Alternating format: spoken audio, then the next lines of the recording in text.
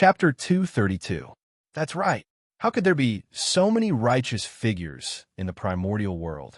All of them look so perfect and flawless. No matter how I look at it, it feels fake. Shaking his head, Feng Zichen thought. In this world, apart from the great Tao of the chaos outside the realm, nothing was perfect.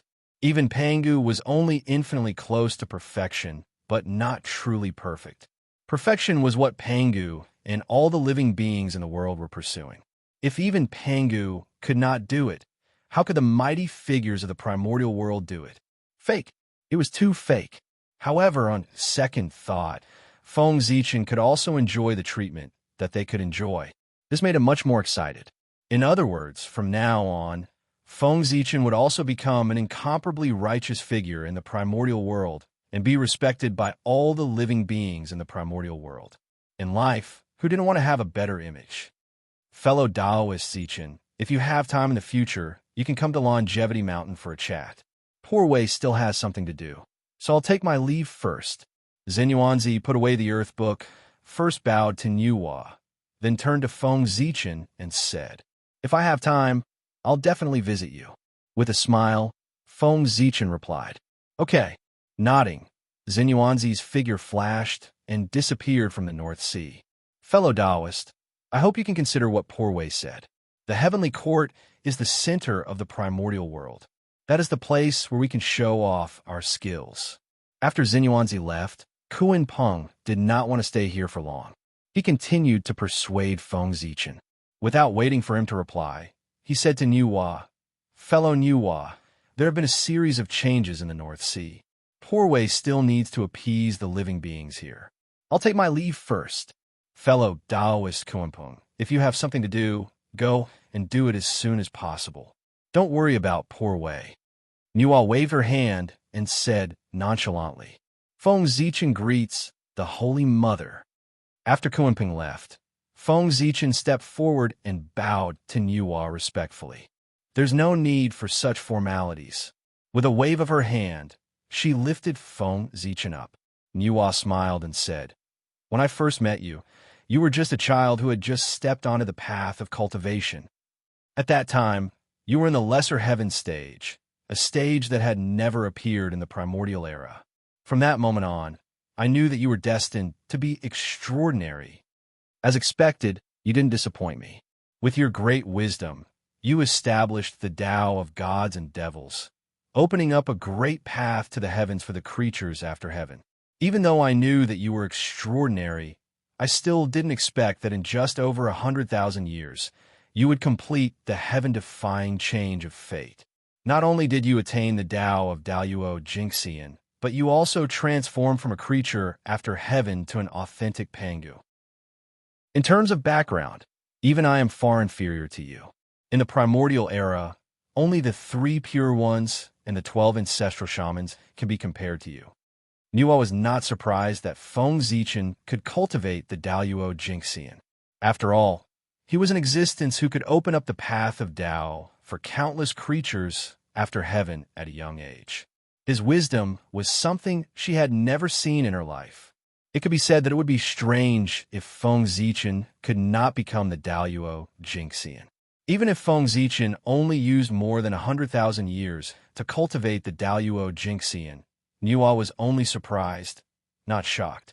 What really surprised her was that Feng Zichen had become the authentic Pangu. This was simply impossible. In the entire primordial era, there were countless innate god fiends born from the flesh and blood of Pangu. There were only 15 who claimed to be the authentic Pangu. Countless innate fiend gods yearned for the identity of the true Pangu clan. Others did not know the origin of Feng Zichen, but Niuhua knew it very well. He was Feng Zichen, a postnatal creature, and had nothing to do with the great Taoist priests of Pangu. How could he surpass the innate god fiends born from the flesh and blood of Pangu, and obtain the approval of the will of Pangu before them, and become the 16th authentic Pangu of the primordial era? It was a coincidence. It's all thanks to the favor of the great Taoist priests. Feng Zichen said modestly as he bowed in the direction of Mount Buzhou. Attaining the Tao in the chaos outside the realm was one of his greatest secrets. It was also his hope of attaining the Tao in the future. At the same time, it was also his resurrection. However, it was not appropriate to mention it to outsiders. The heavens were impermanent and moved with the world. If he did not become a saint, he would be blessed by the heavens today. However, who could guarantee that the heavens would always be blessed by the heavens? It was always good to have an additional path of resurrection. That's right. Without the approval of the great Taoist priests, even if your talent is amazing in the primordial era, you can only become an innate god fiend and not an authentic Pangu. Feng Zichen's casual reason sounded quite reasonable to Niuhua. The most difficult thing to become an authentic Pangu was to obtain the approval of the will of Pangu. A group of innate god fiends born from the flesh and blood of Pangu were stuck here. No matter how hard they tried, they could not obtain the approval of the will of Pangu and transform into an authentic Pangu. On the contrary, as long as they could obtain the approval of the will of Pangu, no matter what their background was, they could become an authentic Pangu. Although Feng Zichen did not obtain the approval of the will of Pangu, he had obtained the approval of the great Tao and had the same effect. At this moment, Feng Zichen could not help but be speechless. He had only said a few words humbly. Who knew that Niuhua would imagine so much?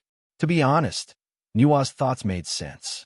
If she had not experienced it herself, she would have believed it. However, seeing that Niuhua had misunderstood, Feng Zichen was happy. He did not explain and change the topic. I have to thank the goddess for helping me out. If the two of them really fought, I would be in trouble. If Niuhua was really thinking about the living beings of the North Sea, she would have persuaded the two of them to leave before Xinyuanzi and Kuan Peng started fighting. Why wait until now? She had clearly come to the North Sea at this time to help Feng Zichen. However, she was worried about his face and was afraid that he would be looked down upon by the mighty figures of the primordial world. That was why she used saving the living beings of the North Sea as an excuse.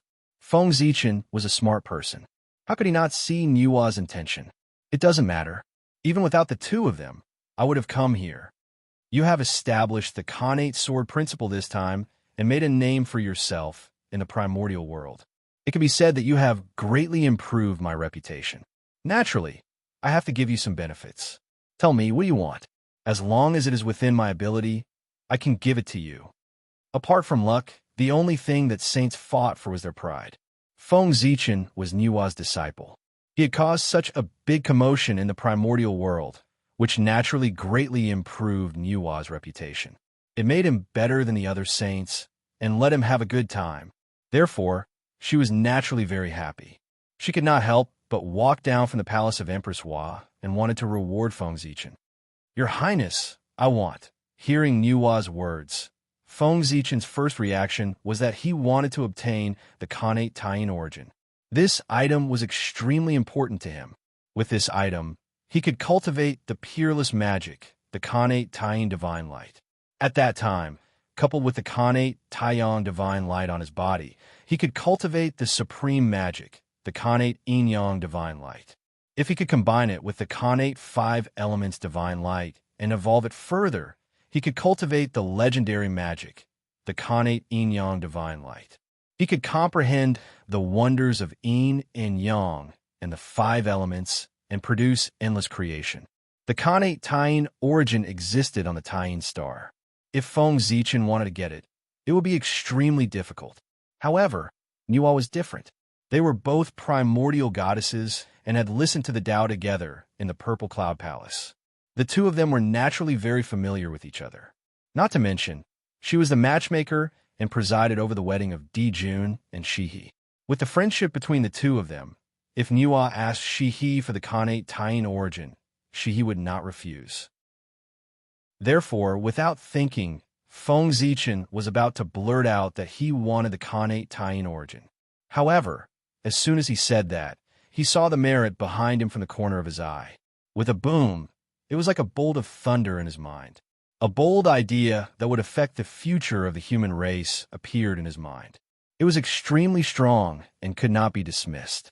He forcefully changed the words that he was about to blurt out, "Goddess, I want to borrow your cauldron of heaven and earth." Once he said that, there was no way to change it. Feng Zichen could only continue according to the thoughts in his mind. "I once heard that the Khanate treasure, the cauldron of heaven and earth, is the #1 refining treasure in the primordial world. It can refine all the treasures in the world and has the ability to go against the Khanate. It can refine Khanate spirit treasures. Now, I have some treasures that I want to refine into a handy magic weapon, but I can't find a suitable refining magic weapon. I just heard that the cauldron of heaven and earth is in your hands. Therefore, Zichen would like to borrow this treasure from you, goddess." After saying that, Feng Zichen bowed to Nuwa. "Refined treasures? I didn't expect you to be so rich." Looking at Feng Zichen in surprise, Nuwa said with a smile, "Ordinary treasures could not use the cauldron of heaven and earth. Only some top Khanate spirit treasures could use this treasure." Feng Zichen wanted to borrow the cauldron of heaven and earth from her. It seemed that he had a lot of treasures on him. However, although she was surprised, Nuwa did not refuse. It was just lending, not giving. She would not be reluctant to part with it. Although the cauldron of heaven and earth has the ability to go against the Khanate, this function can only be used once every 1,000,000 years. Even if I lend it to you, you can only use it once. You should use it carefully. Moreover, the cauldron of heaven and earth can only refine Khanate spirit treasures at most. As for supreme-grade Khanate spirit treasures, it can't do anything. Taking out the cauldron of heaven and earth, Nuwa handed it to Feng Zichen while reminding him. The ability to go against the Khanate was too heaven-defying.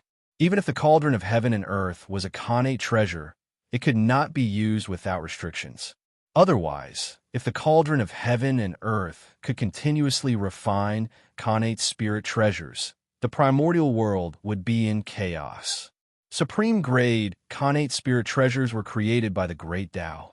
They gathered the spiritual opportunity of heaven and earth and seized the fortune of the universe.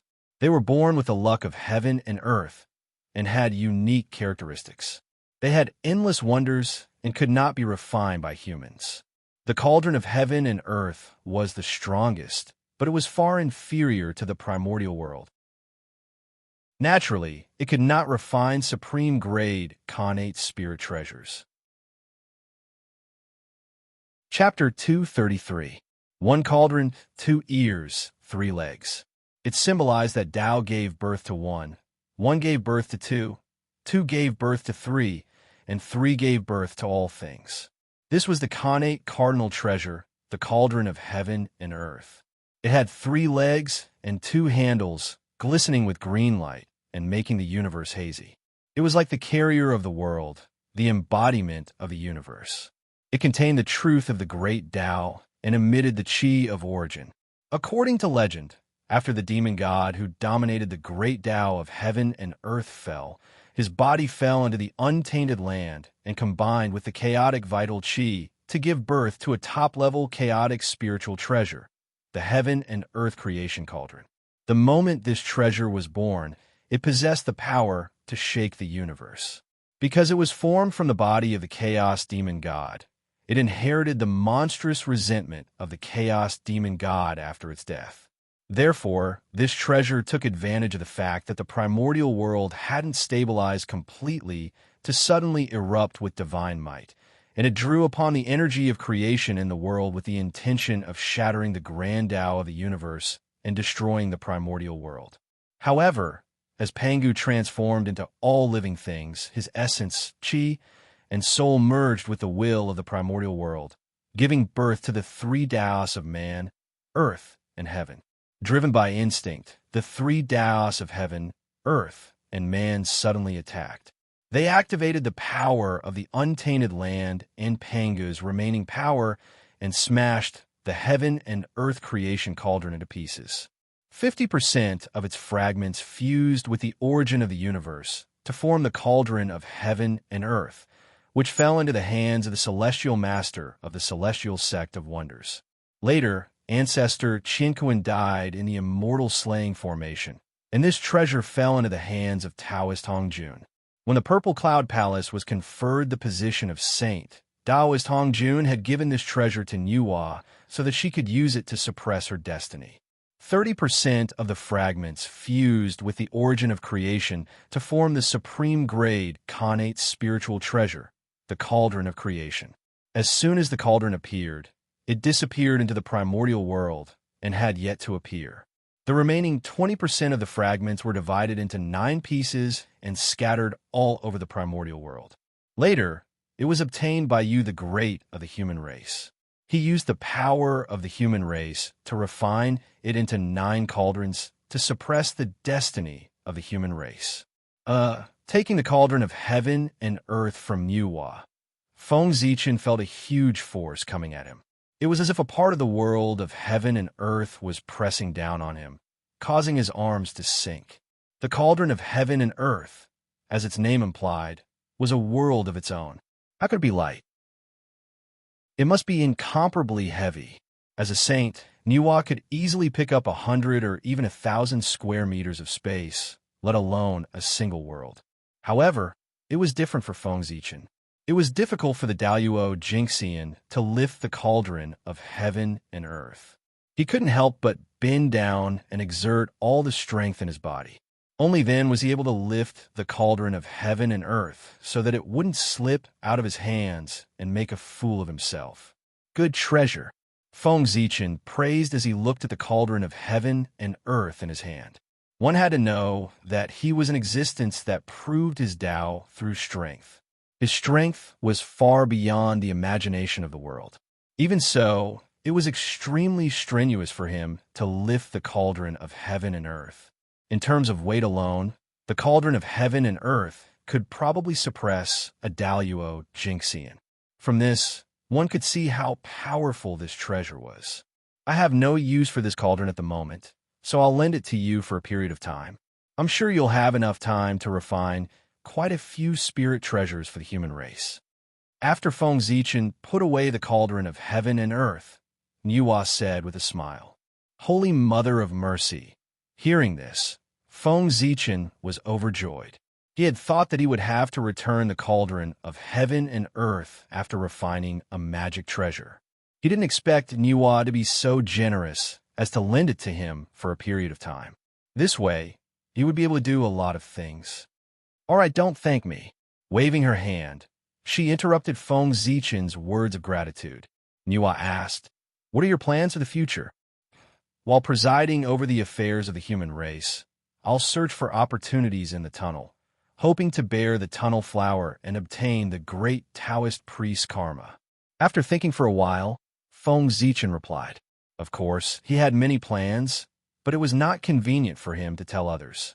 At the moment, 2 of his 3 flowers had bloomed, and he still lacked the tunnel flower. He could use this as an excuse. Great Taoist priests. That's right.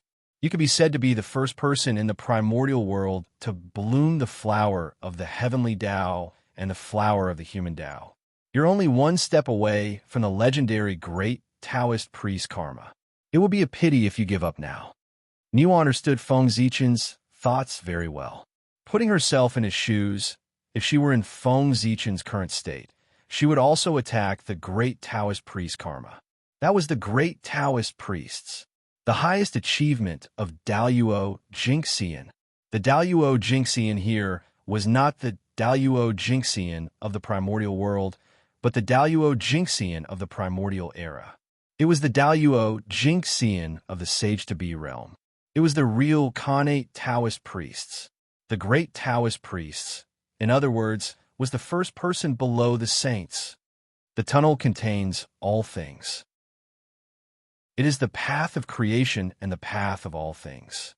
All life, death, and reincarnation in the primordial world are in it. If you want to refine the tunnel flower, you still need to put in more effort on the path of creation and life and death. The path of creation and the tunnel overlapped a lot.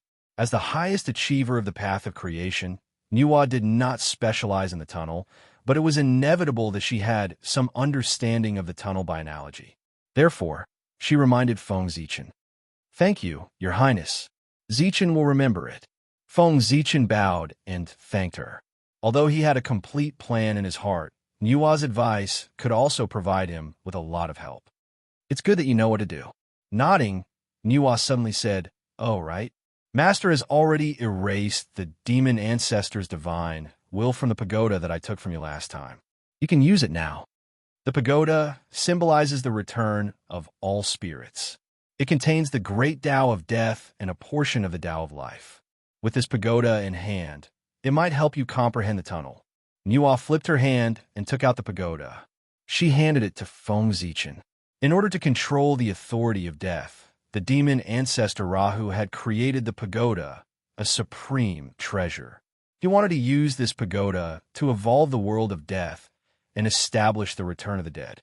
Life and death were important parts of the tunnel.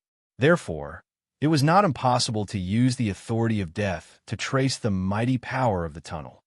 "Thank you, Your Highness. Thank you, Tao Ancestor." After receiving the pagoda, Feng Zichen said excitedly. This Dharma treasure was in the hands of Tao Ancestor Hongjun. After going through it, all the hidden dangers were gone. It could be used normally. He no longer had to worry about demon ancestor Ra's plot. Moreover, the power of the pagoda was close to that of Khanate cardinal treasure. It was not weaker than any Khanate spirit treasure.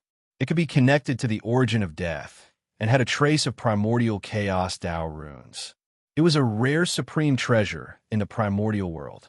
With this pagoda in hand, Daluo Jinxian's chances of breaking through to the primordial chaos realm were higher than others. Anyone who obtained this pagoda would be excited. This matter is over. I should leave. With that said, Nua waved her hand and scattered boundless creation aura. It enveloped the entire North Sea, bathing all the living beings in North Sea in the creation aura. After all, they had come in the name of saving the living beings in North Sea. It was not right to leave without giving them some benefits. Therefore, Nua scattered the creation aura to raise the foundation of the living beings in North Sea to understand the karma of this matter. Also, you should know that the heavenly courts is not a good place. Do not form a karma with them. Before leaving, Nua suddenly reminded Feng Zichen. With that, her figure disappeared and returned to Nua Palace. "Farewell, Your Majesty."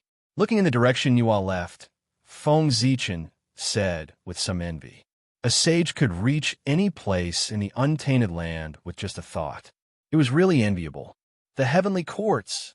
I'm not sick. Why would I go there to court death? At this time, Dijun might have the intention of recruiting him.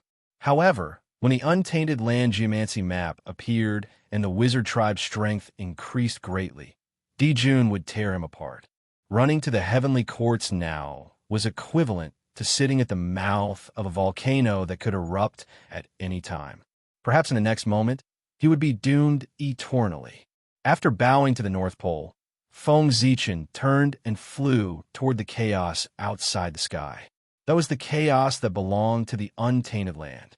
Although it was also full of danger, it was many times safer than the chaos outside the world.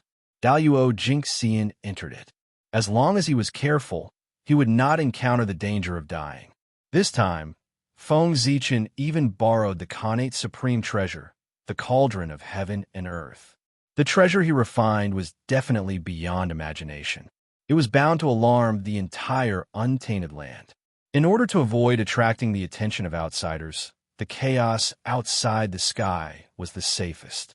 No matter what he did, the impact on the untainted land would be minimal. Boom! Arriving in the sky, Feng Zichen suddenly moved.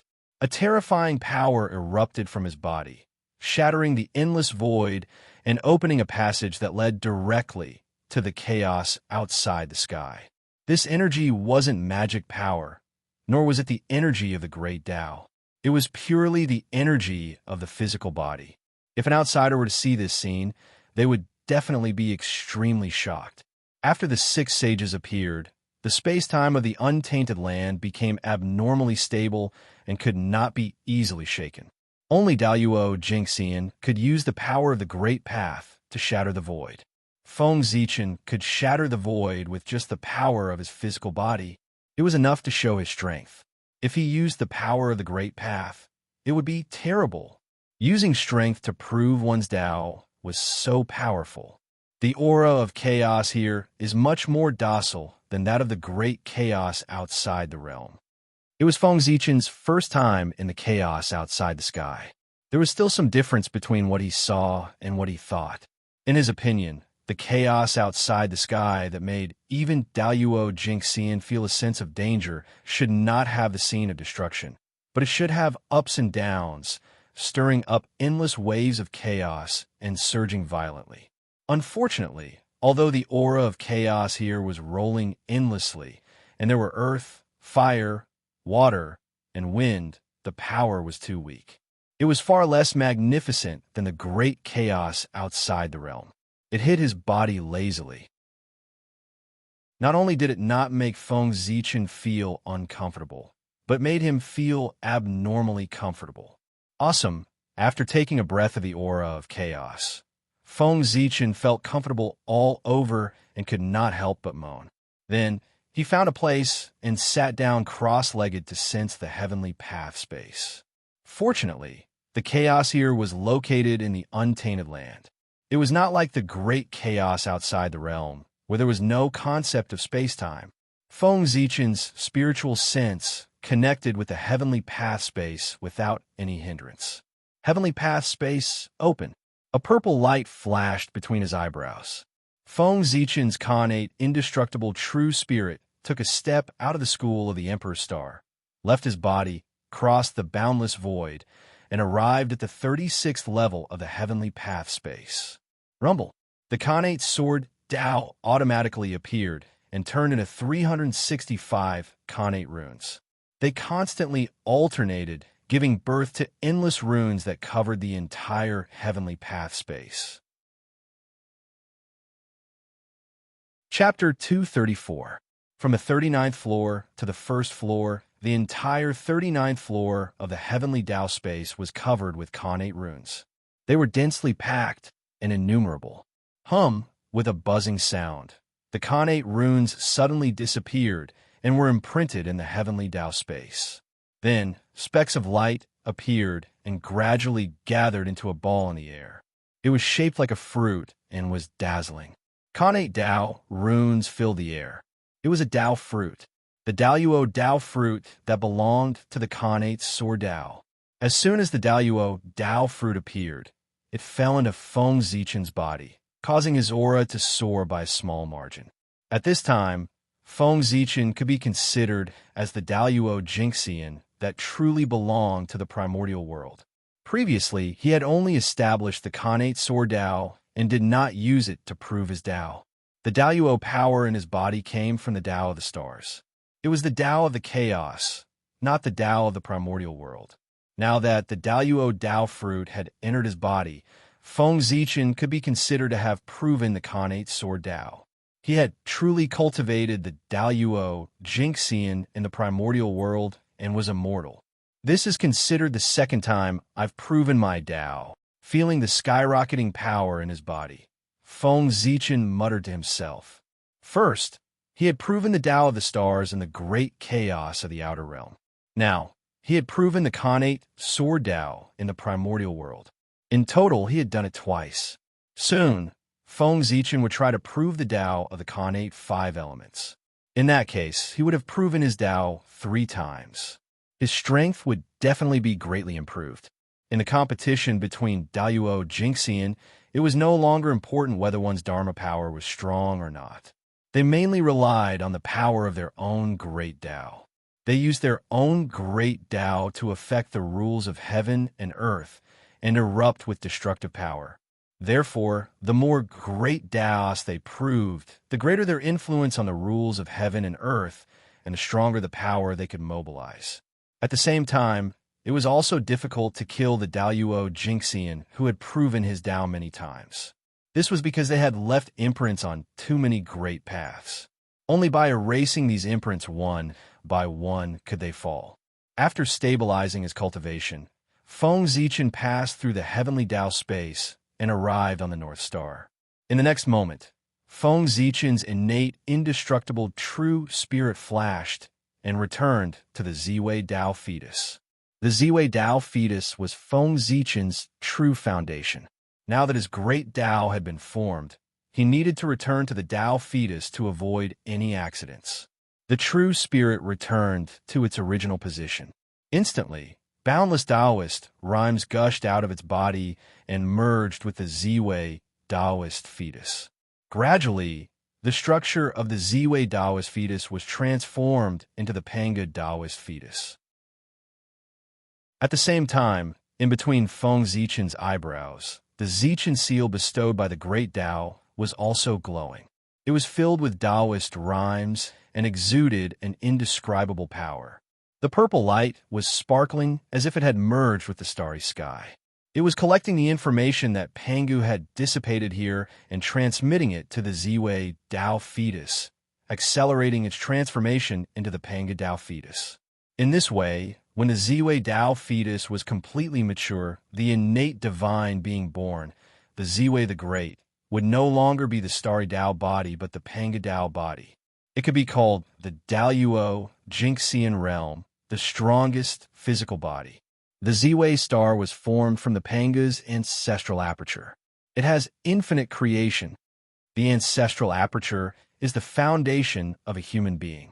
It is the residence of one's God. And the God of Pangu, long before Pangu's body transformed into all things, it had merged with the will of the primitive world and turned into the heavenly Tao. In other words, the Ziwei star is the foundation of Pangu, is the place where his God is, the former residence of the heavenly Tao, and also the place where he was born. In this way, if the innate divine being born from the Ziwei star is not the authentic Pangu, who else can be called the authentic Pangu? Thinking of the origin of the Ziwei star, Feng Zichen could not help but feel a little excited. Although his human body was also the Pangu Tao body, it also had its flaws. That was, the human body was born postnatal and had no blood relationship with the Pangu. At this time, the primordial world was still based on birth and bloodline. Feng Zichen's birth made his identity as the authentic Pangu seem a little unjustified. It was inevitable that it would cause criticism. However, the Ziwei Tao fetus was different. He, who was born in the Ziwei star, was of the same origin as the heavenly Tao. He was the incarnation of the god of Pangu. His identity was even nobler than the 3 pure ones and the 12 ancestral shamans. He was the most authentic direct descendant of the Pangu in the primordial world. Otherwise, how could the great emperor of Ziwei command the stars, dominate the universe, control the laws of heaven and earth, control the life and death of the netherworld? He ruled the stars, controlled all laws, and ruled Fengdu. He was the symbol of all emperors and the most noble existence in the primordial world. It was also because of this that in the legends of later generations, there was no innate divine being born on the Ziwei star. How could the heavenly Tao allow such a heaven-defying existence to be born? Feng Zichen came.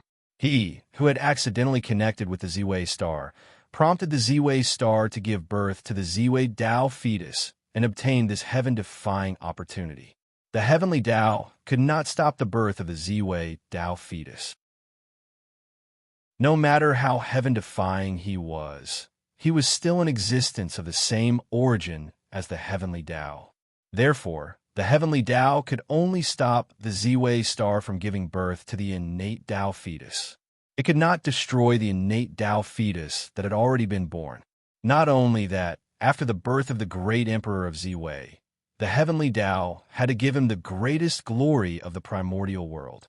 It had to let everything in the world celebrate and bless his birth. The great emperor of Ziwei is already extraordinary. Now, he has obtained so many insights from Pangu's Tao body. When he is truly born, it won't be an exaggeration to say that he will be called Little Pangu. In the Ziwei Tao fetus, Feng Zichen felt the changes in his body and was pleasantly surprised. In terms of essence, the innate divine being born in the Ziwei star was the closest to Pangu.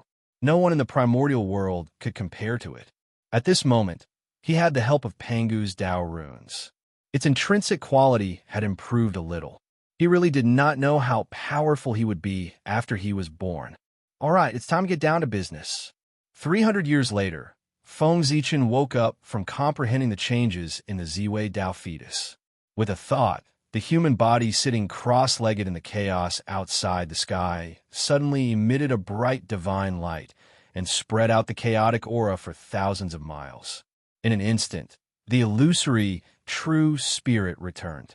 Feng Zichen's thought descended again, and the human body stood up again.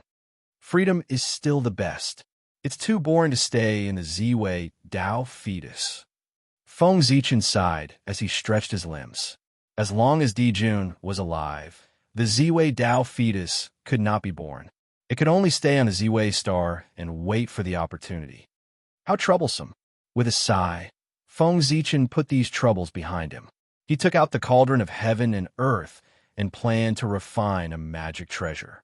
This time, what he wanted to refine was not an ordinary magic treasure, nor was it an innate spirit treasure. It was a status, the status that belonged to the human race, the status of the human emperor. It gathered the destiny of the human race, firm beliefs, and the spirit of self-improvement into one. It shook the human path in the unseen world, forcing him to descend and activate the cauldron of heaven and earth with all his might. He wanted to merge the three into one. Chapter 235. The development of the human race had already reached a bottleneck.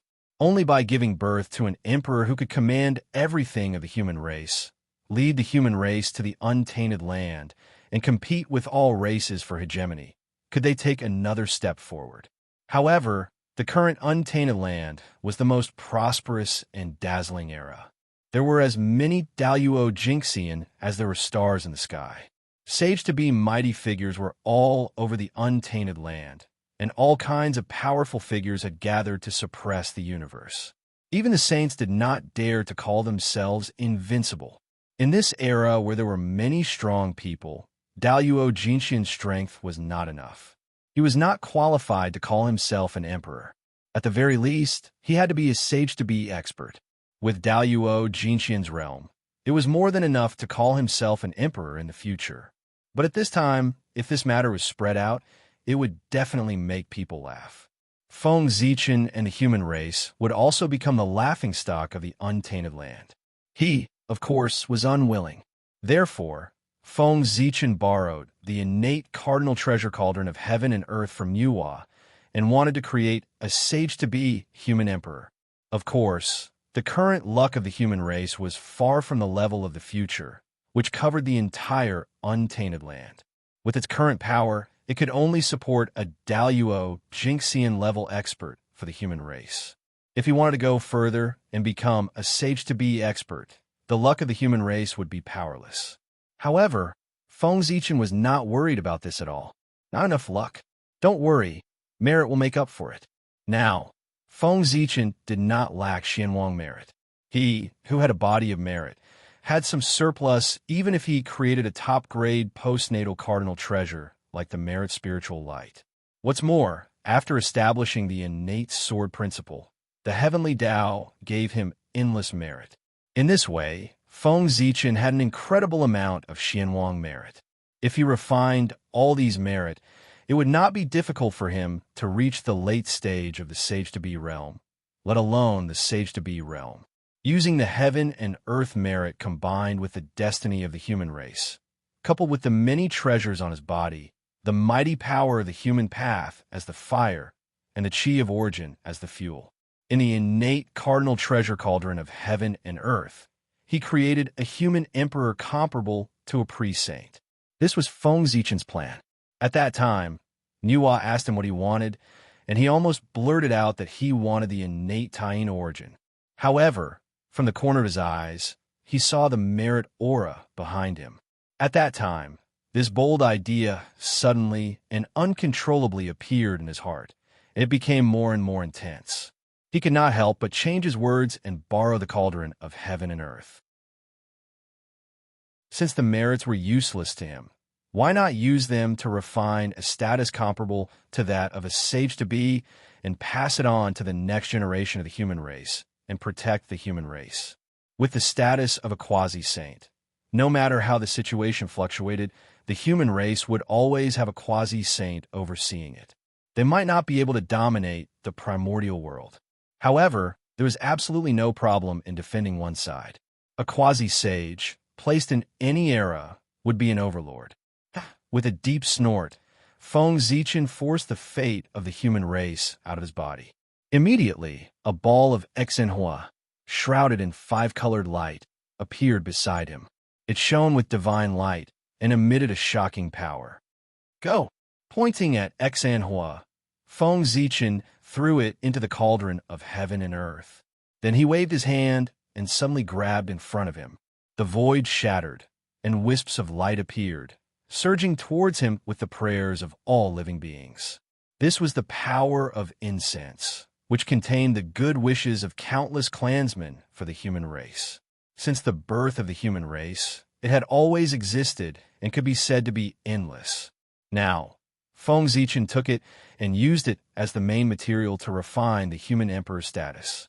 After taking the power of incense, Feng Zichen calmed his mind and activated the power of Sword Dao with all his strength, forcefully shaking the long river of destiny. Rumble.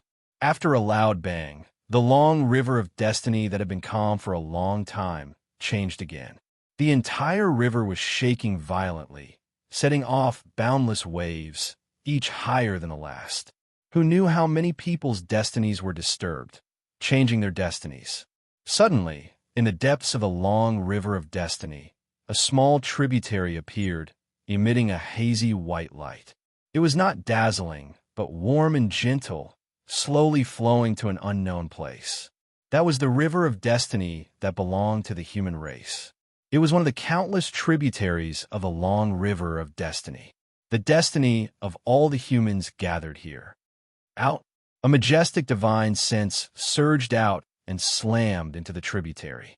The river water flew up, and a grand spirit appeared. That spirit was vigorous and exuded the belief of self-improvement, shaking one's heart. It was the immortal belief and indestructible spirit of the human race. As soon as it appeared, it leaped high from the long river of destiny, crossed the boundless void, and surged into the cauldron of heaven and earth. Boom, boom, boom. The fate of the human race, the power of incense, and the spirit of the human race gathered in the cauldron of heaven and earth, entangling and fusing with each other, producing a strange power. From there, it broke the seal of the cauldron of heaven and earth and spread into the chaos beyond the heavens.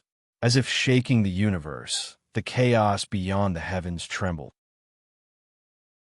The light of the human path flickered, and a mighty force appeared out of thin air and exploded, turning into a raging fire that burned toward the cauldron of heaven and earth.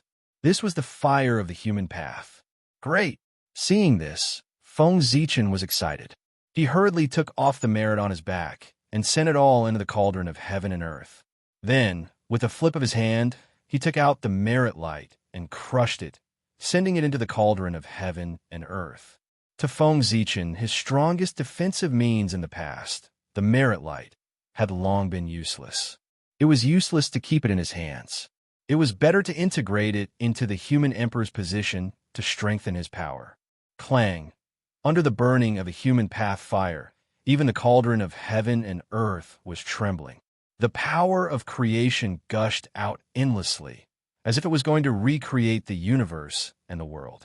Under the pressure of the power of creation, the four tangible and intangible forces gathered into a ball and compressed continuously. Gradually, they took on a physical form and revealed the aura of the human path. It's not enough. Seeing the change in the destiny of the human race, Feng Zichen frowned in dissatisfaction. Then, as if he had thought of something, he reached out his hand and grabbed toward the ancestral land of the human race. In the sky above the ancestral temple of the human race, there was a purple gold divine dragon bathed in the Ziwei starlight. It was constantly devouring the dragon chi in all directions and slowly growing. This was the Emperor's chi, the fusion of the dragon vein chi and the Ziwei starlight.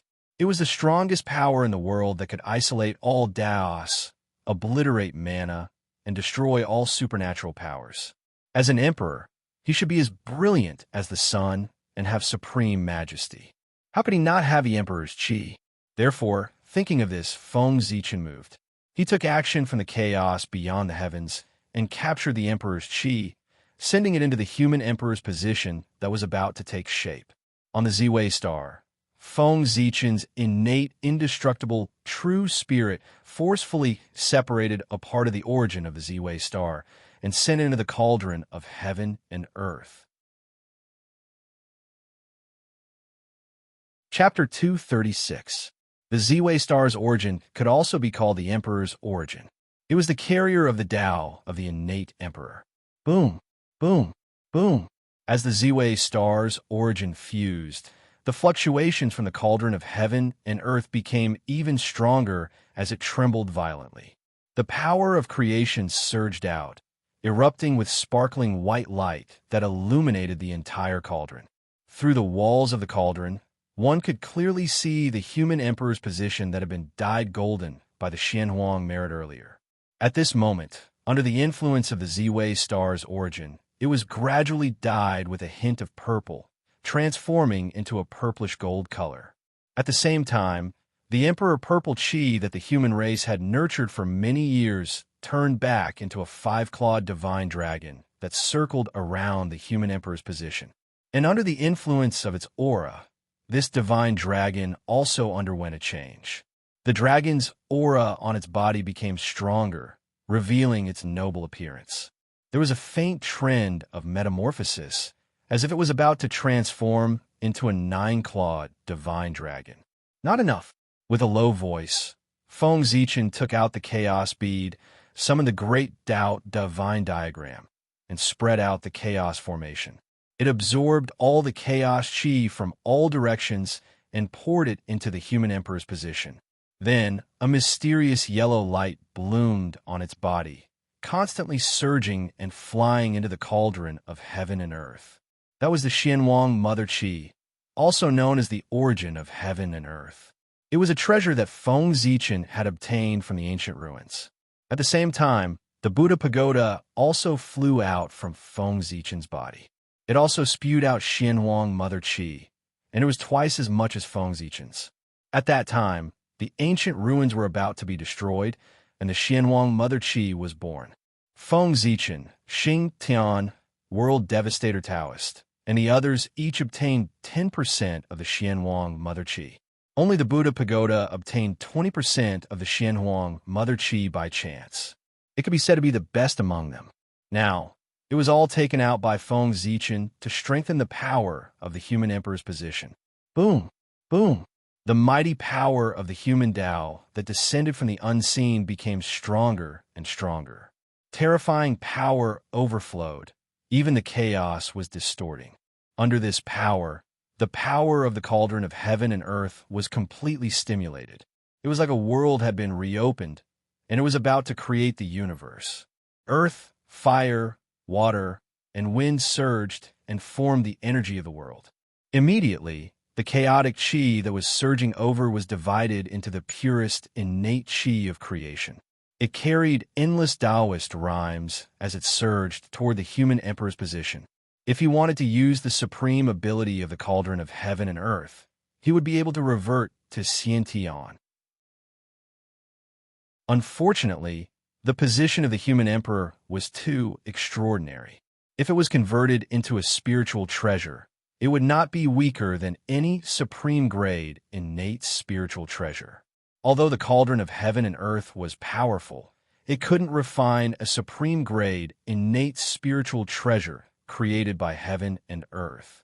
Therefore, even though there were waves of connate spiritual light, endless Taoist rhymes, and even connate runes on the human emperor's body, it couldn't complete the final transformation and become a connate object. Pre-celestial and post-celestial were only 2 words apart, but they were as different as heaven and earth. Natural treasures were created by the Grand Tao and nurtured by the heavens and the earth, and they possessed indestructible characteristics. Even if it was broken, it would repair itself one day. However, things were different for acquired items. As a human-made treasure, if it was broken, it would be broken. Unless the owner spent a lot of treasures to reconstruct it, it would be impossible for it to repair itself. In other words, Feng Zichen spent a lot of peerless treasures to refine the human emperor's position. If it was broken in a great battle, it would be completely destroyed. If he wanted to condense the human emperor's position again, he would have to refine it again. The other treasures were easy to find. He could still find them with some effort. However, the Xianwang source qi was the only layer left in the world. It couldn't be found anymore. Therefore, the human emperor's position had to be recognized by heaven and earth and become a Khanate object. Otherwise, it wouldn't mean much to the human race. If he was careless, the human emperor's position would be damaged. It would be an unbearable pain. Tree of World refined. Summoning the Tree of World from the Chaos Bead, Feng Zichen placed it above the cauldron of heaven and earth and used the origin power of the Tree of World to strengthen the cauldron of heaven and earth. The Tree of World was a chaos spiritual root. If it was refined into a spiritual treasure, it would be a chaos supreme treasure. If it transformed into a human form, it would be a chaos demon god. Even if such a supreme spiritual object hadn't grown to its peak, it still had incredible power, especially the Tree of World, which contained the power to open up a realm. That realm wasn't the upper-class world, but the more powerful chaotic world. It was a world second only to the untainted land. It had great creation and great opportunities. In terms of going against the Khanate, it was much better than the cauldron of heaven and earth. Not to mention supreme-grade Khanate spiritual treasures. It could even nurture rare Khanate supreme treasures in the untainted land. Moreover, the Tree of World was a chaos spiritual root. The rules of the untainted land couldn't restrict it. There was no limit to the number of times it could refine Khanate spiritual treasures. As long as it had enough Khanate origin, it could refine as many as it wanted. It was far from comparable to the cauldron of heaven and earth. Unfortunately, the Tree of World hadn't grown to perfection. Its ability was far less powerful than the legend said. Even so, it might not be much weaker than the cauldron of heaven and earth in going against the Khanate. The Tree of World and the cauldron of heaven and earth alone might not be able to refine supreme-grade Khanate spiritual treasures, but the two worked together with the power of merit and the Xianhuang Mother Qi. The birth of the human emperor must be a Khanate object. It could blend with heaven and earth and become a status derived from the Tao of heaven and earth. It was indestructible and had incredible power. Whoosh! The origin of the world fell from the roots of the Tree of World like a waterfall and landed on the cauldron of heaven and earth below. At this moment, the cauldron of heaven and earth completely changed. Bright green light burst out, and countless Khanate runes flew out, covering thousands of miles of chaos. Everything in the surroundings was fixed. The rules were distorted, and cognition was changed. The thousands of miles of chaos turned into a world of heaven and earth. It seemed to be only thousands of miles in size, but it was also vast and boundless. As the saying goes, a mountain contains a mustard seed, and a mustard seed contains a mountain. This was it. The world was vast, with the division of heaven and earth and the derivation of rules. Earth, fire, water, and wind raged endlessly. The 5 elements cycled back and forth, showing the beauty of the world and giving birth to endless creation. In the center of the world of heaven and earth, the human emperor's status floated there quietly, accepting the refinement of the world's rules and the baptism of endless creation. Taoist rhymes surrounded his body, and Khanate spiritual light shone brightly. Vast divine power spread out, gradually transforming into Khanate, and immortal Tao light shone. Emperor, great beginning. The word emperor in the Khanate godly text looked like a sun, symbolizing glory and brilliance. This was also the reason why Di Jun was born as the emperor. The word Huang in the human clan was like a burning lamp, representing the eternal life of the human clan. It also represented that Swearin drilled wood to make fire, lighting the fire of the human race's civilization, making the human race wise and having a heritage. To the human race, Mastering fire was no less than splitting heaven and earth. Therefore, Feng Zichen created the word emperor, with this as the core. Emperor Sui built fire for the human race, eternal. Chapter 237. The title of emperor was not something an ordinary person could bear. Those who did not have the destiny to call themselves emperor were bound to suffer. Feng Zichen was born with the destiny of Ziwei. He had the destiny of the celestial emperor. He was a treasure of the soul and the master of the stars. He had great merit for both the human race and the untainted land. With his identity, he could even sit on the throne of the celestial emperor, the master of the untainted land, not to mention the title of emperor. Speaking of which, the current strength of the human race was not ranked in the untainted land. It was not enough to be taken seriously by the innate races. If Feng Zichen became the emperor, he would be wronged in the eyes of the great beings. The current human race was not worthy of Feng Zichen's identity. How could a small post-celestial race be able to support a dignified Pangu, the sword ancestor of the untainted land, a supreme figure with great wisdom, merit, and perseverance? Feng Zichen's world was in the boundless, untainted land. Back then, when Kuan Peng persuaded Feng Zichen to join the heavenly court, he had hinted that as long as he was willing to join the heavenly court, the positions of the 9 heavenly masters would be vacant. This was not a joke. If Feng Zichen really agreed to join the heavenly court, Dijun, Tai, Fuxi, and the others would definitely appear together with the heavenly cycle demon gods. They would personally welcome him into the heavenly court with the highest etiquette outside the southern heavenly gate to show that they valued him. The remaining 5 positions of the heavenly masters would be up to Feng Zichen to choose at will. If Dijun was stingy with the position of the heavenly master, he would casually arrange an idle position for Feng Zichen. Before Feng Zichen could say anything, the great beings of the untainted land would not be able to stand it anymore and would criticize Dijun. After all, his identity was different now. He was no longer a post-celestial life form that was inferior to ants. Instead, he was the true descendant of the Pangu, an innate saint. He had become a member of the great beings and was incomparably noble. No one in this world could look down on him, let alone humiliate him. Otherwise, the heavens and earth would definitely sense it and erase one's luck and fortune as punishment. The heaven realm was composed of 9 heavens. According to the distribution of the 9 palaces, the size of each heaven was countless times larger than the great thousand world. It could be said to be vast and boundless. By controlling a greater thousand world, one could immediately become Daluo Jinxian. If one were to become the Sky Master, one would be able to completely control the source of the sky. His strength would then rise to the level of a great perfection demi-saint. Compared to the current position of human emperor, it was much stronger. Therefore, if the great mediums in the untainted land knew that Feng Zichen had become the human emperor, they would definitely sigh in their hearts and feel that the human tribe had delayed him. After all, the providence of the Khanate, Sword Dao, the Godfiend Dao, the Panga's authentic providence, and the World Tree's providence.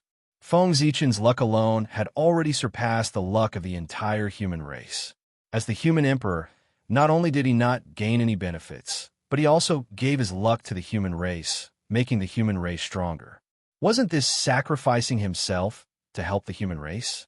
The purpose of developing one's power was to gather the providence of heaven and earth so that one's cultivation could improve quickly. If one was implicated by the power, it would affect one's cultivation.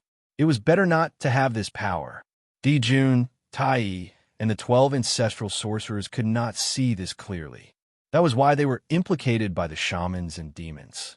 They could not escape in time and were forced to launch the Great Shaman War, causing them to die one after another.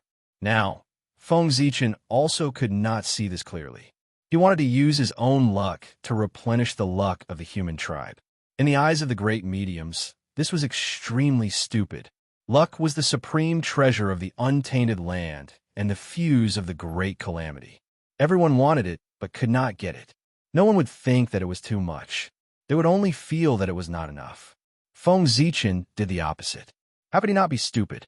Of course, this was only the thought of the great mediums. Feng Zichen was naturally not stupid. Now, he had too much luck. He was about to reach the point where things would reverse when they reached an extreme. Once the heavenly Tao changed, the universe would reverse. In an instant, his monstrous providence would turn into a fatal talisman and summon countless calamities, causing him to be in danger of dying at any time. Not only could he end the karma between him and the human tribe, but he could also deepen his influence on the human tribe and increase their strength. It could be said to be killing 3 birds with 1 stone. The increase in the luck of the human tribe would naturally produce more experts, causing the human tribe to be stronger and have a deeper foundation. If he increased the luck of the human tribe, he would definitely be grateful. It would allow Feng Zichen's influence on him to expand further. Perhaps he could not see anything now, but when the human tribe became the main character of the world in the future, their luck would increase exponentially. The benefits that Feng Zichen would obtain would be immeasurable. When Feng Zichen was crowned emperor, his position in the human tribe would not only be completely stable, but it would also be unprecedentedly improved. His divine appearance would be forever engraved in the destiny of the human tribe and witness the rise and fall of the human tribe together. His status would surpass Suiren in one fell swoop and reach the level of Niwa. At that time, if the saint wanted to control the destiny of the human tribe again, he would definitely not be able to bypass Feng Zichen. He would have to obtain his consent first before he could order the human tribe around. Otherwise, if the saint forcefully interfered in the affairs of the human tribe without his consent, other than Niwa, he would form karma with him.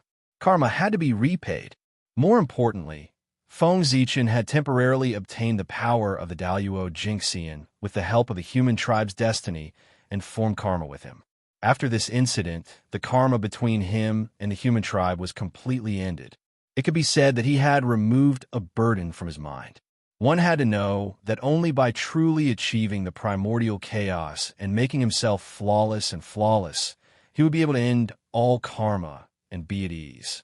Only then could he break free from the river of time and space in one fell swoop and become the primordial chaos Daluo Jingxian. Logically speaking, this was something that only a sage-to-be would consider. Feng Zichen was only a Daluo Jingxian and was not qualified to consider this.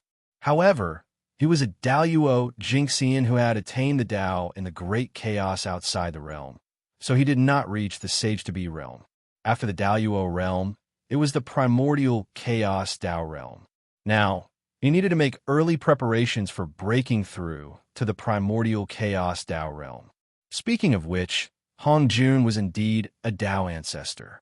He relied on the primordial chaos world to establish the sage-to-be realm. It was a transitional stage for Daluo Jingxian to reach the primordial chaos Tao realm. It was extremely mysterious. Compared to Daluo Jingxian, it was undoubtedly much easier to break through to the primordial chaos Tao realm and become a sage-to-be before breaking through. Based on this point alone, Hong Jun deserved the title of Tao ancestor. After an unknown period of time, hundreds of millions of purple gold rays of light suddenly burst out from the cauldron of heaven and earth, illuminating the chaos into a purple gold color. It was extremely magical. Rumble. At this moment, in the depths of the chaos, endless Tao runes appeared and surged towards this place, entering the cauldron of heaven and earth. The heavenly Tao was about to be born, so it specially sent down a force to help him complete the final transformation and completely become a Khanate object. Chapter 238. Feng Zichen's many treasures were not wasted in the end. The heavenly axiom had already recognized the position of the human emperor. From now on, he was a position created by the heavens and earth. He contained supreme creation and was indestructible. Boom! After a loud bang, all the phenomena disappeared.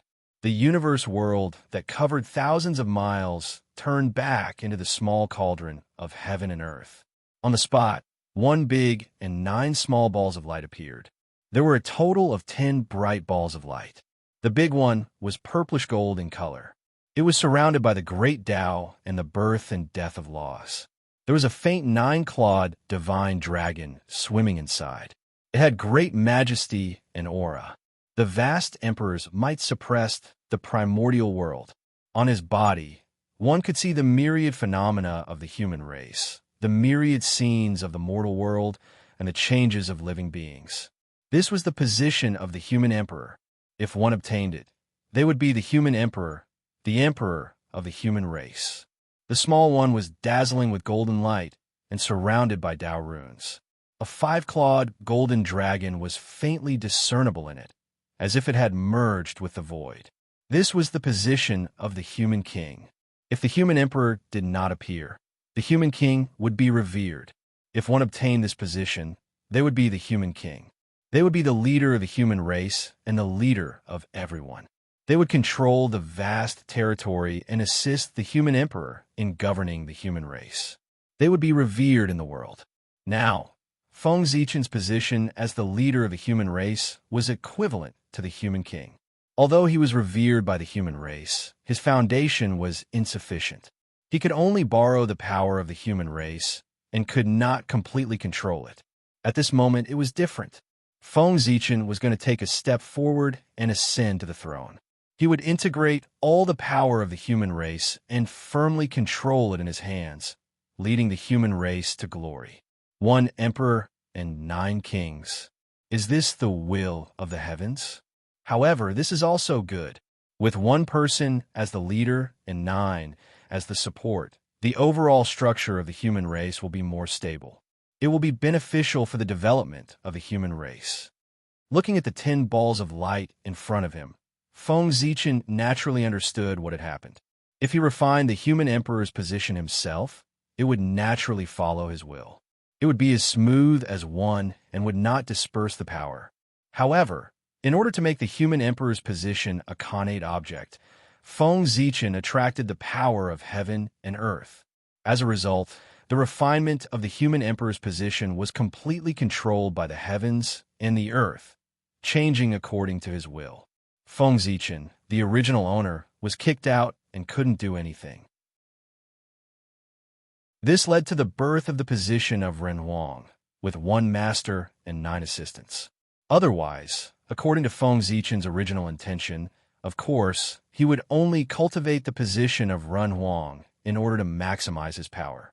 In the end, the considerations of the heavenly Tao are more comprehensive than mine. So be it. Both methods had their advantages and disadvantages. It was hard to say which was better or worse. However, such a situation was created by the heavenly Tao and could not be changed. Feng Zichen could not say that the heavenly Tao was not good. Moreover, perhaps the heavenly Tao's thoughts were more beneficial to the development of the human race. After all, the way of heaven was far beyond what Feng Zichen could compare to. His thoughts were not something that he could compare to. Human sovereign, he reached out and held the position of Ren Huang in his hand. Feeling the powerful power coming from it, Feng Zichen was a little excited. After refining it, he could stand at the peak of the human race and become the emperor respected by tens of thousands of people. This was the human sovereign. It was related to the rise and fall of the human race and the life and death of tens of thousands of people. It could be said to be extremely glorious. Who didn't want to ascend to this position? Feng Zichen was no exception. Without the slightest hesitation, Feng Zichen operated his cultivation method with all his strength. Suddenly, a majestic power surged out and wrapped the position of Ren Huang in layers, refining it. In the face of Feng Zichen's refinement, the position of Ren Huang did not resist at all.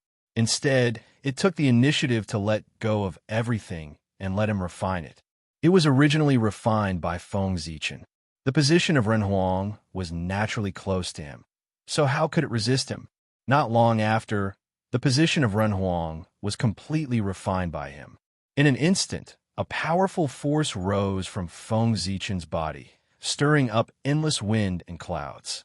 A terrifying force spread, setting off a huge tide of chaos in the chaos beyond the sky. At this moment, Feng Zichen felt an incomparable force rising in his body, making him extremely powerful. It was as if he had broken free from everything and was rising infinitely. This was the power of a quasi-sage expert. Rumble. A vast river appeared in front of his eyes. It was vast and boundless, and it surged forward without stopping. This was not the river of destiny, but the most mysterious and dangerous river of time and space in the primordial world. Under the suppression of Mount Buzhou, the river of time and space that should have been free for Daluo Jingxian to roam became extremely dangerous. No one was allowed to set foot in it. No, it was not that no one was allowed to set foot in it.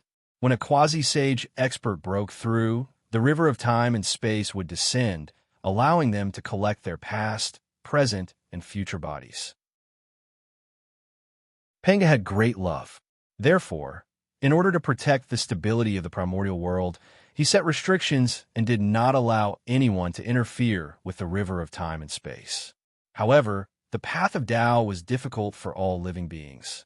How could Panga stop all living beings from advancing? Therefore, every time a quasi-sage expert broke through, the river of time and space would automatically appear in front of him to help him break through. It was only at this time that the river of time and space was safe. When one stepped into it, they would not be suppressed by Mount Buzhou and could see the secrets of the depths of time and space. Now, with the help of the position of Renwang, Feng Zichen's cultivation level had risen all the way to the late stage of the quasi-sage realm. He summoned the river of time and space from the unseen world, wanting to collect his past and present bodies. Unfortunately, his cultivation level was promoted by external forces. Although his realm and strength were at the late stage of the quasi-sage realm, a fake was still a fake. He could not completely erase his past and present in the river of time and space like a true late-stage quasi-sage expert. However, even so, Feng Zichen was still very satisfied. Whether or not he collected his past and present did not affect him much. Because Mount Buzhou was there, no one could interfere with the river of time and space. It was enough for him to have enough strength. Only strength was the foundation of everything. In this way, I can unleash the strength of a perfected quasi-sage. After adapting to his strength, Feng Zichen said excitedly, "That's right. It was either the late stage of the quasi-sage realm or the perfected quasi-sage realm." Feng Zichen was the Daluo Jingxian who had attained Tao in the great chaos outside the realm. Therefore, he had no future in the primordial world. He who was in the late stage of the quasi-sage realm was equivalent to a perfected quasi-sage. Of course, this method was a bit of trick. It made his strength far weaker than a true perfected quasi-sage expert. However, his realm was there. No matter how weak he was still stronger than the late stage of the quasi-sage realm. At this moment, Feng Zichen was the top great divine ability of the primordial world, second only to Kuan Peng, Jin Yuanzi, and the others. However, while attaining Tao and the chaos gave him great benefits, it also brought him a lot of trouble. In the primordial world, only by integrating the past, present, and future into one could try to break through to the primordial chaos Daluo Jingxian. However, Feng Zichen was different. In addition, he had to accumulate boundless magic power and cultivate his great Tao to the limit. Only then could he break through the realm barrier and become the primordial chaos Daluo Jingxian. Chapter 239. This method seemed extremely simple. As long as he accumulated enough power, he could break through. But how long would this accumulation take? According to normal methods, Feng Zichen might not be able to accumulate enough power to achieve the Tao even when the immeasurable calamity descended. This was the Tao attainment method of the Chaos Fiend God. It was stronger than the Tao attainment method of the primordial world. At the same time, it was more difficult. It was almost impossible to succeed. In this world, there were gains and losses. Feng Zichen had attained the Tao in the chaos outside the realm. He had obtained so many benefits, so he naturally had to pay a higher price. Sigh. Who could tell the difference between gains and losses? With a sigh, Feng Zichen put away his unnecessary thoughts. He suddenly waved his hand in front of him and swept the 9 human king positions floating in the chaos into the destiny of the human race, allowing them to choose their own masters. Each of these 9 human king positions represented a Daluo Jingxian. In other words, as long as someone could refine them, their strength would definitely rise to the Daluo realm. To any force in the primordial world, the Daluo Jingxian was extremely important. The reason why Suiren, the other 2, and Feng Zichen were able to attain the Daluo Jingxian realm so quickly was that they had great merit and great luck. Their innate origin was extremely rich, which was why they had achieved far more than ordinary people. But ordinary humans didn't have the same opportunity as the 4 of them. Therefore, it was extremely difficult for ordinary humans to break through to the Daluo Jingxian realm. Not to mention, a million years, they might not even be able to break through to the Daluo Jingxian realm in their entire lives. Before Feng Zichen and the other 3, in the primordial world, no one could attain the Daluo Jingxian realm in a million years except for the innate god fiends. Therefore, the 9 human king positions were especially important. Even a pig sitting on the throne of the human king and grasping the power of the Daluo Jingxian for a million years will be able to break through to the Daluo Jingxian realm. The human sovereign persona was equivalent to a Daluo Jingxian creation tool. It could continuously create Daluo Jingxian for the human race. Unfortunately, an extraordinary item would only be obtained by an extraordinary person. This human sovereign persona was created by the heavens and earth, and its essence was extraordinary. Not everyone had the qualifications to refine it. Only those who have made great contributions to the human race can obtain it. I wonder if the current human race can produce 9 human monarchs. No, we don't necessarily need 9 supreme martial artists. 6 supreme martial artists are enough. As Feng Zichen looked at the vanishing human king position, he felt somewhat worried. In Feng Zichen's impression, the number of people who were qualified to become human kings could be counted on one hand. It would be somewhat difficult to gather 9 sovereign personages. Fortunately, as the human emperor, Feng Zichen had the power to appoint human kings. However, this action was to forcefully raise the position of others. The price to pay was too great. With Feng Zichen's current strength, forcefully appointing 3 human kings was already the limit. If there were more, it would damage his foundation. The gains would not make up for the losses. Therefore, as long as 6 human kings were chosen for the human king position, Feng Zichen would have the ability to make up for the remaining 3 human kings. The power of the human emperor? How is this possible? After putting away the cauldron of heaven and earth and the tree of world, Feng Zichen was about to return to the human race when he suddenly felt that something was wrong. His magic power was actually slowly disappearing. This gave him a fright. Magic power was the foundation of all magical powers. It cannot be lost. At that moment, he did not care about returning to the human race. He hurriedly calmed his mind and checked his body to find the source of the problem. After his divine consciousness circled around his body, Feng Zichen discovered that what was disappearing was not only his magic power, but also his foundation, all the great paths that he had painstakingly cultivated. This discovery made him even more terrified. If his magic power was gone, he could still cultivate it again. However, if his great paths were gone, he would not be far from death. And the culprit that caused all of this was the human emperor position that Feng Zichen had just refined. One could see strands of purple gold divine light falling from the human emperor position, constantly obliterating his magic power and even his great paths. What's going on? Puzzled, Feng Zichen communicated with the way of the heavens, operated the purple star divinator, and calculated in his heart. At this moment, the heavenly favor on his body was very strong, and he was also supported by the power of the way of the heavens. When he deduced the secrets of the heavens, he really had the help of the heavens. In the blink of an eye, Feng Zichen calculated everything about this matter. This matter could be said to be a success and a failure of the Imperial Purple Chi. As the most domineering power in the world, not only could the Imperial Purple Chi obliterate the great paths of others, but it could also obliterate one's own great paths. It was just that this process was relatively slow. With Feng Zichen's strength, Daoyuo Jingxian might be able to hold on for 1,000,000 years before his great paths were obliterated and he fell into a deep sleep. This was only the human emperor position, and its power was not strong. One could imagine that when the human race became the protagonist of the world in the future, the power of the human emperor position would reach its peak. Not to mention Daoyuo Jingxian, even as sage-to-be wouldn't be able to hold on for long. No wonder the 3 sovereigns and 5 emperors of the later generations were so strong, but they only stayed in the position of the human emperor for 1,000,000 years before abdicating. So this is the root of it. That's right.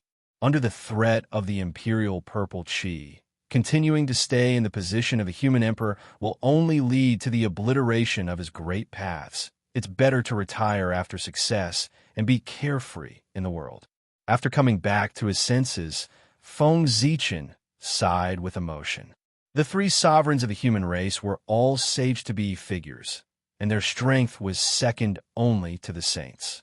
Each of the 5 emperors of the human race was no less than a late-stage sage-to-be.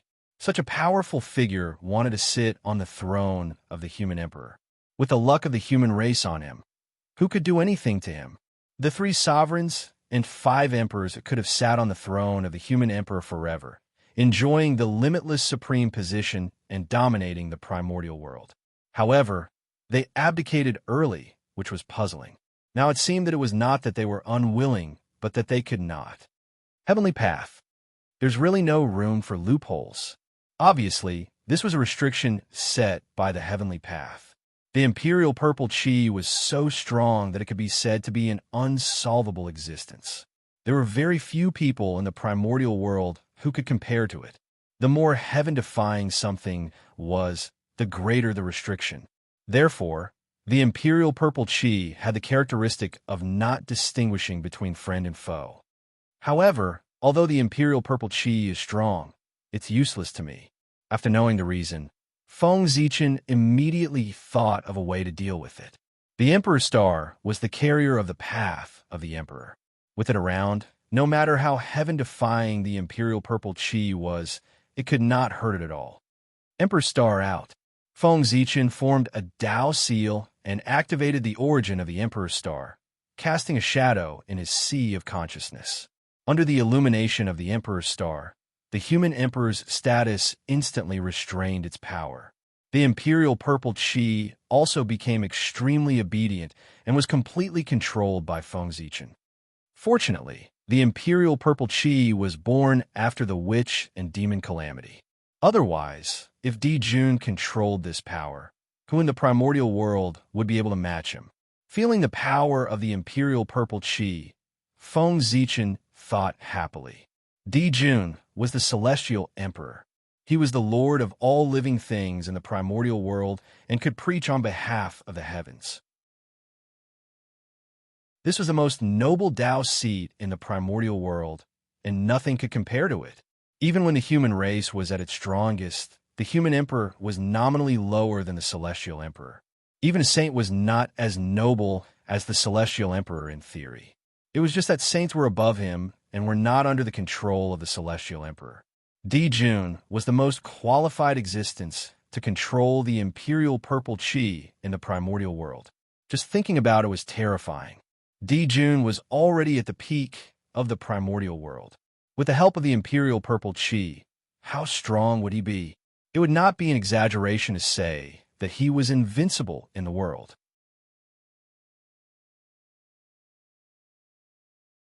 Chapter 240.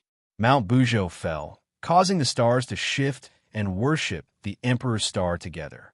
For a time, the Emperor's Star's starlight surged and appeared from the boundless starry sky. It replaced the sun and moon and became the new Lord of the Stars. When the Emperor's Star appeared, the brilliance that belonged to the Lord of the Stars bloomed for the first time. It illuminated the primordial world, the universe, and the endless space and time. It was also at that moment that the Emperor Star's starlight and the wish power of all spirits interacted. It gathered the power of the three paths of heaven, earth, and man and formed the strongest power of the primordial world. The Emperor Purple Chi. The sun and moon hide, and the Emperor Star appears. Jun can't get the Emperor Purple Chi. Isn't it the restriction of the heavenly Tao on him? At this moment, Feng Zichen seemed to understand something. The heavenly Tao emphasized balance the most. The heavenly Tao would not allow any force that could dominate the primordial world to appear for fear that it would break the balance of the primordial world. The celestial sect of wonders was powerful, and the demon sect appeared. The demon clan was powerful, and the wizard clan appeared. The three pure ones were powerful, and the Buddhist sect appeared. In short, any powerful force would have all kinds of problems, or the birth of a powerful enemy, or internal division. There were all kinds of reasons. In any case, the force that truly unified the primordial world would not appear. Haha, interesting. I wonder what kind of opponent the heavenly Tao will prepare for the human race after the human race becomes the protagonist of the world to stop the human race from ruling the primordial world. After taking one last look at the depths of the chaos, Feng Zichen tore open the chaos outside the sky and returned to the human race.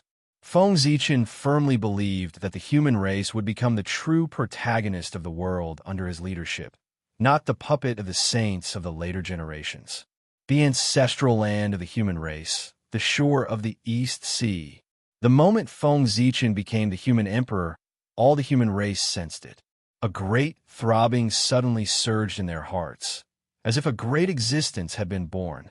Then, the torrent of destiny of the human race appeared, vast and mighty, covering the shore of the East Sea, forming a majestic emperor's shadow in the sky. It was Feng Zichen. Without any doubts, the moment they saw the emperor's shadow, the people of the human race naturally understood what it was. A surge of excitement from the depths of their hearts made them shout from the bottom of their hearts, "Emperor! Emperor! Emperor!" They understood in their hearts that this was the birth of the emperor of the human race. The human race finally had its own emperor. In the future, under the leadership of the emperor, the human tribe would officially announce its existence to the untainted land. It would enter the magnificent world and write its own glory. It was time for the human race to rise. The loud voices were in unison. First, they spread throughout the entire East Sea. Then, they spread far and wide into the East Sea. Countless aquatic creatures were shocked as they looked in the direction of the human race in shock and confusion. Idiot! In the ancestral dragon's sacred palace, the ancestral dragon's avatar could not help but curse when he saw the huge emperor's shadow that enveloped the human clan. His tone was filled with anger. As mentioned before, Feng Zichen becoming Renhuang was a foolish move in the eyes of the great divines. Seeing his choice, the ancestral Gragon was both shocked and angry. At the same time, this also showed how much ancestral Gragon valued Feng Zichen. Otherwise, why would the ancestral dragon lose his composure and ignore him? Crack! Several huge space cracks appeared. Feng Zichen walked out of the void and returned to the ancestral temple of the human race that he had been away from for a long time. Greetings, Your Majesty. Seeing Feng Zichen, the surrounding humans hurriedly knelt down and bowed to him. Emperor, Emperor. The changes in the ancestral temple immediately attracted everyone's attention. Not long after, all the clansmen knew that Feng Zichen had returned. They all shouted excitedly, like a tsunami. At first, there were only a few scattered voices. They were not loud or orderly. But soon, the cheers spread to the entire human race. They became louder and louder, more and more orderly. There was a boiling sense of passion, which was shocking. Infected by this aura, the flower of humanity above Feng Zichen's head kept trembling, as if it had obtained a connection with the existence of the underworld. Not long after, an inexplicable power appeared in the void. It was vast, boundless, and boundless. It emitted an aura that could contain everything. This was the mighty power of humanity. With the help of the flower of humanity, the shocking power of the human race was transmitted to the human race. It moved him and deliberately lowered a force. Russell, with the descent of the mighty power of humanity, a ray of light rose above everyone's head. Billions of rays converged toward Feng Zichen, forming a purple-gold crown in the air and wearing it on his head. The crown was covered with connate Tao patterns. Divine light bloomed, and connate vitality fell. It was endless, containing all the vitality in the world and giving birth to endless changes. There were thousands of spirits surrounding it. There were many kinds of spirits, and all the races of the primordial world could be found on it. Unfortunately, except for the human race's figure, which was real, the figures of all the other races were illusory and would shatter with a touch. Connate treasure, myriad spirit crown. When the origin of the purple gold crown appeared in Feng Zichen's heart, he was shocked. Was this a connate treasure? Wasn't a little too easy? I knew it. Things aren't as simple as I thought. As more information about the myriad spirit crown was learned by Feng Zichen, the surprise and ecstasy in his heart gradually faded and was replaced by a sense of helplessness. The myriad spirit crown was a supreme treasure that gathered the power of all spirits and combined with connate vitality. It was a connate treasure nurtured by the human race. It contained the Tao of the transformation of connate vitality. With a shake of the crown, Tao light fell, evolving into the connate vitality of the primordial world. It flowed with light and colorful colors, protecting the body. It was so powerful that all evil would retreat and be invulnerable. Moreover, the myriad spirit crown contained the power of all spirits. With this crown, one would be protected by all spirits and have great luck. With a thought, all spirits would appear and fight with their master. Every strand of connate vitality corresponded to a race. The connate vitality combined with the power of all spirits and evolved into a flourishing era of the human race, crushing all existences. This treasure was extremely powerful, second only to the 3 heaven-opening treasures. Unfortunately, the power of the myriad spirit crown was closely related to the power of all spirits in the body. Only when the phantom of all spirits was completely solid could it unleash the power of a connate treasure. But now, only the phantom of the human race had barely solidified on the myriad spirit crown. The other races were just illusory shadows without any power. This also caused the power of the myriad spirit crown to only reach the level of a low-grade connate spirit treasure. It was completely unworthy of its status as a connate treasure. Isn't this forcing me to attack all races and unify the primordial world? If he didn't obtain the recognition of all races, how could he restore the myriad spirit crown to the level of a connate treasure? And the simplest way to obtain the recognition of all races was to beat them into submission. Use absolute power to force them to submit. Chapter 241. It's too difficult for me. At this moment, Feng Zichen's heart was filled with helplessness. He had become a human emperor because he wanted to lead the human race to occupy a place in this dangerous primordial world, develop his forces well, and wait for the future. However, this human emperor had to force him to become the true human emperor and unify the primordial world. It was simply forcing him. This human emperor was not the emperor of a race, but the emperor of the human Tao, the emperor of all spirits who commanded all the lives in the primordial world. This position was already extremely noble. It could go against the heavens and replace the celestial emperor, becoming the master of all things in the world. In this era, it was impossible for the human emperor to succeed. Even if the human race prospered in the future and redefined the human Tao with the human race, the human emperor would still be a step away from the emperor of the human Tao. In Feng Zichen's memory, no one had been able to become the emperor of the human Tao since ancient times. There were only 2 people who were closest to this position in the primordial world, Dijun and Fuxi. However, Dijun was pursuing the position of the celestial emperor, which was 1 level higher. He was not interested in the position of the human emperor. At the moment when Fuxi was about to succeed, he stepped down from the position of the human emperor and lived in seclusion in the Red Cloud Cave. It seems that this innate cardinal treasure, the 10,000 spirit crown, is not easy to take. Even so, Feng Zichen still took the 10,000 spirit crown. There was no reason to give away something that he had already obtained. Besides, becoming the human emperor was only difficult, but it was not impossible to succeed. Let's wait and see. What if he succeeded? Get up. Nodding, Feng Zichen lifted the crowd below. An invisible force appeared and helped them up. Everyone, I have received the mandate of heaven to honor the human emperor. This is the manifestation of heaven's will. The human race has a great prosperity. At this time, it is time for us to go to the primordial world and develop our grand plans. The EC is too small after all. It can no longer accommodate the fate of the human race. Therefore, I've decided to establish another human imperial court outside the East Ocean as the foundation for our race to dominate the primordial world. Standing above the void, Feng Zichen had a panoramic view of the EC. He could not help but feel proud as he spoke to the crowd. He had long despised the coast of the EC. In such a small place, what great achievements could the human race possibly achieve?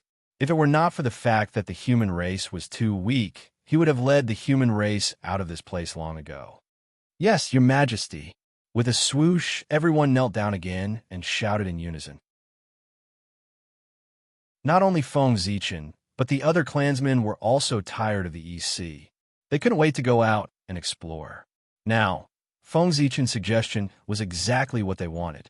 How could anyone object? Your majesty, where will the imperial court be built? After a short while, Ji Shisher seemed to have thought of something and asked. Imperial court. At this point, Feng Zichen paused, looked up at the sky, and said in an inexplicable tone, I plan to build it in the sky. What? In the sky? Your majesty, are you joking? How can there be a city built in the sky in this world? After hearing Feng Zichen's answer, everyone immediately began to discuss, thinking that he was joking. That was because they had never heard of anyone building a city in the sky. Even a legendary heavenly court was built on the heaven realm. It was dragged by the connate spirit clouds formed by the 9 heavens clear chi, not floating in the sky. At this moment, Feng Zichen suddenly said that. With their intelligence, they naturally could not imagine what the city floating in the sky looked like. They cannot be blamed for making a fuss. It was really Feng Zichen who did not follow the rules. In the current primordial world, except for the demon race, all the clans used the earth as their foundation. Their foundations were all in the primordial world. They used the earth veins as the foundation to set up a connate formation and gather the connate chi from all directions. Firstly, it could protect themselves. Secondly, it could improve the cultivation environment. Thirdly, it could be said that there were many benefits. However, if the imperial court was built in the sky, how could they use the power of the earth veins to maintain the formation? Moreover, how much would it cost to keep a giant city floating in the sky every day? With the foundation of the human race, how long could it last? Therefore, the human elders and many Tai Jingxian were not optimistic about Feng Zichen's idea. That's right. I want to build the imperial court in the sky. I want to build a giant floating city in the sky. Nodding, Feng Zichen said with certainty. But, your majesty, the elders wanted to say something, but they were interrupted by Feng Zichen with a wave of his hand. I know all of your concerns. Don't worry. Since I dare to build the imperial court in the sky, I naturally have a perfect plan that has taken everything into consideration. Feng Zichen understood the thoughts of these human elders. However, the establishment of the imperial court was decided after careful consideration. How could it be changed by their words? Moreover, if he listened to the elders' suggestions, Feng Zichen did not know if the human race would be in trouble. However, he was certain that the human race would definitely not have a chance to prosper. It was not that Feng Zichen looked down on them, but these human elders. Ever since they were born, they have been staying in this corner of the East Sea. Their horizons had been limited. They did not know the vastness of the earth, the vastness of the sky, the supreme great Tao of the celestial sect of wonders, and the thousands of magical powers of the primordial world. They had long fallen behind and could not keep up with the times. It was not a big deal to float a city in the sky. In the primordial world, any connate race could easily do it. However, in their eyes, it was a fuss. This really disappointed Feng Zichen. At the same time, it also made him determined to bring the human race away from the EC. The human race could not stay in the EC any longer. If they stayed here, the current elders of the human race would be the future of the human race's descendants. Such a human race was terrifying just thinking about it. The lesson of the past was right in front of him. The human race had to leave. Only by seeing a wider world, increasing their knowledge, and broadening their horizons could they walk further and longer on the path of seeking the Tao. Yes, your majesty. Seeing Feng Zichen frown, the elders could not help but feel reverence and did not dare to say anything. It was not that Feng Zichen was threatening them, but that he had already become the human emperor, and his identity had changed greatly. He had the aura of an emperor and great majesty. He was related to the safety of the human race and had supreme power. He could decide the life and death of everyone with a single word. Therefore, his every move had great majesty, suppressing and stealing souls, making people feel reverence. All right, you can leave. Waving his hand and asking everyone to leave, Feng Zichen walked into the ancestral temple. With the human elders like this, it seemed that they could not be relied on to build the imperial court. Feng Zichen had to do it himself. The power of incense. This imperial court is related to the human path. Naturally, it has to be refined with the power closest to the human path. In the ancestral temple, Feng Zichen muttered.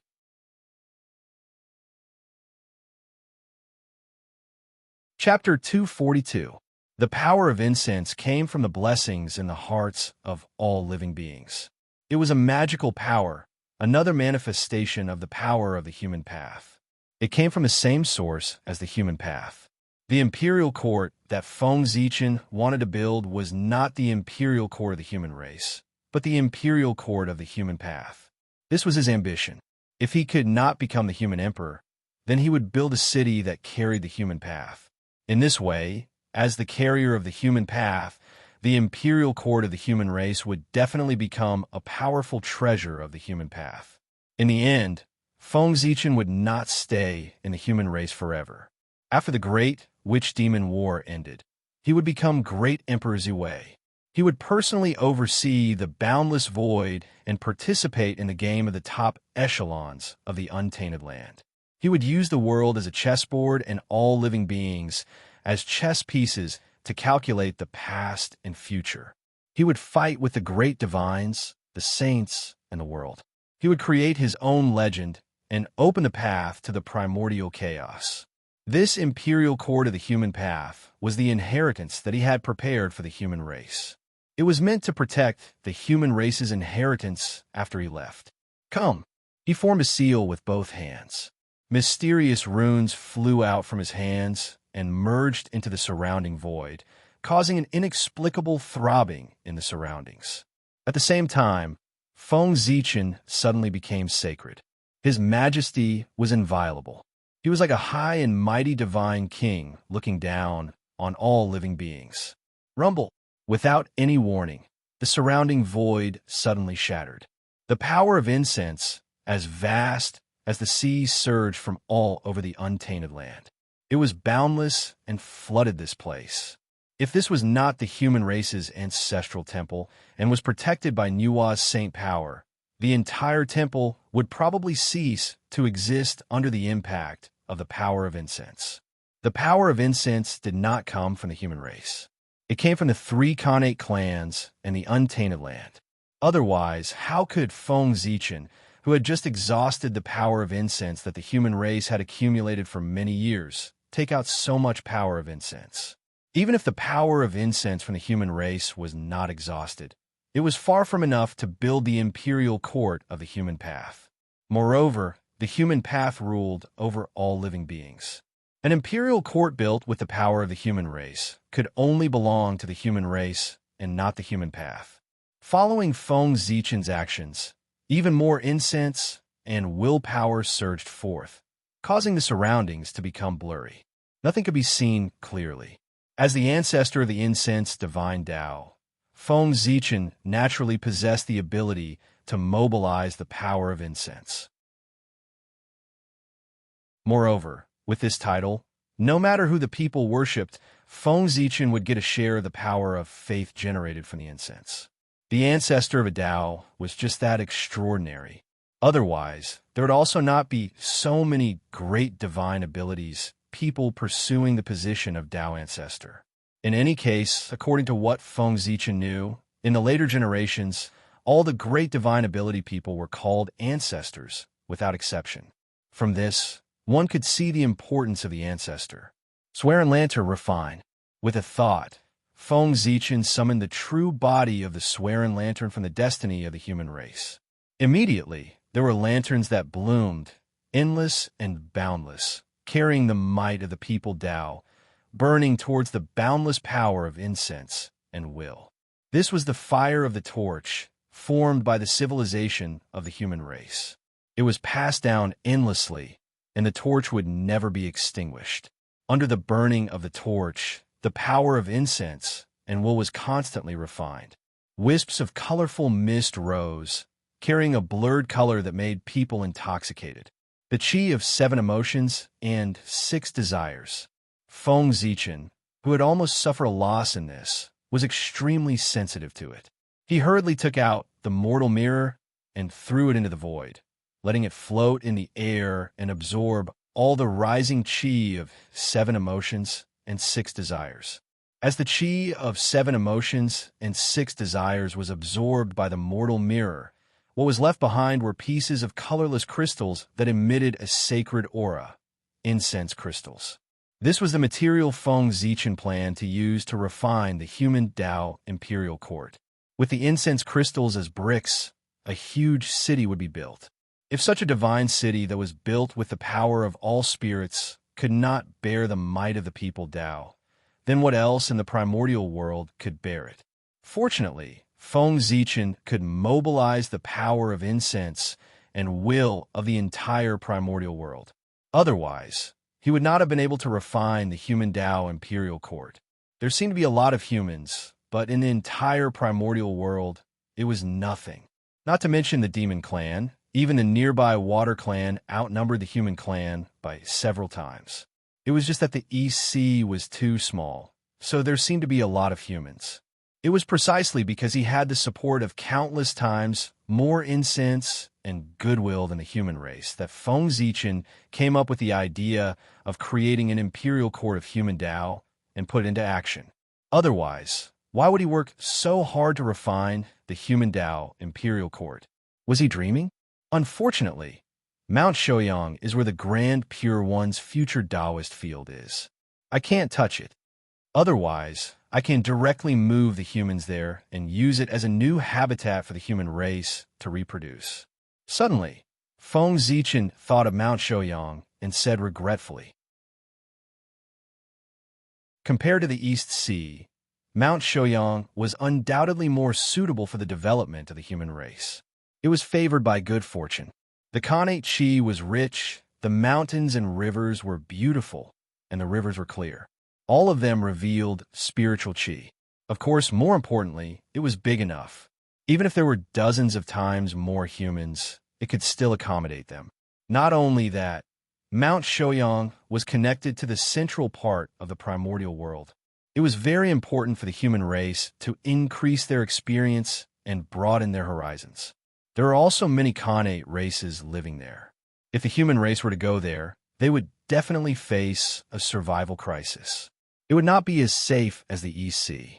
Years of fighting would definitely stimulate the fighting spirit of the human race. It would give birth to powerful warriors or even kings to protect the human race. Unfortunately, Mount Shouyang was the Taoist field chosen by the heavenly Tao for the Grand Pure One. No matter how much Feng Zichen coveted it, he did not dare to touch it. Therefore, in desperation, Feng Zichen racked his brains to find a place for the human race to live. Only then did he think of the method to refine the human Tao imperial court. Just as Feng Zichen was in seclusion to refine the human Tao imperial court, the human kings also had their own choices. In E-City, Yang was looking at Mount Shouyang. Suddenly, he saw a golden light coming towards him. Just as he was about to block it, the golden light merged into his body. Instantly, the aura belonging to Daluo Jingxian rose from Yang's body and shook the surroundings. And that was not the end of it.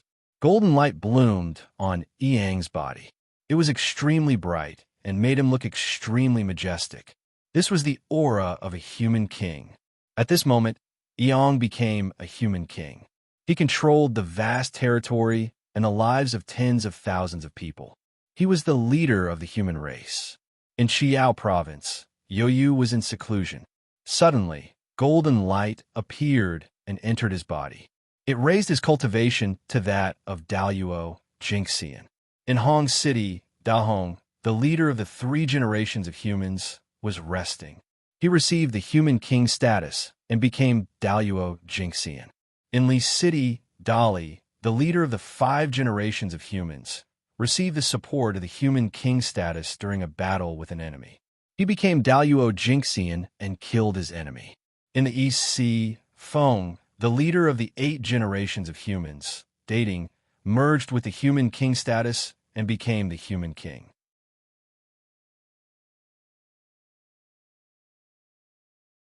Chapter 243. 5 Human Kings. Youyu, Yang, dating, Dahong, and Dali. These 5 have inherited the destiny of a human race. They are all talents of a human race. I didn't expect them to become human kings. As the human emperor, Feng Zichen naturally sensed the birth of a human king immediately. The result was similar to what he had expected. The Khanate human race had been passed down for 9 generations. The leaders of each generation could be said to be outstanding. Unfortunately, those who were born extraordinary were bound to be accompanied by extraordinary tribulations. After a few tribulations, only 4 of the 9 leaders were left. They were Suiren, dating, Dahong, and Dali. They were talents born from the destiny of a human race. Few humans could compare to them. If it weren't for the Youyu and Yang who had made great contributions to the human race, the 2 of them might not be able to sit on the throne of human kings with the 3 of them. There's no hurry to become a human king. Let's create the human Tao imperial court first. Now that Feng Zichen couldn't find the time, the remaining 4 human kings would have to wait until the human Tao imperial court appeared before making a decision. With that thought, Feng Zichen took out the chaos bead, spread out the great Tao divine diagram, and activated the chaos formation. Immediately, the incense crystals on the ground surged toward the great Tao divine diagram. They merged with each other and gradually formed 4 huge walls without any gaps. Within the great Tao divine diagram, countless Khanate Tao patterns appeared and imprinted on the walls, constantly increasing the power of the walls. If he wanted the imperial court to float in the air, he needed a huge amount of energy to support it. If he wanted to protect the imperial court, he had to set up a Khanate formation. This also needed a huge amount of energy to support it. Using the chaos bead as the core to build the human Tao imperial court would undoubtedly solve all the problems. The chaos bead contained a chaos space. Its power was endless. It had no problem supporting the consumption of an imperial court. Not only that, using the chaos bead as the core to build a city was equivalent to building the imperial court directly on the chaos formation. It would save Feng Zichen the trouble of setting up the formation and designing the imperial court. The chaos formation was a formation created by the great Tao. It wasn't the result of the primitive world's heavenly Tao. It contained the mysteries of the great Tao. According to the direction of its array formation, the imperial court built could be said to be the most perfect and closest city in the primordial world. It was the best carrier to carry the human Tao. Although the incense divine Tao was born late, the incense power of Will had existed for a long time. After the birth of the Khanate life forms, the power of incense and faith began to exist in the untainted land. It wasn't Feng Zichen who created the incense divine Tao that allowed the power of incense to exist. Instead, it was Feng Zichen who discovered the power of incense and faith and concluded the way to use it that created the incense divine Tao. The burning incense divine Tao had always existed. Even without Feng Zichen, it would naturally manifest in the world when the time was right. As for the power of faith that had existed since the birth of sentient life forms, it had long since lost its master.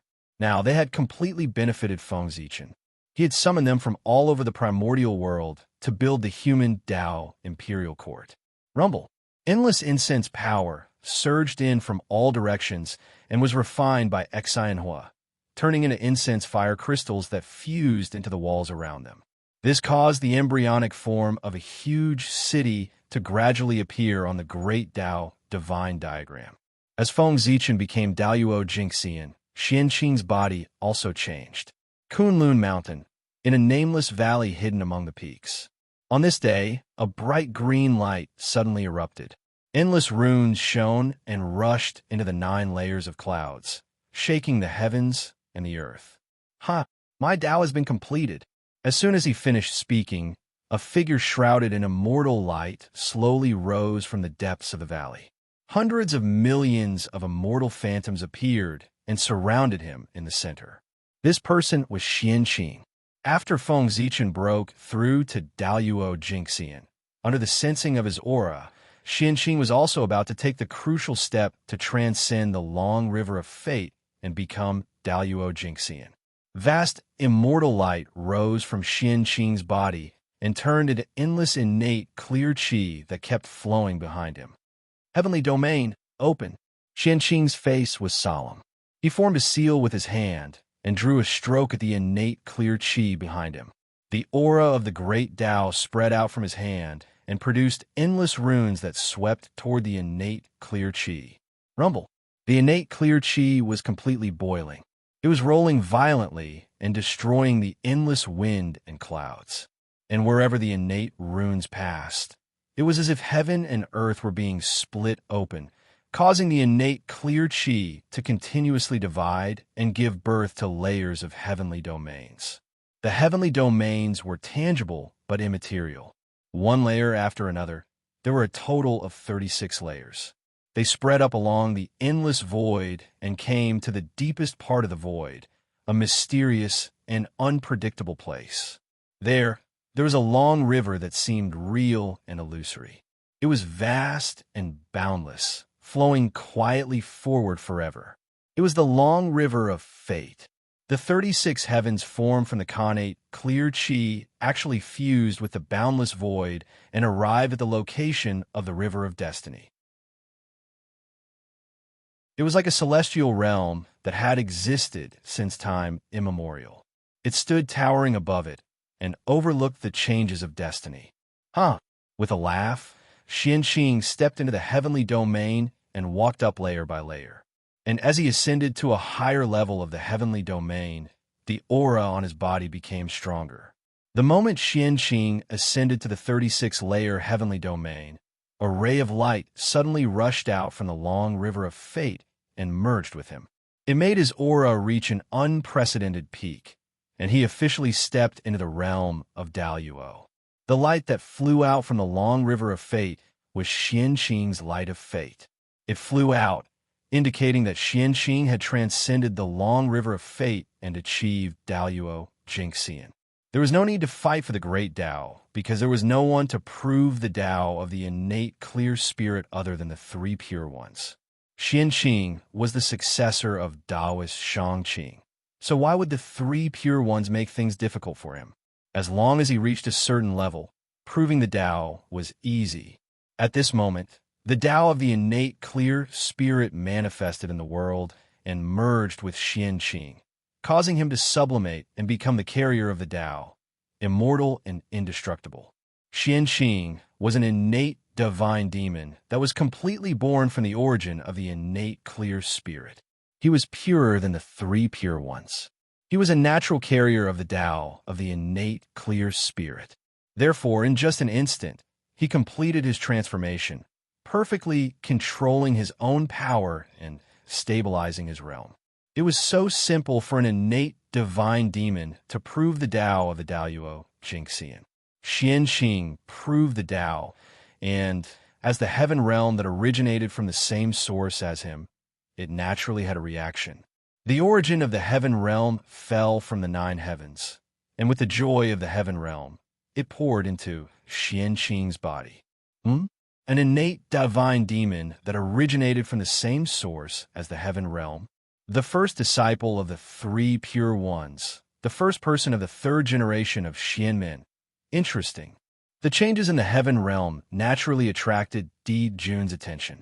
He too, and the book of Luo trembled slightly, and he understood the cause and effect. Baizhe, go to the treasury of the heaven realm and get a pot of 3 light holy water. Help me give it to Taoist Shangqing's disciple, Taoist Xianqing, to congratulate him on proving the Tao of the Daoyuo Jingxian. After thinking, Di Jun said,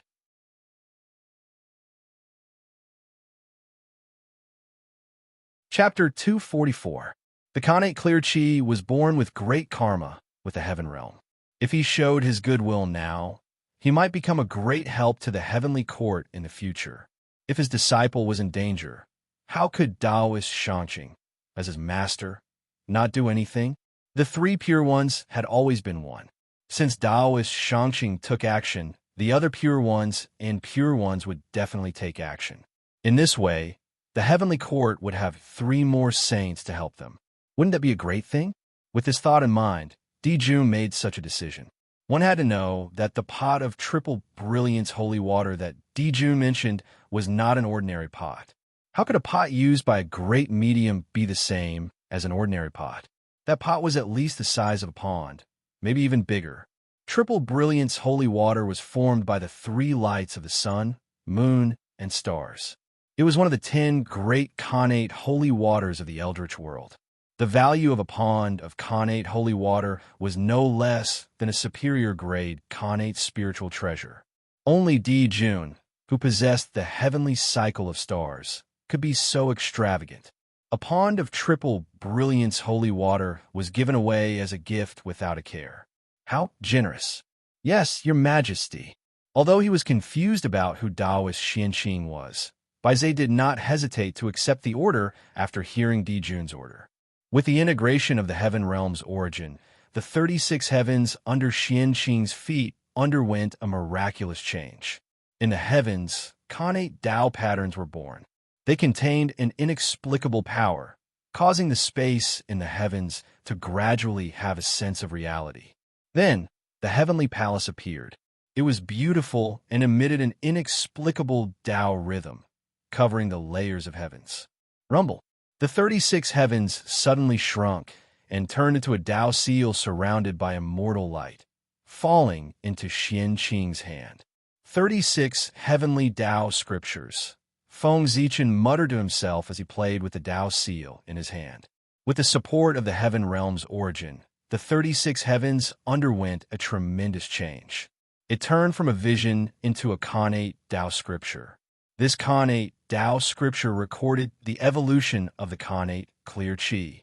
It could evolve the 36 heavens and explain the Khanate Clear Spirit Tao. Every time he deepened his understanding of the innate Clear Spirit Tao, he would be able to evolve a layer of heavenly domain. When all 36 heavenly domains appeared, he would be able to fully comprehend the Tao of innate Clear Spirit and become Daoyuo Jingxian. Moreover, each level of the celestial domain contained an innate divine ability with incredible power. Unfortunately, the source of the heaven realm was limited. Being able to evolve the innate Tao scripture was already the limit. These 36 innate divine abilities only had enough time to nurture a prototype before the origin of the heaven realm was exhausted. In other words, the future achievements of these 36 congenital supernatural powers all depended on how far Xianqing could go and how far he could deduce them. Not only that, but the 36 heavens domain itself was also a supreme ability that possessed the power to suppress the heavens. After attaining great success, it would be as if the entire primitive celestial realm was pressing down on them. How many people in the world would be able to stop it? Clear chi and turbid chi are indeed the foundation of the great desolate world. Using these two Daos, not only can one obtain the favor of the world, but there are also many unknown benefits. Putting away the seal, Xian Qing sighed. Being of the same origin as the world, one's birth was naturally incomparably noble and could share the fate of the world. As long as one did not court death, one could live freely without any disasters. Moreover, with the advancement of the world, it was not impossible for the origin Tao fruit to be formed. The benefits were beyond imagination. Primitive world. Birth is really too important. A bad birth may not mean that one has nothing, but a good birth definitely has everything. Throughout the history of the primitive world, those who could be active in the primitive world were all innate divine demons without exception. Compared to Feng Zichen, one would know. Xianqing's path to Tao validation was too smooth, almost smooth sailing. But Feng Zichen was different. Every step on the path to Tao validation was extremely dangerous. If it were not for Panga's favor, he would have died long ago. The gap was too big. But fortunately, everything was different now. Feng Zichen was also an innate divine demon, and a top innate saint, Panga's orthodox. He was a true proud son of heaven. Speaking of which, Feng Zichen's current situation was that he had changed his destiny with his own strength, which was the most in line with the concept of man conquering nature. If he was not born in the wrong era, the position of the sacred emperor of the human Tao would belong to him. It was also because of this that the human Tao favored him so much. Otherwise, did he really think that with the power of all spirits, he could summon the help of the human Tao at will? There were many mighty figures in the primitive world. If it was so easy to summon the power of the human Tao, the flower of human Tao would not be so rare. At the end of the day, it was because the human race thought highly of Feng Zichen that they helped him again and again. If it were others, they would not have such good treatment. It's time to return to the Jade Void Palace. After calculating the time, Xianqing collected his thoughts and turned to walk towards the Jade Void Palace. There, the three pure ones were still waiting for him.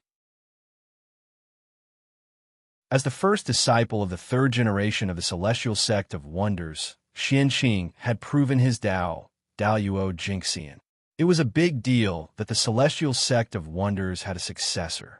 The three pure ones deliberately put down the matters in their hands and gathered in the Jade Void Palace, waiting for Xianqing to pay his respects. Great Taoist, Master Numinous Treasure, give me your life. On the way to the Jade Void Palace, Xianqing suddenly heard a voice that was filled with killing intent. His expression changed, and he hurriedly rushed in the direction of the voice. At the foot of Kunlun Mountain, Zhao Gongming was holding the Kunwu sword and leading a group of outer sect disciples of the Jie school to attack the great Taoist Master Numinous Treasure. As the eldest outer sect disciple of the Jie school, he could not weaken the reputation of the Jie school. Therefore, the Grand Master of Heaven gave the superior grade Khanate Spirit Treasure, the Kunwu sword, to Zhao Gongming. Originally, the Dharma treasure that the Grand Master of Heaven gave him should be the supreme grade Khanate Spirit Treasure, the sea-calming Divine Pearl. However, the Grand Master of Heaven had already given this Dharma treasure to Xianqing. Therefore, the Grand Master of Heaven gave Zhao Gongming the Khanate Spirit Sword, which was not inferior to a supreme-grade Khanate Spirit Treasure, the Kunwu Sword. However, the great Taoist Master Numinous Treasure was also extraordinary. He held the superior-grade Khanate Spirit Treasure, the Dragon Tiger Seal, in one hand, and the middle-grade Khanate Spirit Treasure, the Demon Subduing Sword, in the other. He fought with the disciples of the Jie school very well. After a long battle, Zhao Gongming was furious. He took out the Kunwu sword and attacked the great Taoist Master Numinous Treasure. The Khanate Spirit Sword abandoned all defense and focused on the power of killing. Therefore, it was extremely powerful.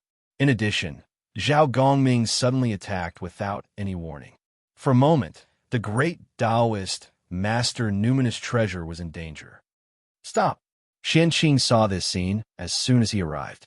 His face turned cold, and he shouted sternly. At the same time, he waved his sleeve, and the Khanate clear chi rushed out, sweeping everyone present into the air and throwing them to the ground. As a result, although everyone was fine, they lost a lot of face and lay on the ground in a sorry state. Greetings, eldest senior brother. Seeing that the person who came was Xianqing, everyone quickly got up from the ground. They didn't dare to argue and greeted him.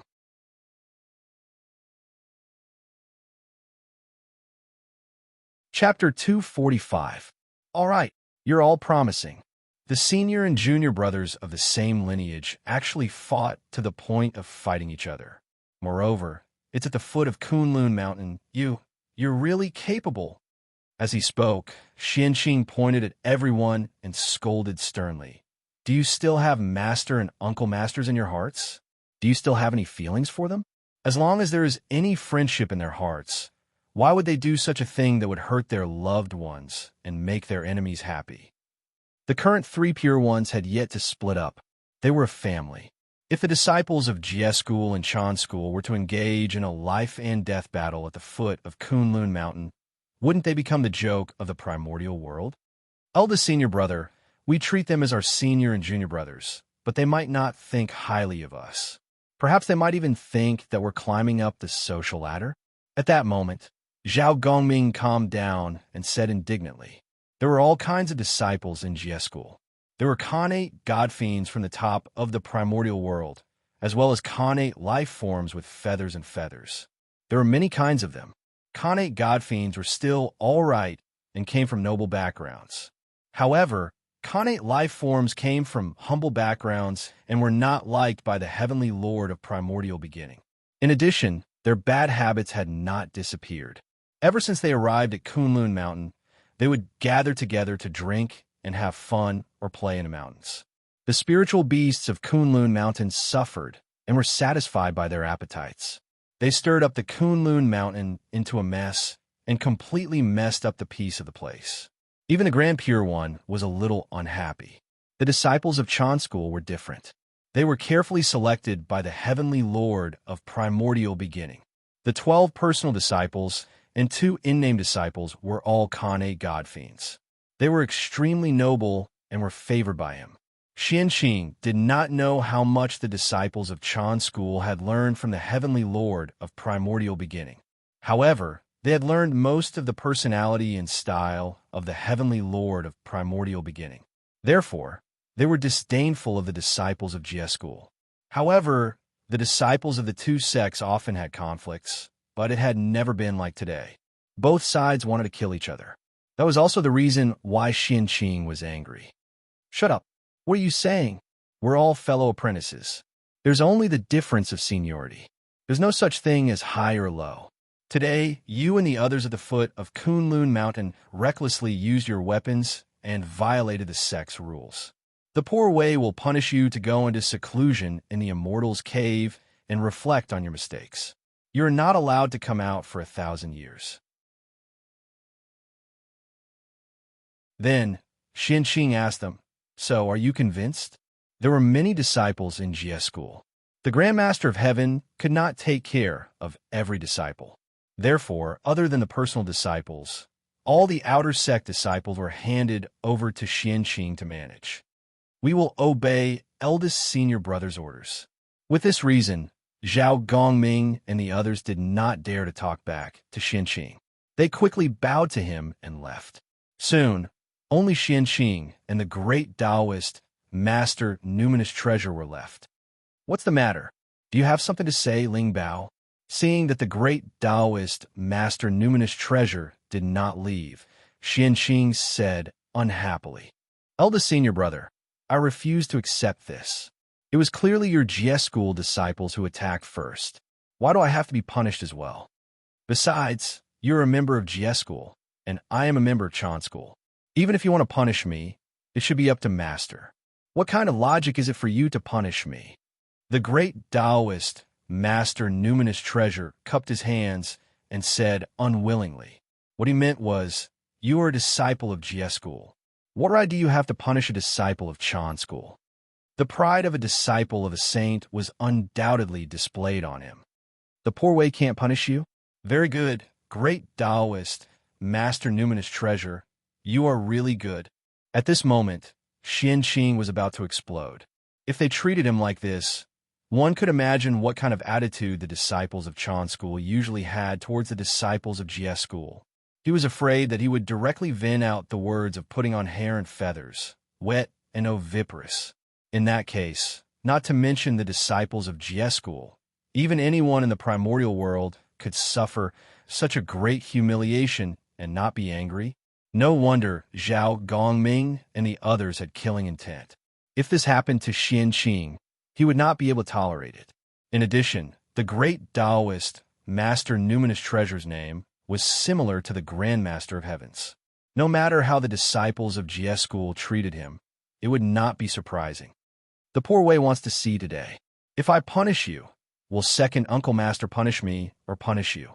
Furious, Xianqing reached out and grabbed the great Taoist Master Numinous Treasure. Great Taoist Master Numinous Treasure, you are disrespectful to the poor way. The poor way wants to seal you under the Qilin Cliff for 10,000 years as punishment. Under Xianqing's hand, the surrounding Khanate Qi swarmed over and wrapped around the great Taoist Master Numinous Treasure.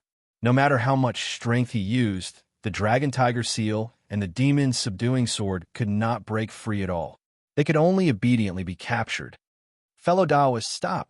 Just as Xianqing was about to take down the great Taoist Master Numinous Treasure, a voice sounded from afar.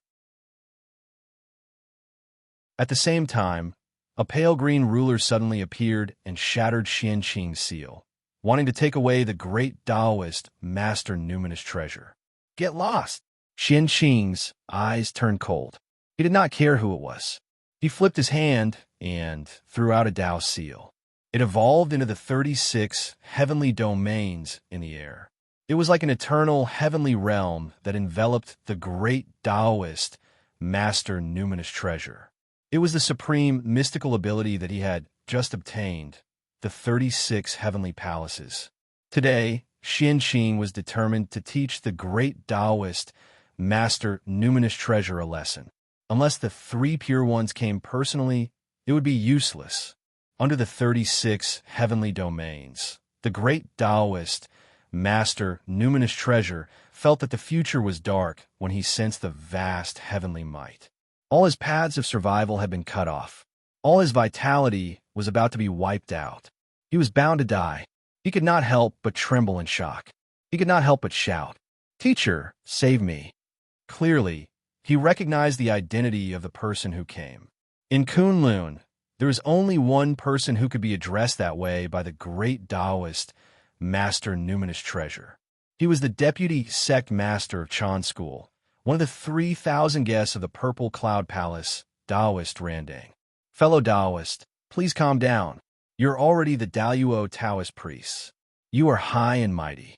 Why do you have to be calculative with the great Taoist Master Numinous Treasure? After his background was exposed, Randang could not hide anymore. He immediately walked out of the void and persuaded Xianqing. On the other hand, when Randang saw that Xianqing had verified his Daluo Jinxian, he wanted to congratulate him. However, who knew that halfway there, he would see the disciples of the Jie school and Chan school fighting? That was a common occurrence in Kunlun. The saint did not care, and Randang did not want to cause trouble. Only Xianqing was in seclusion all year round and did not know much about that. He originally wanted to take a detour, but who knew that the great Taoist Master Numinous Treasure would be so ungrateful and talk back to Xianqing. Xianqing was angered and wanted to suppress him. This time, Taoist Randang was anxious. The great Taoist Master Numinous Treasure was suppressed by Xianqing, but he did not help. If the Heavenly Lord of Primordial Beginning found out, with his personality, he would hate him.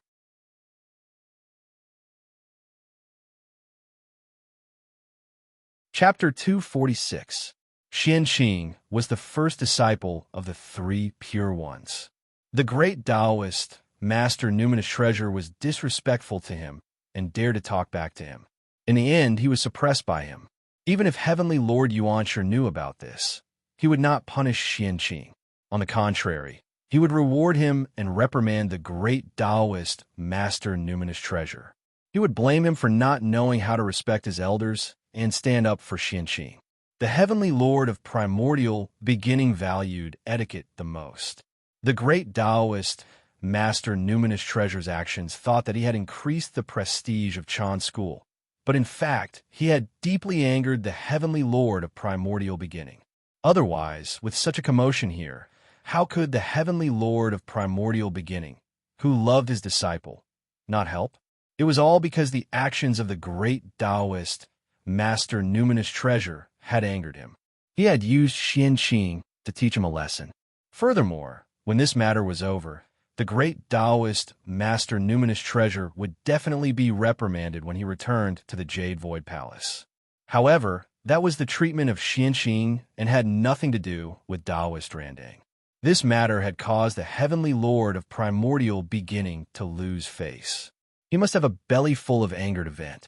If Rendezvous did not help, wouldn't that give him a reason to vent? As the deputy sect master of Chan School, what's the use of watching from the side when a disciple of Chan School appears? Thinking of the adverse effects of this matter on him, Taoist Rendezvous took action. That was why the scene just now happened. Uncle Master, you're making things difficult for me. You're a senior, so how can you call me fellow Taoist? Just call me Xianqing. He waved his hand at Taoist Rendezvous. Xianqing did not dare to accept his title of fellow Taoist. No matter what, Taoist Rendezvous was an existence that listened to the Tao in the Purple Cloud Palace with the three pure ones. Even if he was doing a little poorly now, he was still a Taoist of the celestial sect of wonders and an elder of the Xianqing. Even the Heavenly Lord Yuanshi addressed him as a fellow Taoist. Xianqing could not mess up the seniority. Then the poor way will drag it out and call you Xianqing. Taoist Rendezvous was very satisfied with Xianqing's attitude. As the saying goes, the more you lack something, the more you care about it. Because Burning Lamp Taoist could not break through to the Sage-to-Be realm for a long time, he went to Kunlun Mountain to worship Heavenly Lord Yuanshi as his teacher when he opened the mountain to accept disciples. He asked for the help of the sage to break through. But Heavenly Lord Yuanshi did not dare to accept him as a disciple. Who was Taoist Rendezvous? The Khanate God Fiend was born. He had once heard of the Tao in the Purple Cloud Palace. Although he was not the Tao ancestor's disciple in name, they were master and disciple. Even if he met the Tao ancestor, he could call him teacher. He was already considered a disciple of the Tao ancestor. Anyone who saw him would have to call him fellow Taoist. If the Heavenly Lord of primordial beginning accepted him as his disciple, what would happen to the Tao ancestor? What about the fellow Taoists of the Purple Cloud Palace? However, the Heavenly Lord of primordial beginning couldn't chase him out when he begged so hard in the past. In the end, he gave Taoist Rendezvous the position of deputy sect master because they had listened to the Tao together in the past. In this way, he could be above all the disciples and not lose his identity. He could also let him listen to the preaching together with his disciples and achieve his purpose of coming to Kunlun Mountain. It could be said to be killing two birds with one stone. He obviously didn't want to agree, but because of his face, he couldn't say anything to refuse. Thinking about it, it was really difficult for Lord of Heaven Yuanshi. The way the primeval Lord of Heaven handled this matter could be said to be perfect, leaving people completely speechless. However, Taoist Rendezvous' reputation was ruined. Such a shameless act made all the great mystical abilities feel deeply ashamed. Taoist Rendezvous had completely become the target of contempt for the mighty figures of the primordial world. That made him a little embarrassed to see others. It also made him extremely sensitive to matters related to his reputation. Xianqing's praise of him could be said to have scratched his itch. How could Taoist Rendezvous not be happy? It's his fault that the great Taoist master numinous treasure offended you. It's only right for you to teach him a lesson. No one could say anything. However, it's a little too much for you to suppress him under the Qilin Cliff for 10,000 years. Xianqing, The great Taoist Master Numinous Treasure is ultimately your junior brother, the direct disciple of Saint Yuqing. For the sake of the saint's reputation, you should be merciful. Seeing that Xianqing's emotions had calmed down, Taoist Randang continued to persuade him. Xianqing was a little moved by these words, and his anger gradually subsided.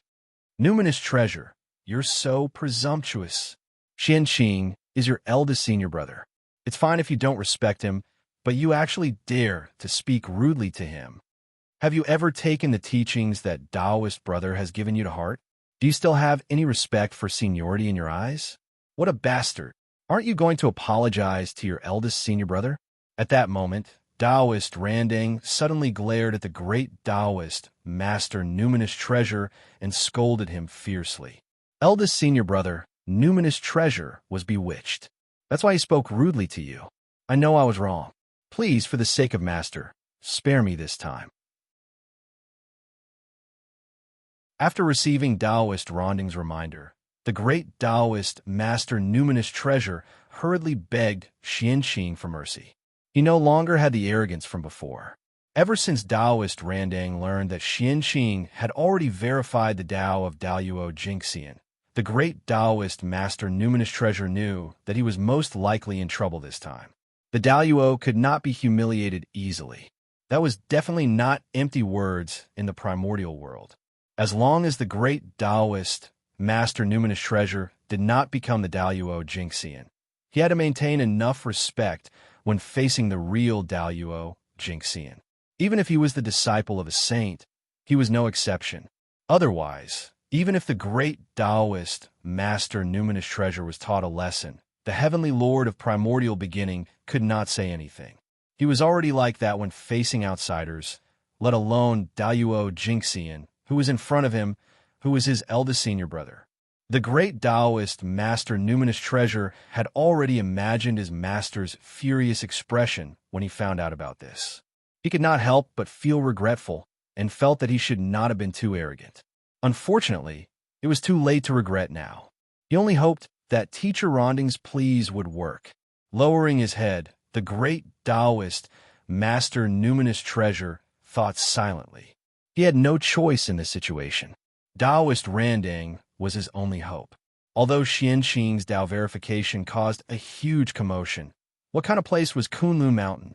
The ancestral meridian of the East, the second famous mountain of the primordial world, was protected by a supreme array formation.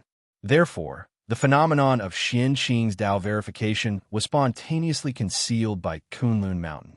If one's cultivation level was not Daluo Jingxian's, they would not be able to sense it.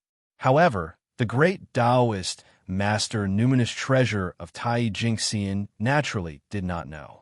Otherwise, even if he went crazy, he would not dare to speak rudely to Xianqing. Uncle Master is right. Then Xianqing will follow Uncle Master's instructions and punish him leniently. Xianqing, who was already angry, saw that Randang had even prepared a way out for him, so he changed his words. Numinous Treasure spoke rudely to me. I'll punish him to go to Qilin Cliff and reflect on his mistakes for 1,000 years.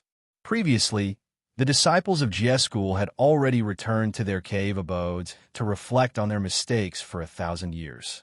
To be fair, I'll punish Numinous Treasure for another 1,000 years. In that case, I'll let Numinous Treasure go to Qilin Cliff and reflect on his mistakes for 2,000 years. Uncle Master, what do you think? After saying the punishment for the great Taoist Master Numinous Treasure, Xianqing turned to ask Taoist Randang, as if he was asking for his opinion.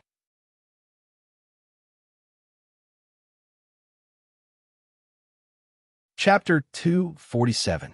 Numinous Treasure spoke rudely to you, so he deserves to suffer. Moreover, it's good to let him suffer a little and remember this lesson. Taoist Randang smiled and said, of course, he knew that Xianqing was not really asking for his opinion. It was just a polite greeting. Naturally, he would not speak out against it and make himself uncomfortable. Moreover, Xianqing's attitude was so respectful that he had no reason to object. What? 3,000 years? Hearing that he had to go to Qilin Cliff to meditate for 3,000 years, great Taoist Master Numinous Treasure was in a bad mood. Cheeling Cliff was not a good place to go. Zhu Lin was there to suppress the primordial land, so the connate turbid air gathered there, and the space was abnormally heavy. It was very unfriendly to immortal cultivators. If he was not careful, he would be contaminated by the connate turbid air, and his Dharma power would be contaminated. This was undoubtedly a big trouble. Who knew how long it would take to get rid of it? Therefore, not to mention 3,000 years, even if it was 100 years, he did not want to go. If it was any other place, he would agree. But Cheeling Cliff was absolutely impossible. Master, dissatisfied, great Taoist Master Numinous Treasure opened his mouth to say something.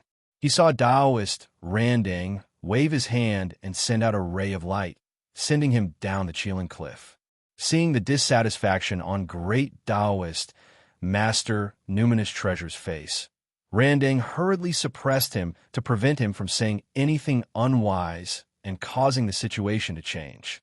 Xianqing, I think the three brothers are already waiting for you in the Jade Void Palace. You've been here for so long. It's time for you to leave so that they won't wait. After dealing with great Taoist Master Numinous Treasure, Taoist Rendezvous said to Xianqing, Uncle Master, Xianqing will take his leave first. Nodding, Xianqing stepped on the connate spirit cloud and rushed to the Jade Void Palace. Xianqing greets Master, Uncle Master, and Second Uncle Master. Stepping into the Jade Void Palace, Xianqing bowed to the three pure ones sitting at the top. Xianqing, you really didn't disappoint me. In just a few 100,000 years, you've proven your Tao as Daluo Jingxian. This kind of aptitude, even among the connate gods and demons, is considered top-notch. The one who was the happiest when Xianqing attained the Tao was none other than Tong Tian. Among all the disciples of the six sages, only one of his disciples had proved Daluo Jingxian. It could be said that this had greatly increased his reputation and showed that he had taught well. How could the prime of Tong Tian not be happy? Next were the true Lord of Morality and Nothingness and the primeval Lord of Heaven. Now, the three pure ones were still one. Xianqing was taught by the three of them together. He was Daluo Jingxian, and the two of them were proud of him. Come, Xianqing, take this. Waving at Xianqing, Tong Tian took out a green lotus seed.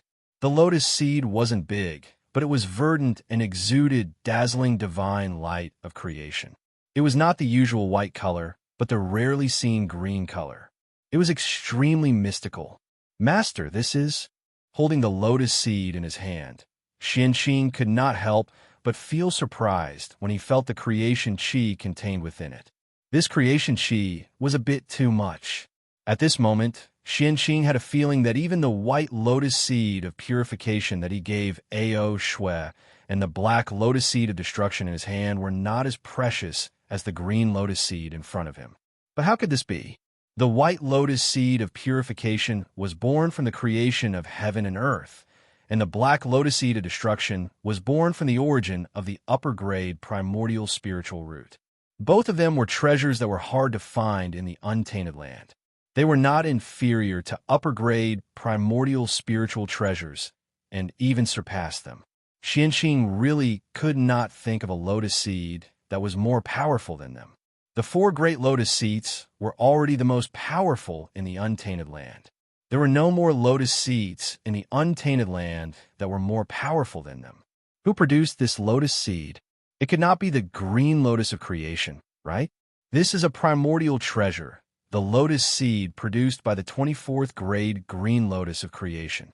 It is shared by the three of us. Now that you have attained Daluo Jingxian, I'll give this to you. While Xianqing was puzzled, he heard sect leader Tong Tian say slowly. His body trembled, and he was speechless for a long time. It was really the lotus seed produced by the green lotus of creation. No wonder it was so magical and far surpassed the lotus seed produced by the four great lotus seeds. Not long after the end of the ancient times, I traveled the untainted land with your two uncle masters. On Mount Buzhou, we accidentally found the primordial treasure, the 24th grade green lotus of creation.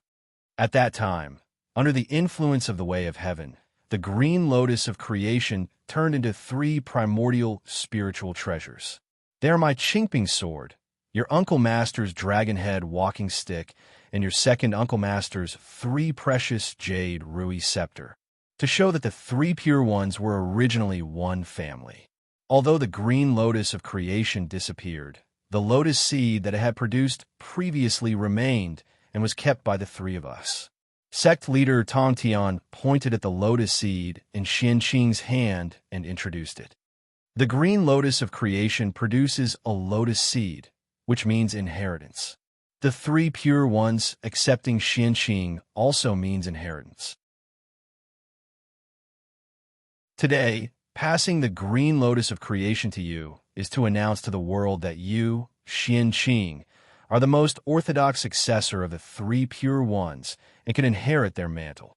At this moment, Tai Ching and Heavenly Lord of Primordial Beginning spoke to Xianqing one after another, explaining to him the meaning of passing down the green lotus of creation.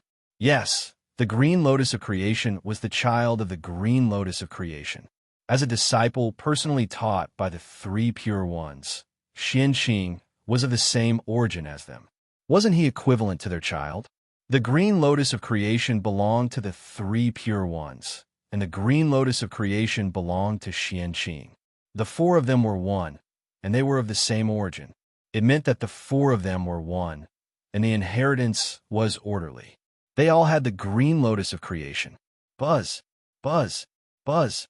After Xianqing accepted the green lotus of creation, the dragon-head walking stick in Taiching's hand, the 3 precious jade rui scepter in Yuqing's hand, and the chinkping sword in Shangqing's hand suddenly vibrated. Then, the green lotus of creation in Xianqing's hand also began to vibrate inexplicably. In the end, the 4 spiritual treasures emitted a green light one after another and merged into one in the air, forming a green lotus. There were jade roots, green leaves, and a green lotus. It was 24 grades, and there was a lotus seed in it. It was the Khanate cardinal treasure, the 24-grade green lotus of creation. Of course, this was not the real green lotus of creation. It had already shattered and turned into the 4 treasures in the hall. What was manifesting now was the fate of the green lotus of creation. The combination of the 4 treasures was equivalent to the rebirth of the green lotus of creation. Now that the 4 treasures were gathered together, their Khanate origins attracted each other and produced a resonance, causing a strange change. In the unseen world, it summoned the fate of the green lotus of creation. Poof! The fate of the green lotus of creation came and went quickly. In just an instant, it shattered and turned into 4 parts, falling into the Dharma treasures in the hands of the 4 people. For a moment, the 4 Dharma treasures shone brightly, emitting a bright Tao light. Tao sounds resounded, and the great Tao surrounded them. Khanate Tao runes circulated, creating thousands of phenomena. There was also the chi of creation coming from the void, filling the entire hall. After a long time, the many phenomena slowly dissipated, and the hall returned to normal.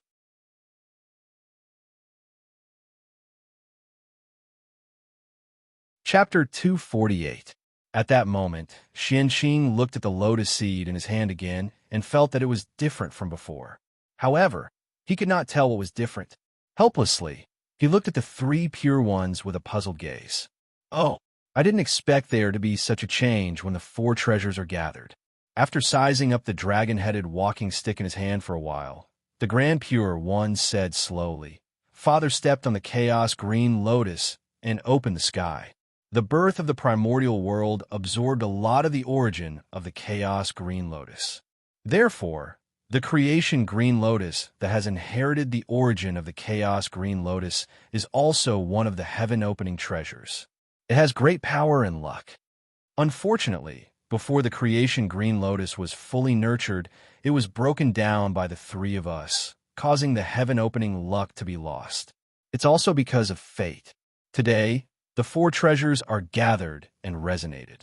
It has re-evolved the aura of the Khanate cardinal treasure, the creation green lotus, causing the connate luck that it lacked to descend from the netherworld. The four treasures have obtained this trace of luck and turned into heaven-opening spiritual treasures.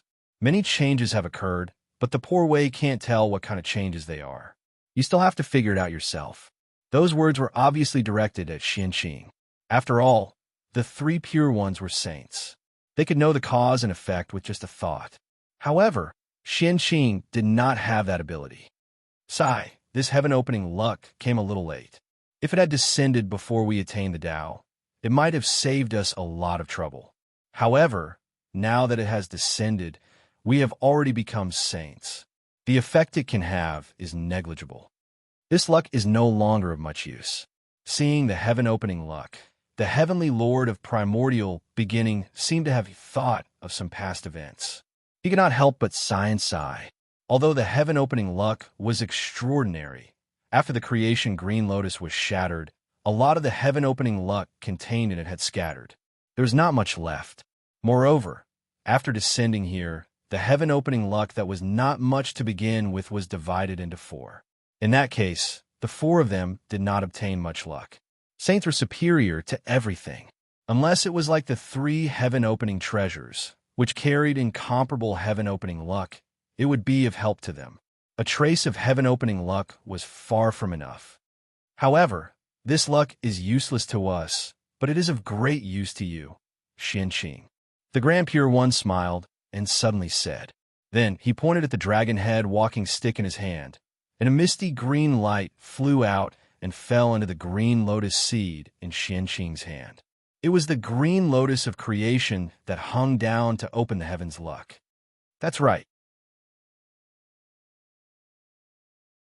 Eldest senior brother's words are reasonable. Nodding, the primeval lord of heaven and the sect leader of Tongtian injected the heaven luck from their spiritual treasures into the green lotus seed. At that moment, the green lotus seed in Xianqing's hand glowed with spiritual light. The chi of creation surged and stirred the rules of heaven and earth. It gave birth to all kinds of auspicious signs that were dazzling. With this heaven-opening providence, you can expect to have a primordial chaos future. Xianqing, quickly thank your two martial uncles, Tongtian said to Xianqing excitedly. Xianqing thanks master and martial uncle. Xianqing was extremely touched by the three pure ones' actions. He couldn't help but bow to the three of them. He was ashamed to receive such kindness. The Tao of karmic luck was the most mysterious. With great karmic luck, it was as if the heavens were helping him. He could turn misfortune into luck and misfortune into auspiciousness. He would have endless opportunities. No matter what he did, he would not die. As for the loss of karmic luck, even a powerful person would be in danger of dying, such as Di Jun and Tai. Even a saint would end up in a miserable state if he lost his karmic luck, such as the sect leader of Tongtian after he became a god. The heaven-opening providence was the most special kind of karmic luck in the primordial world. It was bestowed by the great Tao and was not born in the primordial world itself. With this luck, even if he went to the great chaos outside the realm, he would be able to obtain opportunities and not encounter danger. This was a sign of the great Tao's favor. In this way, would the primordial chaos Tao realm be far away? Tai could look down on all the heroes and stand out among the powerful people, becoming the number one expert in the primordial world before the saints. In addition to his own efforts, it was also related to the heaven-opening providence on the bell of chaos. The three pure ones could even give such a treasure to Xianqing without hesitation. Obviously, they really treated him as their successor. This was a treatment that other disciples could not enjoy. From this, it could be seen how much the three pure ones loved Xianqing. All right, don't be such a little girl. Come forward. The poor Wei has something to tell you. Seeing that Xianqing did not get up, the Grand Pure One casually lifted him up and let him speak. What instructions does Uncle Master have? I will do my best to complete it. Xianqing walked in front of the Grand Pure One and solemnly promised. This matter concerns the inheritance of the celestial sect of wonders. It has to be you. As he spoke, the Grand Pure One's expression became serious. The heavenly lord of primordial beginning and the sect leader of Tongtian were the same. The inheritance of the celestial sect of wonders? This time, Xianqing really did not understand. How could a Daluo Jinxian help with the inheritance of the celestial sect of wonders? Even if the saints could not help, they should at least find a powerful person, right? Take this. The Grand Pure One flipped his hand and took out a purple rope and handed it to Xianqing. After taking the rope, Xianqing was puzzled but also moved. This purple rope was a superior grade connate spirit treasure. Although it was precious, it was nothing to Xianqing, who had many Dharma treasures. What really moved him was the 3 connate Dao seals that were imprinted on the rope and surrounded by green light. Above the Dao seals, connate clear qi filled the air. Countless connate runes were born and destroyed within it. There is also the power of origin mysterious qi surging, deducing the changes of the universe and the operation of heaven and earth. This was the 3 pure Dao seal. In the primordial world, only the 3 pure ones could control the power of origin mysterious qi. This was a gift from the primordial world to them, and it was also the 3 strongest karmic positions in the universe. The 3 qi of origin mysterious qi were the origin qi of the universe and could evolve everything in the world. The 3 pure ones held this karmic position, which was the sect of the gods and the ancestor of creation, to show their respect. Although this rope was only a superior grade connate spirit treasure, with the support of the 3 pure Dao seal, it could mobilize the power of the universe and had the ability to destroy everything. It was really hard to guess how powerful it was. This treasure is called the immortal binding rope.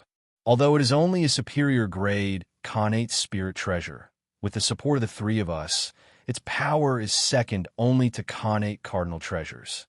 Handing this treasure to you is to let you take the responsibility of supervising the 3rd generation disciples of the celestial sect of wonders.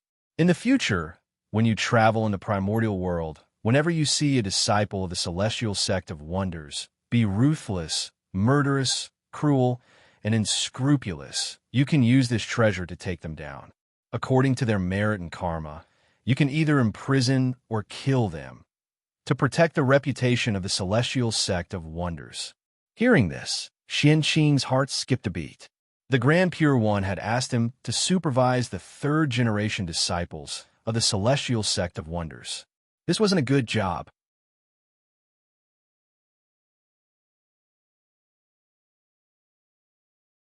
Chapter 249.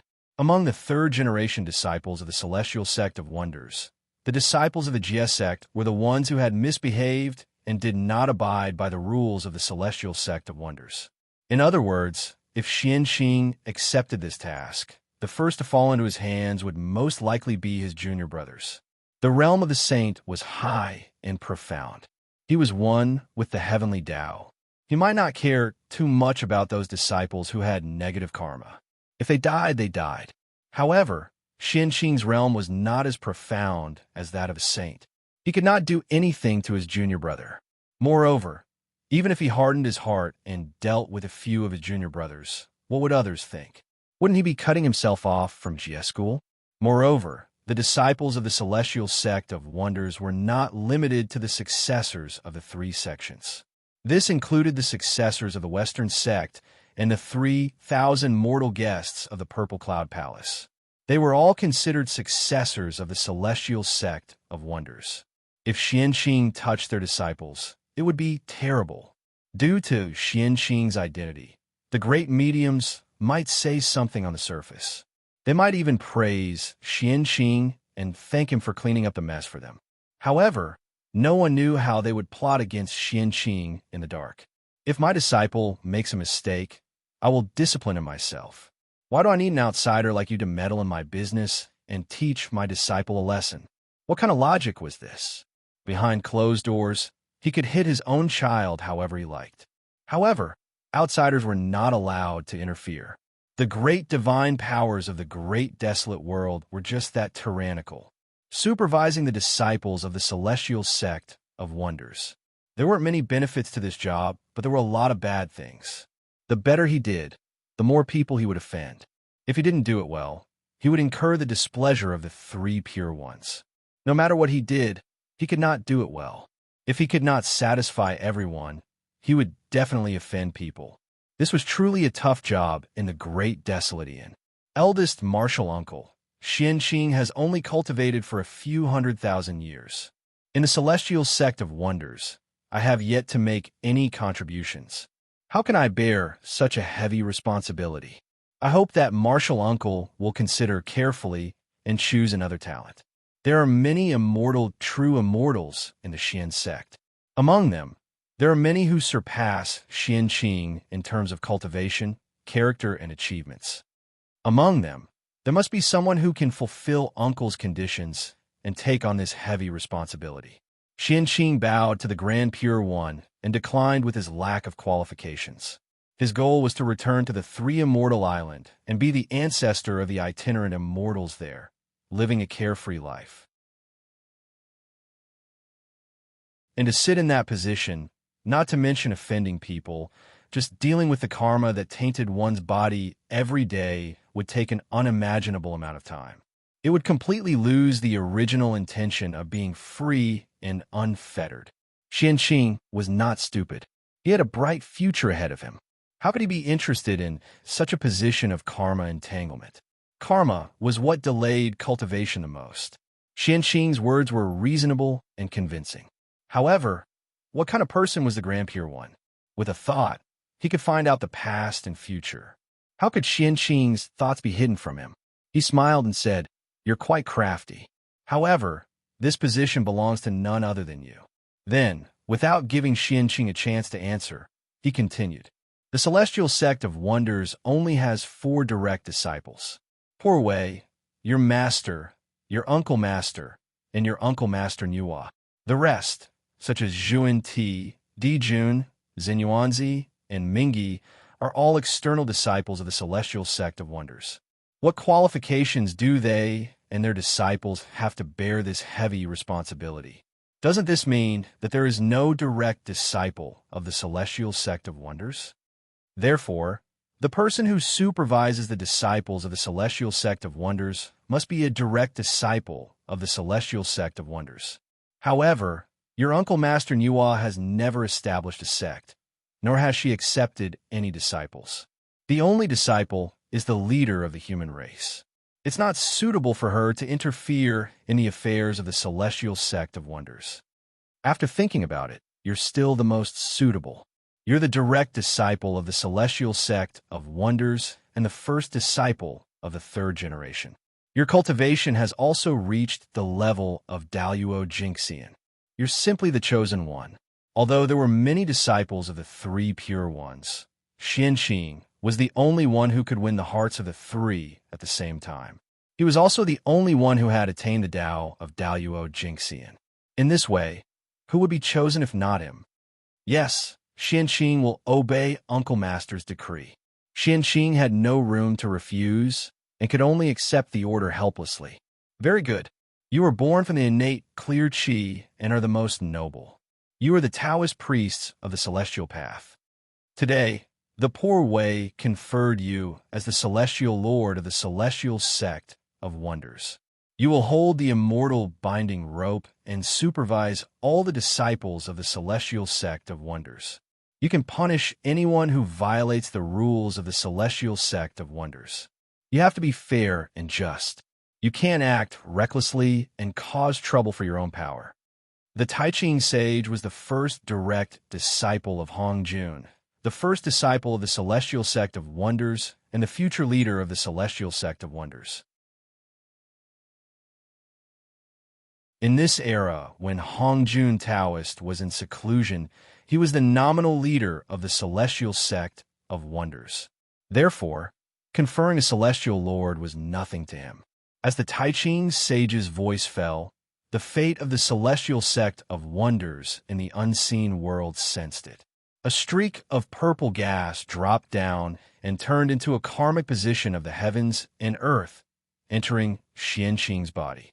9 heavens, celestial lord. This was the name of the karmic position of the heavens and earth, which was given to Xianqing by the fate of the celestial sect of wonders. From then on, he was the nine heavens celestial lord of the celestial sect of wonders, Taoist Xianqing. The nine heavens were named after the same origin as the heaven realm. The celestial sovereign was the sovereign of the immortal Tao, the Daoyuo Taoist priests. This was the karmic rank of heaven and earth condensed by the fate of the Xian sect. The celestial sect of wonders, on the other hand, was the most powerful force in the untainted land. Even the combined forces of the shamans and demons might not be able to compete with it. After all, in name, the heavenly court also belonged to the celestial sect of wonders. Therefore, the moment the celestial prime karma rank was added, the nine-heaven celestial seal on Xianqing's body suddenly emitted a bright green light, and his aura rose steadily. It was the nine heavens celestial seal that had received the help of the celestial sect's providence. It had broken through the limits of a superior grade connate spiritual treasure and was upgraded to a supreme grade connate spiritual treasure. The change in the fate of the Xian sect immediately attracted the attention of the relevant great powers. Monitoring the disciples of the celestial sect of wonders? That's not a bad idea. However, I don't have any disciples, so this matter has nothing to do with me. Instead, it's the fellow Taoists who have a lot of disciples who are going to have a headache. In Emperor Nvua's palace, Nua just smiled and stopped paying attention to the matter. In the end, this matter did not affect him. Daoyuo Jingxian. I didn't expect the disciples of the three pure ones to have already proven their Tao and become Daoyuo Jingxian. As for our disciples, the strongest one is only at the late stage of Tai. He hasn't even touched the threshold of Daoyuo Jingxian. The East is really a place full of outstanding talents and treasures. It's enviable. On Mount Meru, the two saints, Jian and Zhuan-Ti, focused their attention on Xianqing's cultivation and couldn't help but say with some envy. Compared to the East, the West was too barren. Apart from the two of them, the number of innate gods and demons that were born was less than 5. It was really sad. As for monitoring the disciples of the celestial sect of wonders, the two saints didn't care. The Western sect valued the cultivation of the mind the most. They needed to constantly accumulate merit to ensure that their minds would not be invaded by external demons. Therefore, the current successors of the Western sect were all people with profound merit. They would definitely not violate the precepts of the celestial sect of wonders.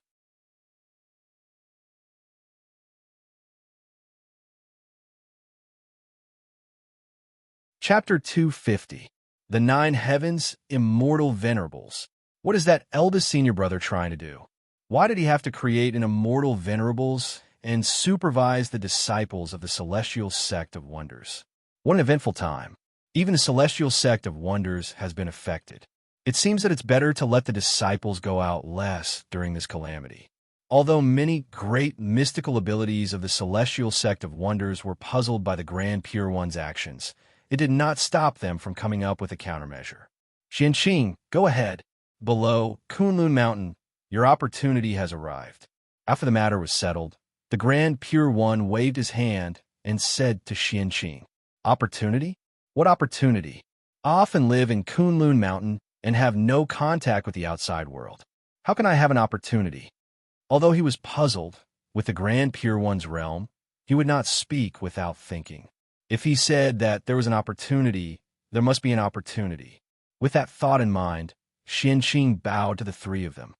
Master, Uncle Master, since that's the case, I'll take my leave first. With that, Xianqing turned around and left the Jade Void Palace. However, just as he took a few steps, he heard the Grand Master of Heaven say, Xianqing, you should know that you're already Daoyuo Jingxian. The height you're at is different. Therefore, you have to think about the consequences of any decision you make.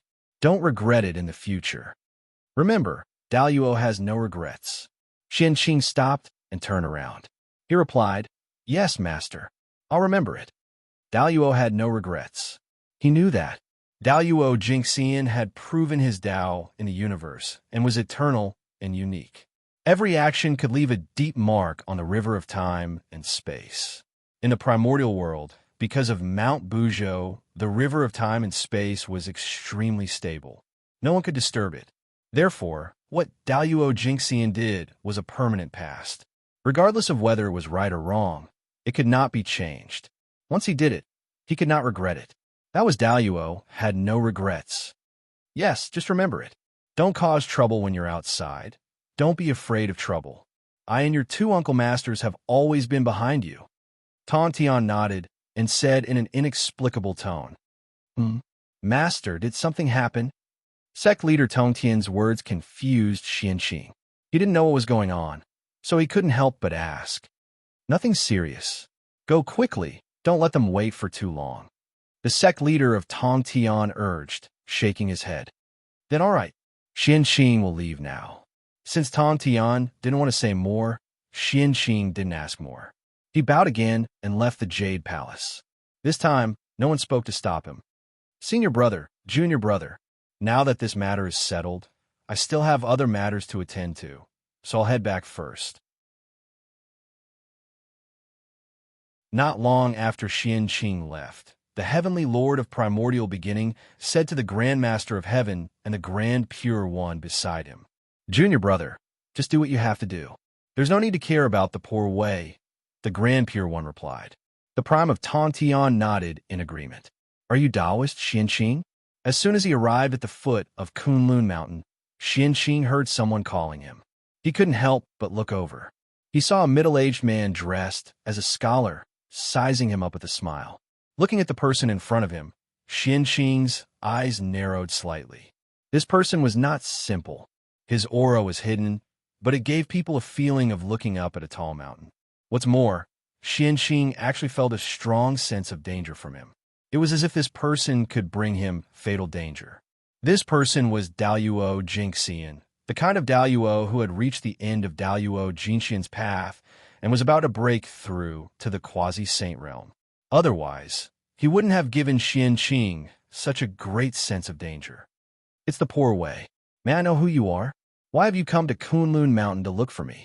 Xianqing nodded at the person and walked to his side. As for the danger, he wasn't worried at all. This was the foot of Kunlun Mountain, in front of the Three Saints Dojo. Unless Hongjun Taoist made a move, no one in the primordial world could hurt him at all. The Path of Wisdom. Who is this person? He's actually proficient in the Path of Wisdom. As he approached this person, Xianqing felt the aura of the Path of Wisdom from this person. This aura was very faint, so faint that it was difficult to detect. If he didn't often come into contact with Jiang Xiong and Jiang Hui, the siblings were the incarnations of the treasure of wisdom. He was extremely sensitive to the aura of the Path of Wisdom and almost missed it. This person was actually Daluo Jinxian who had attained the Path of Wisdom. It was really rare in the primordial world. Poor Wei, Baizhe of the Demon Clan, greets fellow Taoist Xianqing. Baizhe smiled politely and said, Demon God Baizhe, so it was him. No wonder he could attain the Path of Wisdom. Baizhe was known to know astronomy and geography. He could see through the past and see the future. Good words reached the feelings of all things. This beast was extremely intelligent. It was a Khanate god-fiend born from the Path of Wisdom. It was the military advisor of the Demon Clan and ranked first among the top 10 demons. Its cultivation level was the limit of Daluo Jinxian. Its status in the Demon Clan was second only to the Quasi-Saint. However, Xianqing and the Demon Clan didn't have any interaction. Why did Baizhe come to him? So it's Demon God Baizhe. I'm sorry. I wonder why fellow Taoists came to Kunlun Mountain to look for Poor Wei. Poor Wei doesn't seem to be familiar with fellow Taoists or even the entire Demon Clan. After being polite for a while, Xianqing asked directly, Haha, fellow Taoist, there's no need to be confused. We've never met before. This is the first time we've met. Today, Poor Wei came to Kunlun Mountain on the orders of my majesty to congratulate fellow Taoist on attaining the path of Daluo Jinxian. As he spoke, Baizhe took out a jade pot and was about to hand it to Xianqing. Perhaps Baizhe didn't understand why Dijun would be so concerned about a person he had never met before. He specially sent him to bring a pot of Sangwang holy water to congratulate him. But the moment he saw Qianqing, Bai Zhe understood everything. The person in front of him was surrounded by immortal light and emitted an aura that was no different from the origin of the heaven realm. The Khanate clear qi even seeped out of his body and turned into auspicious clouds that covered a radius of 10,000 miles. All kinds of phenomena were indicating Qianqing's identity. He was a Khanate god-fiend born from the Khanate clear qi. With Bai Zhe's intelligence, when he recognized Qianqing's identity, he naturally guessed Di Jun's plan. As Bai Zhe explained, all the heavenly secrets that had been hidden were revealed to Qianqing at this moment, allowing him to understand the cause and effect of the matter. No wonder I couldn't deduce anything previously. It turns out that it involves the heavenly court. When the Grand Pure One said that his opportunity had arrived, Qianqing had secretly deduced it. However, as far as his divine sense could see, the heavenly secrets were a vast expanse, and nothing could be divined. Now he understood everything. The heavenly court had the Khanate cardinal treasure, the chaos bell, several powerful experts, and thousands of Daluo Jinxian. How could Qianqing, Daluo Jinxian, deduce it?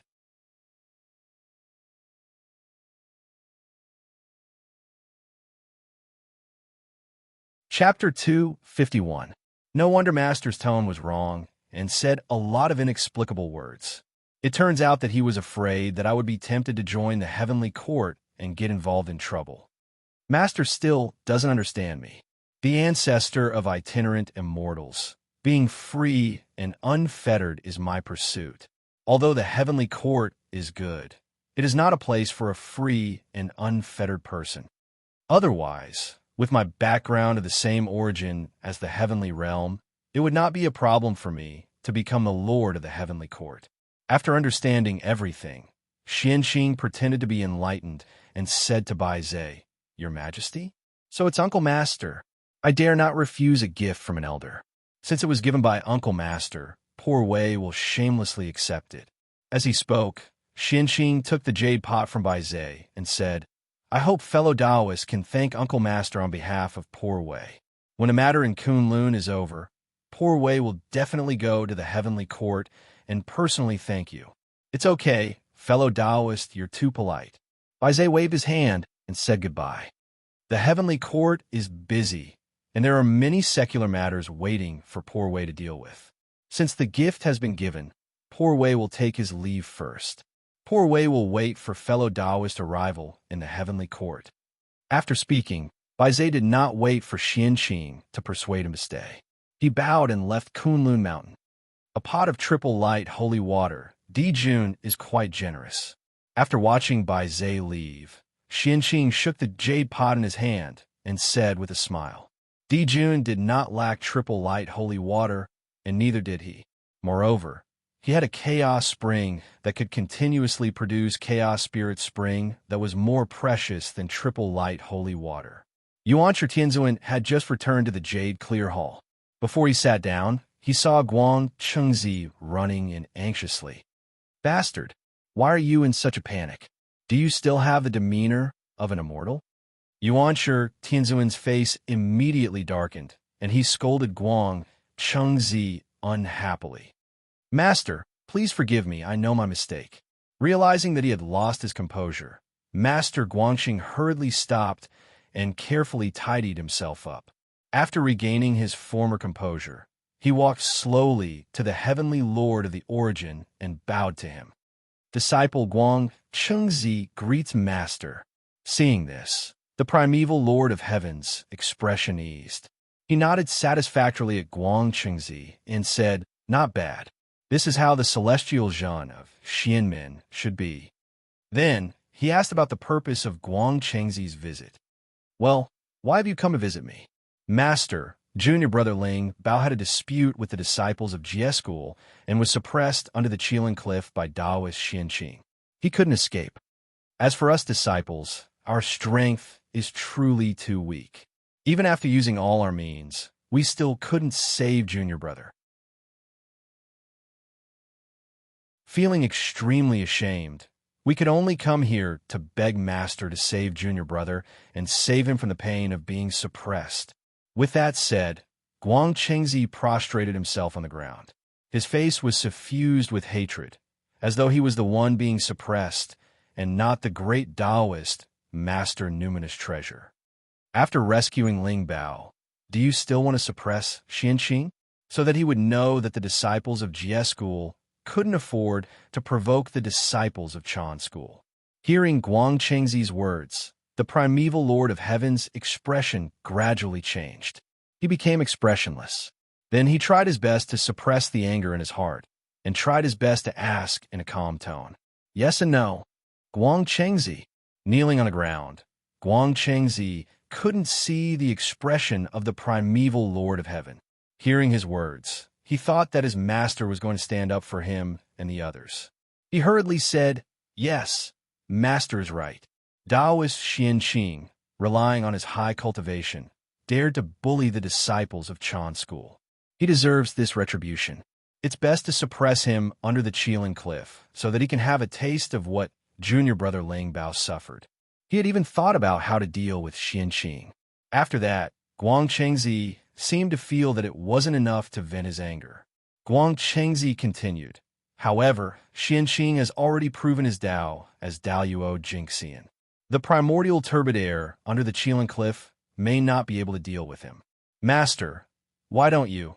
Guang Chengzi was venting his anger, but he didn't notice that the primeval Lord of Heaven's face was getting darker and darker, and his eyebrows were twitching violently. Obviously, he couldn't bear it anymore. "Shut up, bastard. Xianqing is your senior brother and Daoyuo Taoist priests. How can you call his name directly?" Ling Bao disrespected his elders and spoke rudely to Xianqing. He asked for it by being suppressed under the Qilin Cliff for 2,000 years. It's already a big mistake for you not to learn from it. How dare you instigate me to release Ling Bao to suppress Xianqing? How awe-inspiring. The primeval Lord of Heaven stood up from the futon and interrupted Guang Chengzi's words. He pointed at him and scolded angrily. "I know my mistake. Master, please calm down." The primeval Lord of Heaven's sudden anger frightened Guang Chengzi, and he kowtowed repeatedly. "Calm down. Did Ling Bao ask you to plead for mercy?" The primeval Lord of Heaven snorted and asked. The saint still respected the privacy of his disciples. If it wasn't necessary, he would never calculate the information of his disciples. Therefore, the saint who was almost omnipotent and omniscient lost his composure when facing his disciple. "No, I saw that junior brother was pitiful and specially came to plead with master. It has nothing to do with junior brother." Afraid of implicating others, Guang Chengzi simply took all the responsibility on his own. This responsibility is a bit like the senior brother of the Chan School. The primeval Lord of Heaven was very satisfied with Guang Chengzi's attitude. Even his anger dissipated. As the senior brother, he knew how to protect his junior brother. Anyone who saw him would praise him. If Guang Chengzi pushed all the responsibility to his junior brother, it would be really disappointing. However, satisfaction was satisfaction, punishment was still punishment. "Since you won't be a good person, I'll fulfill your wish. Pass my decree." Ling Bao spoke rudely and used weapons rashly. He committed a huge mistake. Therefore, he was suppressed under the Qilin Cliff and could not appear for 10,000 years. "Immortals, please take this as a warning. Good fellow," he directly added 8,000 years to the great Taoist master Ling Bao's sentence. It happened to be the deadline set by Xianqing in the beginning. After announcing the punishment of the great Taoist master Ling Bao, the primeval Lord of Heaven continued. Guang Chengzi has no respect for his elders. He locked him in the wind thunder rock and suffered 1,000 years of thunder punishment. The other disciples don't think about cultivation. They only know how to argue all day and cause trouble. Therefore, I'll punish you to face the wall for 1,000 years. The other disciples of the Chan School who were waiting outside the hall could not help but look bitter when they heard that. They looked at each other and bowed towards the Jade Pure Hall. "Yes, master." After saying that, everyone returned to their cave abodes and faced the wall. "Master, I'm going." In the Jade Pure Hall, Guang Chengzi bowed and turned to leave. He went to the Wind Thunder Rock to be punished.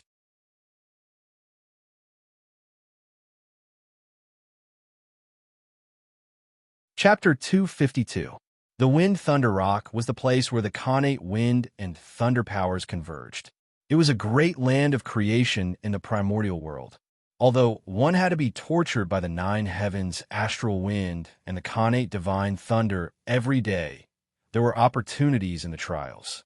If Guang Qingzi could calm himself down and fight against the innate divine lightning day in and day out, he might be able to comprehend an innate divine lightning art that belonged to him. After all, he was his favorite disciple.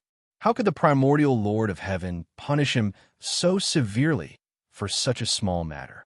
It was just an excuse to give Guang Qingzi an opportunity. However, whether Guang Qingzi could seize this opportunity depended on his own ability. In addition, among the disciples of the Chan school, other than the great Taoist master numinous treasure who was really punished, the rest were forced to go back to cultivate by the primordial Lord of Heaven. Although it was called a punishment, it was just a show for outsiders. In the Shanqing Hall, the Grand Master of Heaven heard the primordial Lord of Heaven's voice and smiled. Pass down my decree. The disciple of the Jie school, Zhao Gongming, has been disrespectful to the Kunlun Mountain. Today, he will be punished to go to the Valley of 10,000 Formations and be punished by the 10,000 Formations. He will not be able to come out for 10,000 years. No matter what the primordial Lord of Heaven's purpose was, it was true that the great Taoist master numinous treasure had been suppressed under the Qilin Cliff for 10,000 years. He had already shown his attitude, so the Grand Master of Heaven had to express his attitude. The Valley of 10,000 Formations was originally a nameless valley on the Kunlun Mountain. However, the disciples of the Jie school kept setting up Khanate array formations here to test their power. Gradually, the Khanate array formations densely covered the place and gathered many Khanate Tao. It produced an inexplicable change and evolved into a larger array Tao Holy Land in the primordial world. There were many Khanate array formations here, so it was called the Valley of 10,000 Formations. These Khanate array formations were either perfect or incomplete. They could deduce yin and yang, the five elements, wind, rain, thunder, and lightning. There were many mighty forces in the world that had incredible power. Zhao Gongming went here. There, he would be tortured by the power of the array formations day and night. It would be unbearable. However, if he could comprehend something here and sense the true meaning of the great Tao, it would be countless benefits for him to attain Tao Duo Jingxian in the future. Opportunity and risk coexisted. Whether or not one could grasp it all depended on oneself. If the primordial Lord of Heaven could use the excuse of being punished to send his disciples to seek opportunities, so could the Grand Master of Heaven. Kunlun Mountain, Tao, Teaching Peak. This was a place where Tong Tian preached. There was a purple bell at the peak of the mountain. It was a superior grade Khanate spiritual treasure called the Immortal Gathering Bell. Tong Tian had obtained this bell from the treasure-snatching rock. Xianqing did not know its specific power. He only knew that once the bell rang, it would spread throughout the entire Kunlun Mountain. At that time, the disciples of Jie school, who were scattered all over Kunlun, would rush over when they heard the bell and listen to the saints preaching. Thus, this bell was named the Immortal Assembling Bell. After Baizhe left, Xianqing rushed over and gently rang the congregating Immortal's bell. Junior brothers, quickly come to Tao Teaching Peak to see me. Swish, swish, swish, the disciples of Jie school flew out from all over Kunlun. Apart from the disciples who were restricted from going out previously, all of them rushed over. The ones who rushed over first were naturally the four true disciples of the Grand Master of Heaven. Taoist Duo Bao, the goddess of Golden Spirit, the goddess of Wudong, and the goddess of Turtle Spirit. Behind them, a group of outer sect disciples led by the three sky fairies, Long Ears, and Ding Guang immortals rushed over. Senior brother, all the junior brothers are here. May I know what instructions senior brother has for summoning us here? When everyone arrived, Taoist Duo Bao stood up and asked Xianqing on behalf of everyone. Today, in the Jade Void Palace, I was ordered by eldest martial uncle to be the celestial lord of the Xian sect to monitor the conduct of the disciples of the Xian sect. In the future, if there are any disciples of the Xian sect who violate the precepts of the Xian sect and go against the heavens, once discovered, they will either reflect on their mistakes in seclusion or turn into ashes. Therefore, I hope that all of you will wholeheartedly pursue the Tao in the future. Be careful with your words and actions, and strive to be the role models of the Xian sect. Don't cause trouble. Don't violate the precepts of the Xian sect to avoid damaging Master's reputation. It will also save me a lot of trouble. Junior brothers, have you heard me clearly? Sitting at the head of the table, Xianqing glanced at everyone below and said slowly, "We understand. From now on, we will cultivate wholeheartedly and strive to attain the Daoyuo Dao fruit as soon as possible." Everyone nodded and said in unison, "Yes, it's good that you understand. Remember what you said today. If one day you offend me, don't blame me for being merciless." In order to prevent everyone from not taking this matter to heart, Xianqing added sternly, "Let's put the ugly words first. In the future, if someone from Jie School really offended him, he would have a reason. One had to know that the higher one's cultivation realm, the more one could not casually make promises. One might not remember them, but the heavenly Tao would definitely help them remember them one by one. At that moment, they made a promise under the witness of the Daoyuo Jingxian Xianqing in the place where the saint taught the Tao. Regardless of whether they would remember it in the future, the heavenly Tao would definitely remember it. When someone was really punished by Xianqing in the future, it could not be blamed on Xianqing. It could only be said that karma was entangled. That person deserved this tribulation. We don't dare. We don't dare. In the future, if we violate the precepts of the Xian sect and cause Master's reputation to be damaged, there is no need for eldest senior brother to do anything. We will no longer have the face to exist in the primordial world and end our own lives. Seeing Xianqing's stern tone, everyone hurriedly promised and even swore a poison oath. Junior brothers, you're being too serious. It's not that I'm strict. I'm just afraid that you'll be rash and form karma and attract calamity. Endure it for a while and calm down. Take a step back and the world will be vast. We are all disciples of the saints. Our futures are limitless. When we reach the Daoyuo Jingxian in the future, we will be immortal and can be carefree. Now, enduring a period of hardship in exchange for a carefree life in the future is completely worth it. Therefore, before the Daoyuo, I hope that junior brothers will focus on cultivating. Don't be distracted by external matters.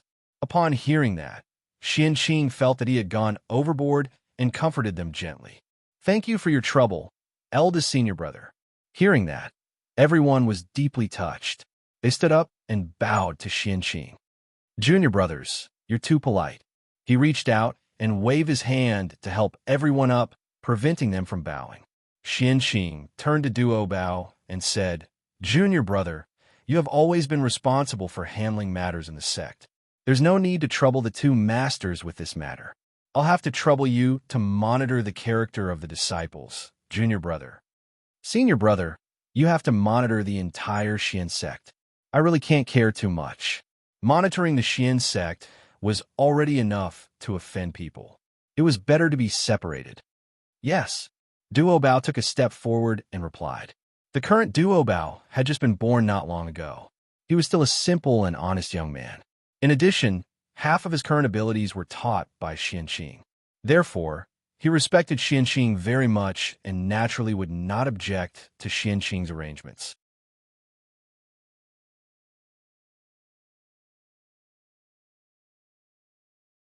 Chapter 253. Yes, I'm very assured with you in charge. Looking at Duo Bao in front of him, Xianqing nodded and said in an inexplicable tone, "Who would have thought that this silly young man in front of him would be the top great divine ability that would shock the three realms in the future? The Lord of Buddhism, Gautama Buddha.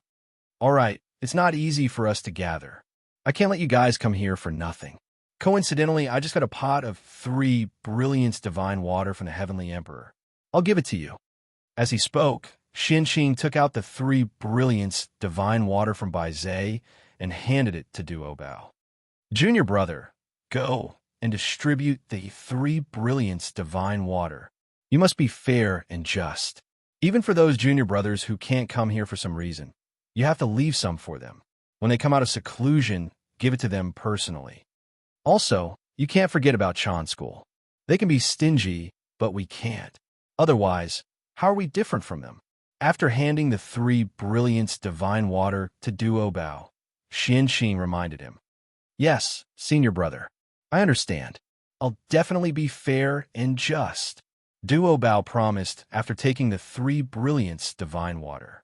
Combining kindness and authority was the simplest and most effective way to control one's subordinates. Xianqing naturally knew that.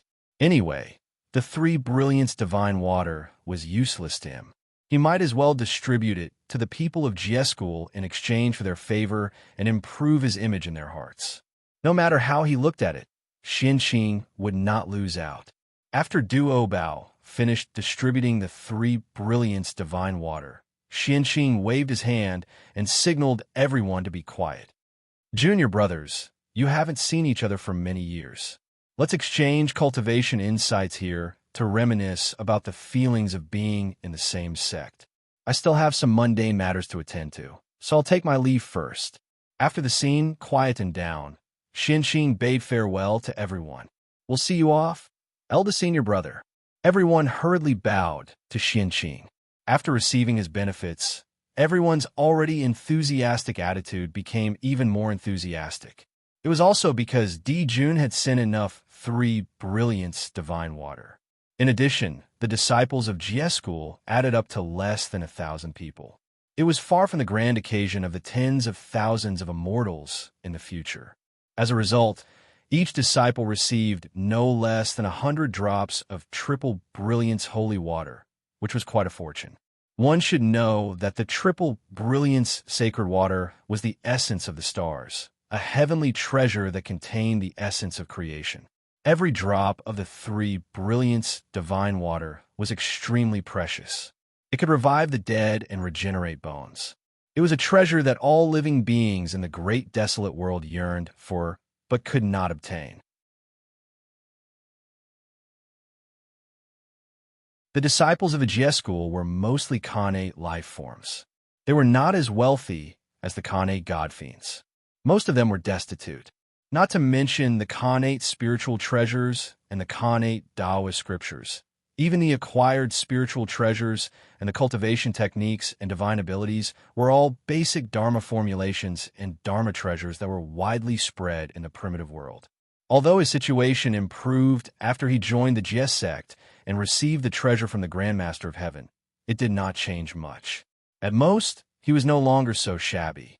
Therefore, how could they not be happy and excited when they suddenly obtained so much Sangwang holy water? How could they not be grateful to Xianqing? Eldest senior brother, please wait.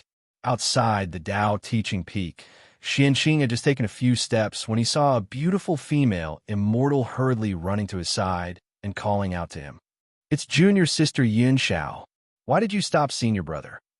Xianqing recognized the person in front of him and said with a smile. Yun Xiao was the true number 1 person in the outer sect of the Jie School. Her cultivation level and aptitude were even stronger than Zhao Gongming's. However, she kept a low profile and did not want to steal her brother's limelight. That was why she was not famous. Speaking of Cloudsky's background, it was also extraordinary. Speaking of which, above the East Ocean, there was a breeze and 3 colorful clouds. They were hiding in an immortal island and were protected by a Khanate array. After the Grand Master of Heaven accepted Xianqing as his disciple in the East Ocean, he felt that the East Ocean was fated with him and often traveled to the East Ocean. It was also the will of the heavens. One day, the Grand Master of Heaven thought of something and came to the East Ocean again. By chance, he discovered the 4 little fellows and found them interesting. Hence, he preached the Tao to them for 1,000 years. With the help of this, the 4 of them transformed. 3 women and 1 man were Khanate god fiends. They called each other brother and sister.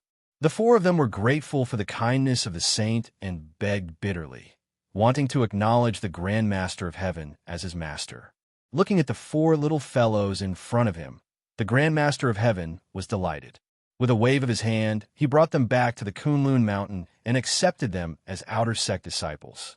The four of them were San Shao and Zhao Gongming. They were also the only four outer sect disciples of the Jie school that were not hated by the heavenly lord of primordial beginning and the Grand Pure One.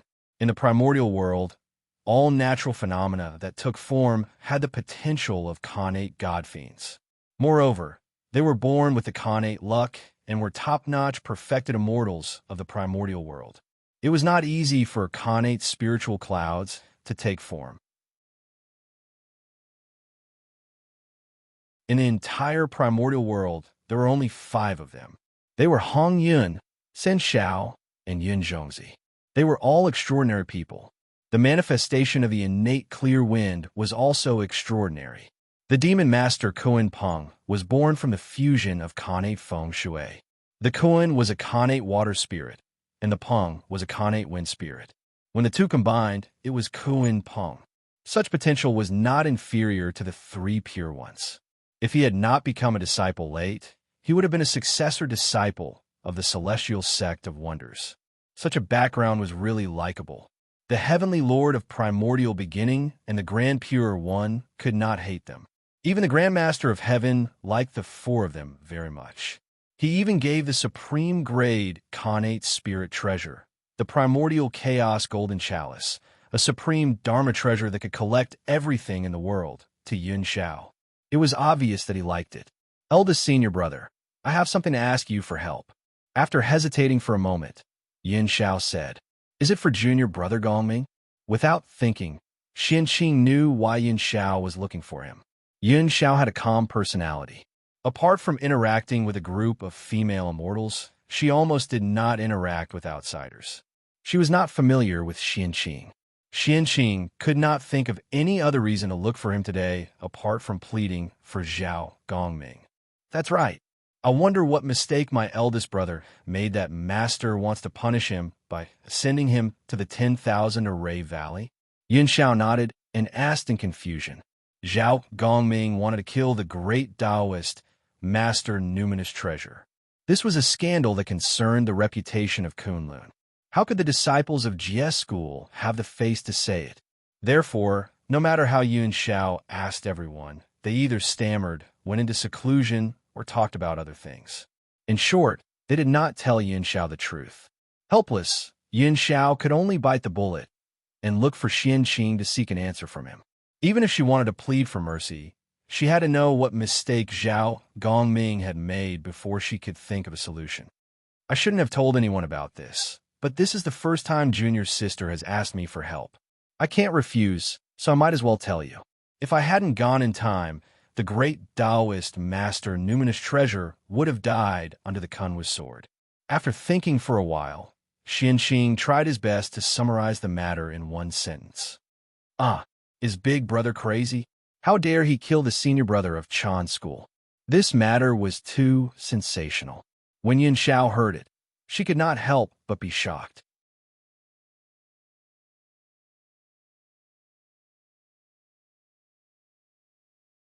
Chapter 254. If the great Taoist Master Ling Bao died, the relationship between the 3 pure ones would be ruined. Zhao Gongming's sin would be huge. Junior sister, junior brother Gongming almost made a huge mistake. Master and Uncle Master are already merciful for keeping him alive. Don't ask for too much. Moreover, although the 10,000 Formation Valley is dangerous, it won't endanger your life. Junior brother Gongming will at most suffer a little there. Compared to the mistake he made, it's nothing. It's good to let him remember. Moreover, danger and opportunity coexist in the 10,000 Formation Valley. If junior brother Gongming can comprehend something, it will benefit him for the rest of his life. Whether this is a punishment or a reward is still uncertain. Master's realm is high. His actions must have a deeper meaning. He won't harm junior brother Gongming. Junior sister, don't worry. Afraid that Yun Shao would recklessly go to the Grand Master of Heaven to plead for mercy and anger him, Xianqing repeatedly advised.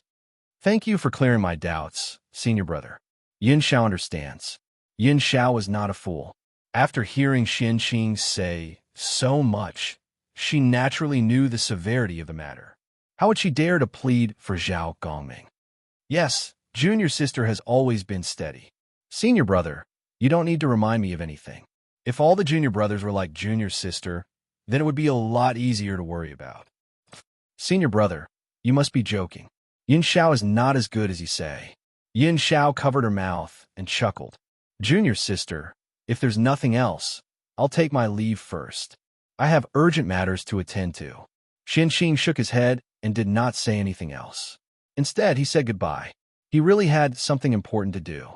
If he could succeed, it would be enough to affect the future generations. It was related to countless lives and could be said to be immeasurable. Yin Xiao was rude.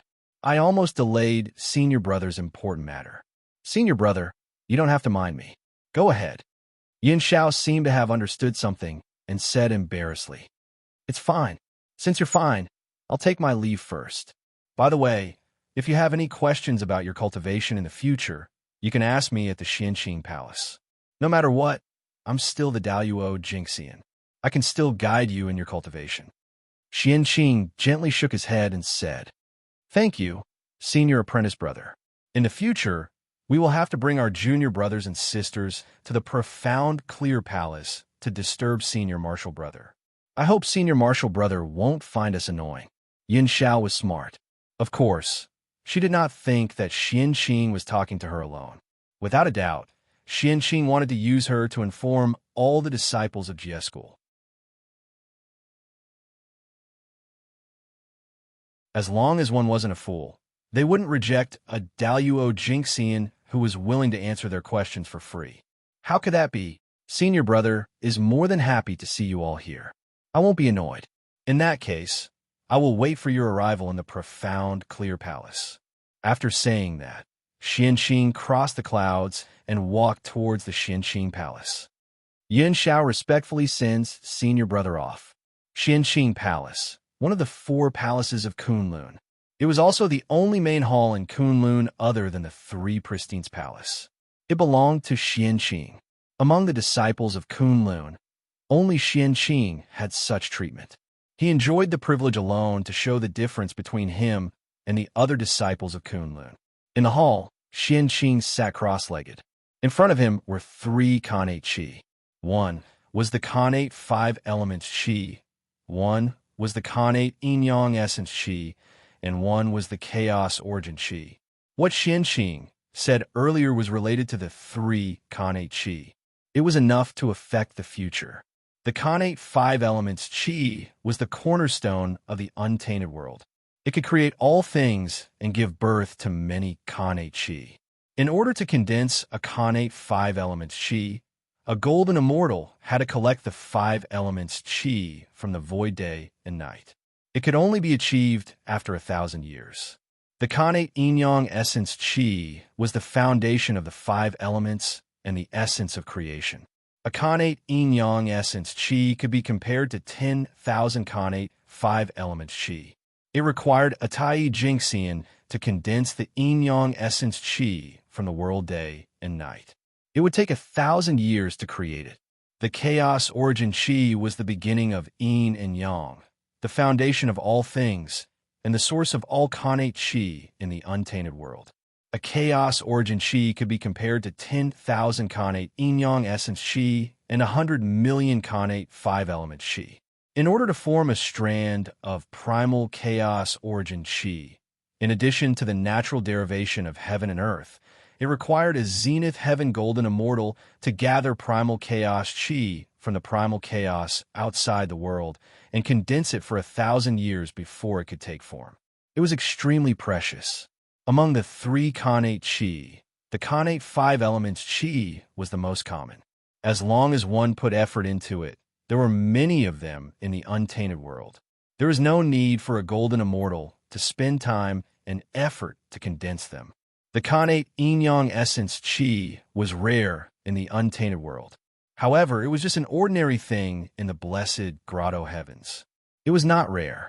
Only the Chaos Origin Chi was not rare at the beginning of the untainted world. However, it had been almost used up by the heaven and earth. It was the rarest and almost impossible to find. Only Mount Kunlun, the second most sacred place in the untainted world, would produce a few Chaos Origin Chi every year. If it were somewhere else, Daluo Jingxian would have to go to the chaos outside the world to condense it. Boom! Looking at the Khanate Chi in front of him, Xianqing suddenly moved. He formed a seal with both hands, and great Tao runes flew out of his body and arranged in the air, gradually forming a furnace. The furnace seemed real and illusory, and purple light flowed around it. The walls of the furnace were covered with great Tao runes, shining brightly. His body also released an ancient and desolate aura, ancient and peaceful. That was the aura of the great Tao. This furnace was like a carrier of the great Tao. As soon as it appeared, it emitted a supreme power. The laws of heaven and earth creaked under the pressure, as if they could collapse the world. It was extremely terrifying. This was the heaven and earth furnace. No, it should be called the Great Tao Furnace now. In the chaos outside the world, the heaven and earth furnace had corroborated with the Great Tao, resulting in a shocking transformation. It had completely advanced into a true supreme Great Tao Furnace. Under the Great Tao, there was nothing it could not refine. The supreme Great Tao, derived supreme Great Tao, was so domineering. Refined. Xianqing pointed at the Khanate 5 elements Qi and sent it into the Great Tao Furnace. Rumble.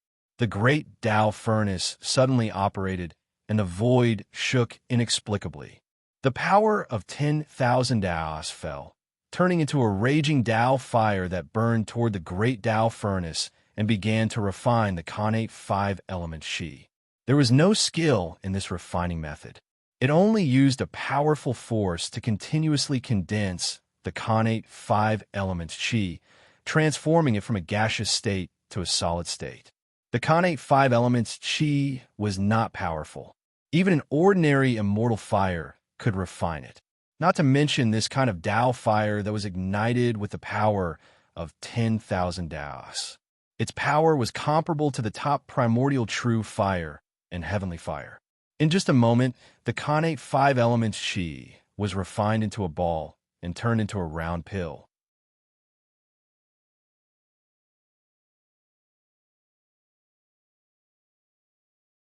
Chapter 255. Good Pill. Reaching out to take the 5 elements divine pill, Xianqing looked at it for a moment and couldn't help but praise. This pill was born with 5 colors and was surrounded by a 5-colored halo. It had all 5 elements and contained a great amount of Khanate Qi. This pill alone was comparable to 1,000 years of cultivation for a golden immortal. In other words, if a golden immortal took this pill, he would immediately increase his cultivation by 1,000 years. The Khanate 5 elements Qi was the essence of heaven and earth and was the most gentle. Immortal pills refined with it as the main ingredient would not explode even if a cultivator below the golden immortal realm took it. Instead, it would settle in the body of the user and continuously release energy until the energy was exhausted. Moreover, this pill was born of the Khanate 5 elements and could be said to be of the same origin as heaven and earth. In the primordial world, immortals, gods, demons, and sorcerers were not restricted. Any living being could consume it without any side effects. Although this Khanate 5 elements divine pill wasn't precious, it was quite magical and was not bad. From now on, this pill will be called the Creation Pill. The Khanate 5 elements Creation Pill. After a while, Xianqing's mind moved, and he gave the 5 elements divine pill a name. The 5 elements gathered, and creation was born. This pill was refined with the Khanate 5 elements Qi, and it was most appropriate to call it the Creation Pill. Putting the Khanate 5 elements Creation Pill aside, Xianqing looked at the Khanate Yin-Yang essence. Go! With an order, the Great Tao Furnace shook and released a great suction force, sucking in the Khanate Yin-Yang essence. Rumble. The great Tao furnace operated again, and the Tao fire burned even more fiercely. The refining power surged out, and a huge power leaked out, burning the void until it distorted. Not long after, the great Tao furnace returned to calmness, and the Tao fire gradually subsided. A divine pill surrounded by yin-yang qi slowly rose from the great Tao furnace, releasing black and white divine light. It looked extraordinary. This pill was black and white, surrounded by yin-yang qi.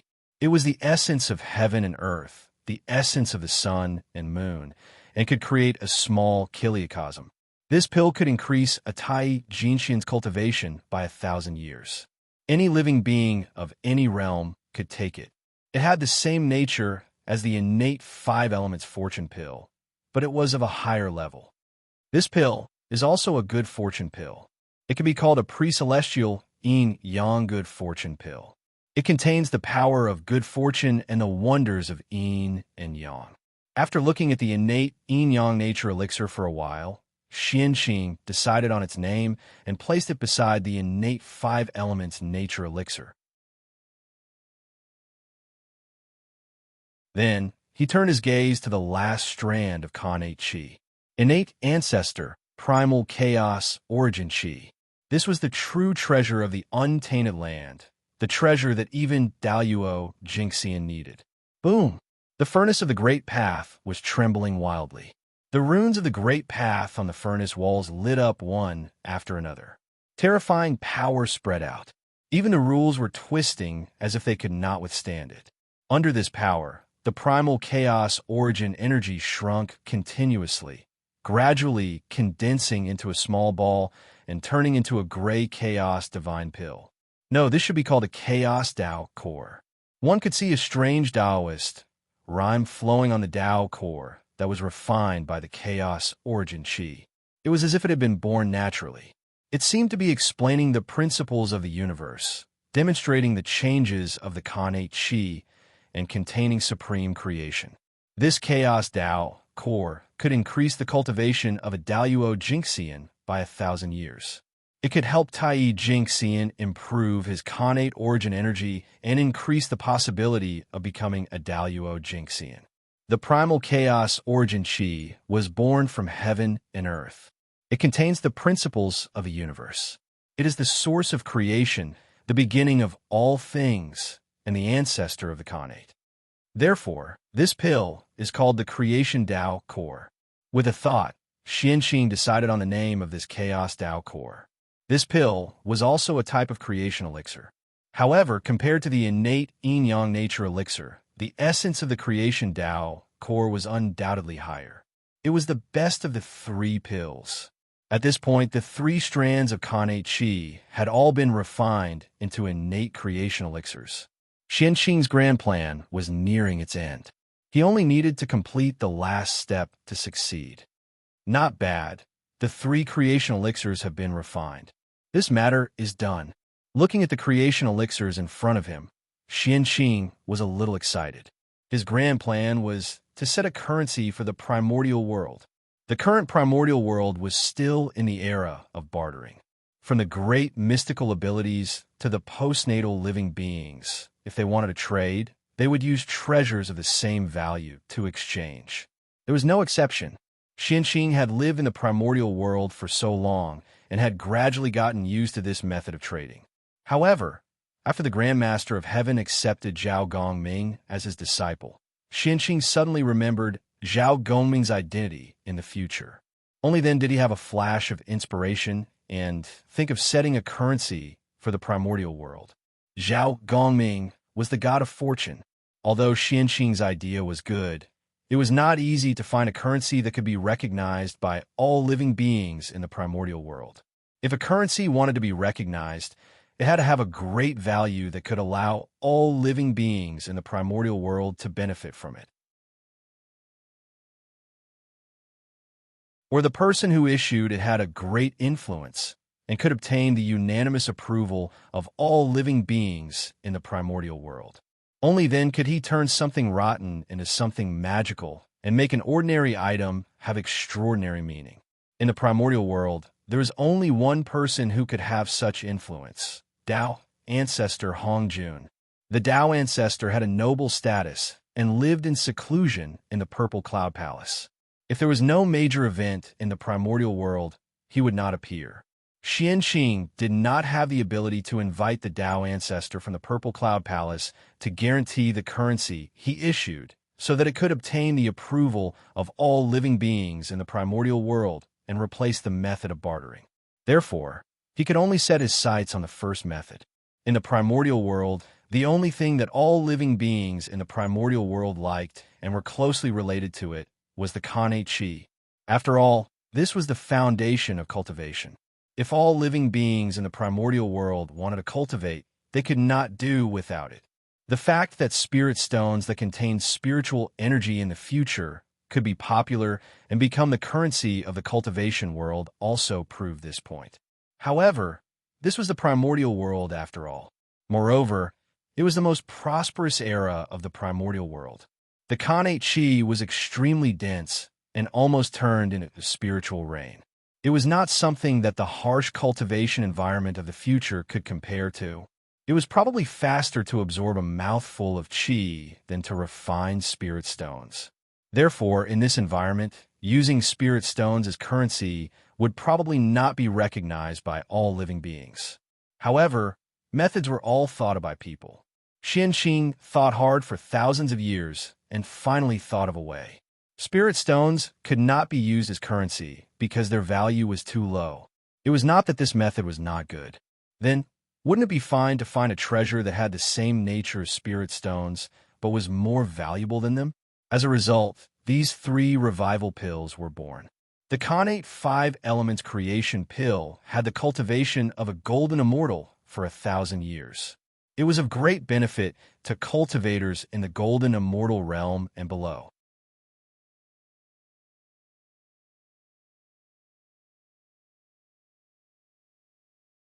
Chapter 256.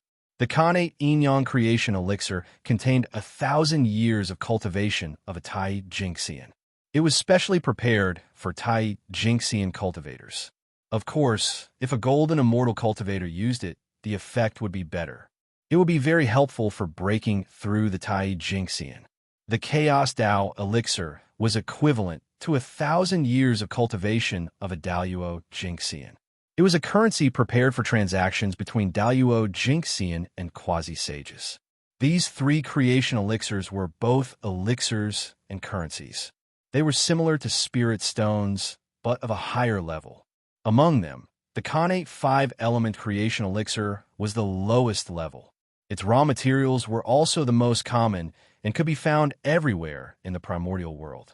Even if the raw materials could not be found, a golden immortal cultivator could condense one in 1,000 years. A Tai Jingxian could condense one in a year. A Daluo Jingxian was even more impressive. 10 minutes was enough. Only golden immortals had a foothold in the primordial world and could travel everywhere. The currency established by the Xianqing started with golden immortals as the starting point. The Kanate Yin-Yang Creation Elixir was refined from the Kanate Yin-Yang Essence Qi. Most of them were stored in the grotto heavens and blessed lands. It might be difficult for ordinary cultivators to find them. However, it did not matter if they could not find the Kanate Yin-Yang Essence Qi. Refining 10,000 Kanate 5 Elements Creation Elixirs would allow them to refine one Kanate Yin-Yang Creation Elixir. Similarly, refining 10,000 Kanate Yin-Yang Creation Elixirs would allow them to obtain a Chaos Dao Elixir. As such, the creation elixir had all the characteristics that a currency should have. Moreover, the Xianqing had the 3 pure ones backing them. They were the top forces in the primordial world and had the ability to issue currencies. As long as they were recognized by the heavenly Tao, the creation elixir could replace the barter method and become the first currency in the primordial world. When that time came, great merit would naturally descend and great luck would be on our bodies. Moreover, even if the world changed and the laws changed greatly in the future, Kanate became postnatal and spirit stones, and immortal stones became popular, the creation elixir would not be eliminated. It would continue to exist. That was because the creation elixir took the upper-class route. No matter how prosperous the spiritual stones and immortal stones were, their essence was there. In the end, they would not be of any use to Tai Jingxian and Daluo Jingxian, these people who had merged with Dao. The purpose of their existence was to assist low-level cultivators in their cultivation. They were of no use to powerful cultivators. No matter how much the primordial world had changed, the Daluo Jingxian had always been high and mighty.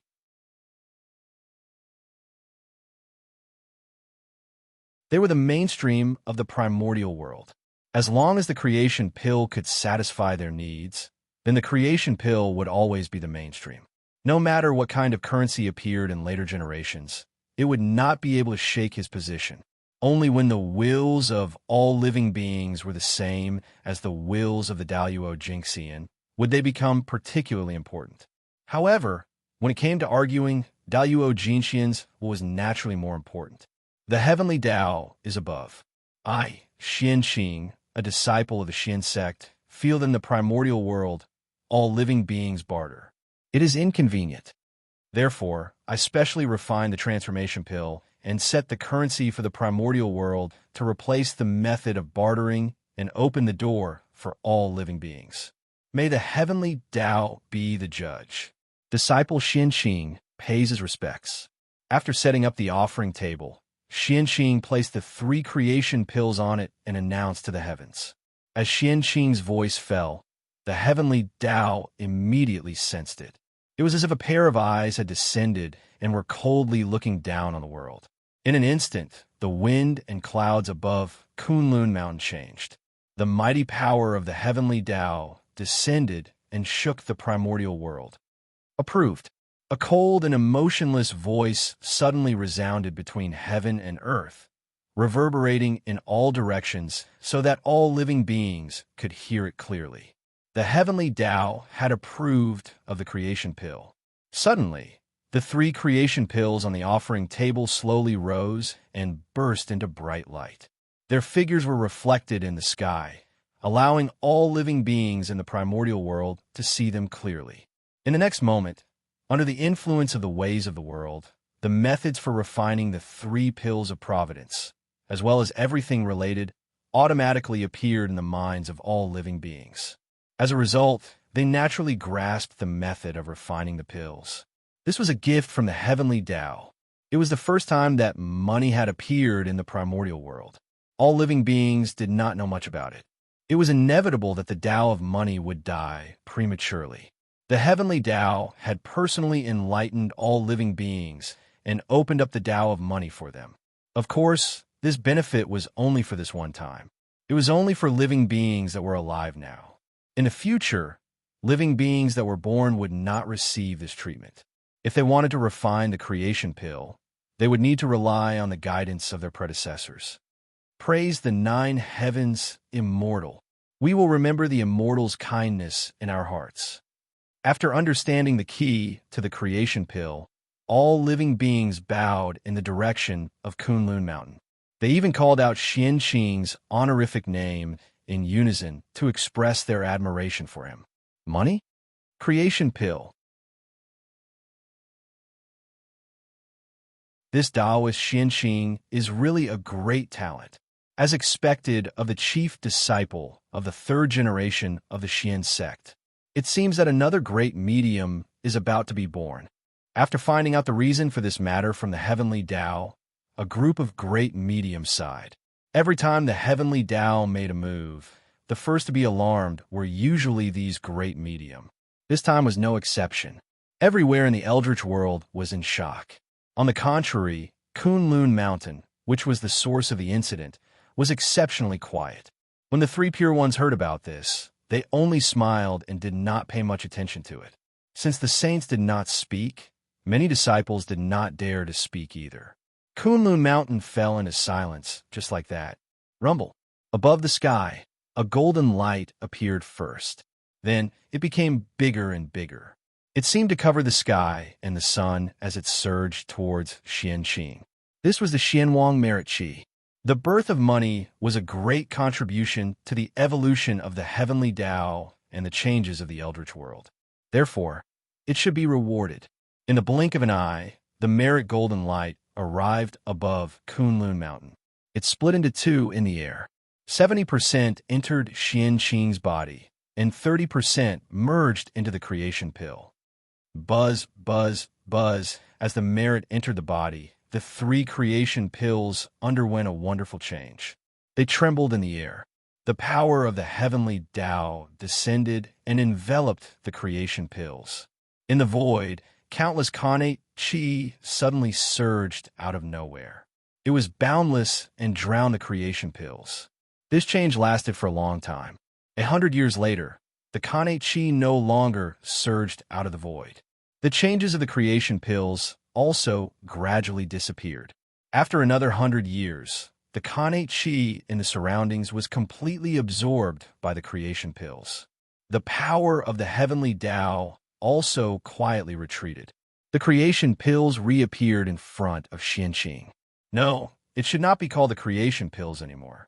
This was because the creation pills had disappeared from where the three creation pills were previously. They were replaced by a 7-color J bottle. If Xianqing was not wrong, the 7-colored light should be the Khanate Yin-Yang 5 elements Qi. The creation bottle with a middle-grade Khanate merit spiritual treasure. Holding the J bottle in his hand, Xianqing naturally understood its origin. This was a Khanate spiritual treasure formed by the three creation pills combined with the merit Qi and the Khanate Qi with the help of the heavenly Tao. Other than being able to produce the creation pills on its own, it had no other use.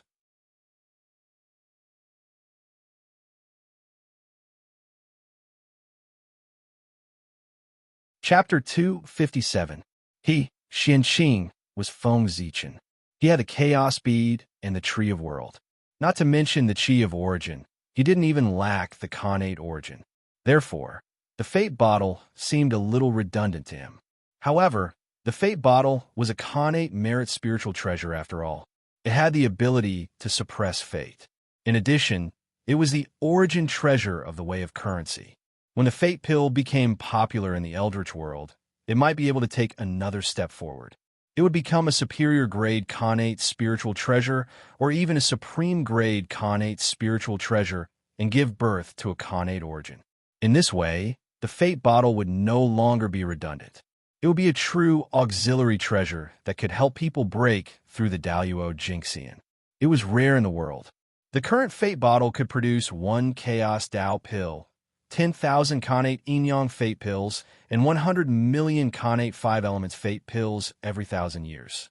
It was equivalent to 3 Daluo Jinxian. It was not bad. I'll keep it. It was better than nothing. Even if he couldn't use it, it was not bad to give the Fate pills produced by the Fate Bottle to others as a favor. Putting away the Bottle of Fortune, Xianqing pondered for a moment. Suddenly, he stretched out his hand and grabbed at the void. A terrifying aura burst out, and the strength of a perfected golden immortal was fully displayed. He grabbed tens of thousands of Xiantian Qi from the void. Refined. Xianqing selected a few Khanate Qi from among them. He put them into the Great Path Furnace and refined them according to a special method. Mysterious runes flew out from Xianqing's hands. They kept guiding the Khanate Qi and arranged them into an inexplicable array formation. They gave birth to a strange power and gradually gathered into a ball to form the shape of a pill. That's right, Xianqing was refining pills. The Tao of pills was created by the Grand Pure One, because it could help people cultivate. Once the Tao of pills was born, it immediately became popular in the Eldritch world. Everyone learned it. As everyone knew, pills were refined from various Khanate spiritual herbs. It was very troublesome to collect them. Spiritual herbs needed time to grow. Every pill was not easy to come from. And Khanate spiritual herbs, to put it bluntly, were another form of Khanate Qi. Because of this, Xianqing had a bold idea. Since Khanate spiritual herbs could be refined into pills, why couldn't Khanate Qi that had the same nature? That was the reason for the current scene. The three Pure Ones each had their own strengths. The Grand Pure One was the ancestor of the Tao of pills, and no one in the primordial world could compare to him. The J Pure One was a Grand Master of weapon refinement, and no one in the primordial world could compare to him. The Prime Clear One was a grandmaster of array formations, and no one in the primordial world could compare to him.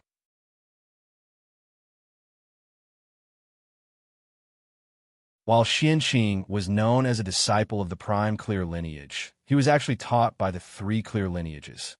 He possessed extraordinary insights into pill refinement, artifact refinement, and formations. Otherwise, he would not have made up his mind to create another method besides the traditional alchemy method. It was clear that he had a deep foundation and was full of confidence. With the help of Hongmeng Daozhong, Feng Zichen's comprehension ability was only inferior to Dao ancestor Hongjun, who had the creation Jade Butterfly.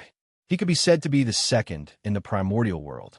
Even so, Xianxing was not confident. His achievements in the Tao of alchemy had surpassed the Grand Pure One.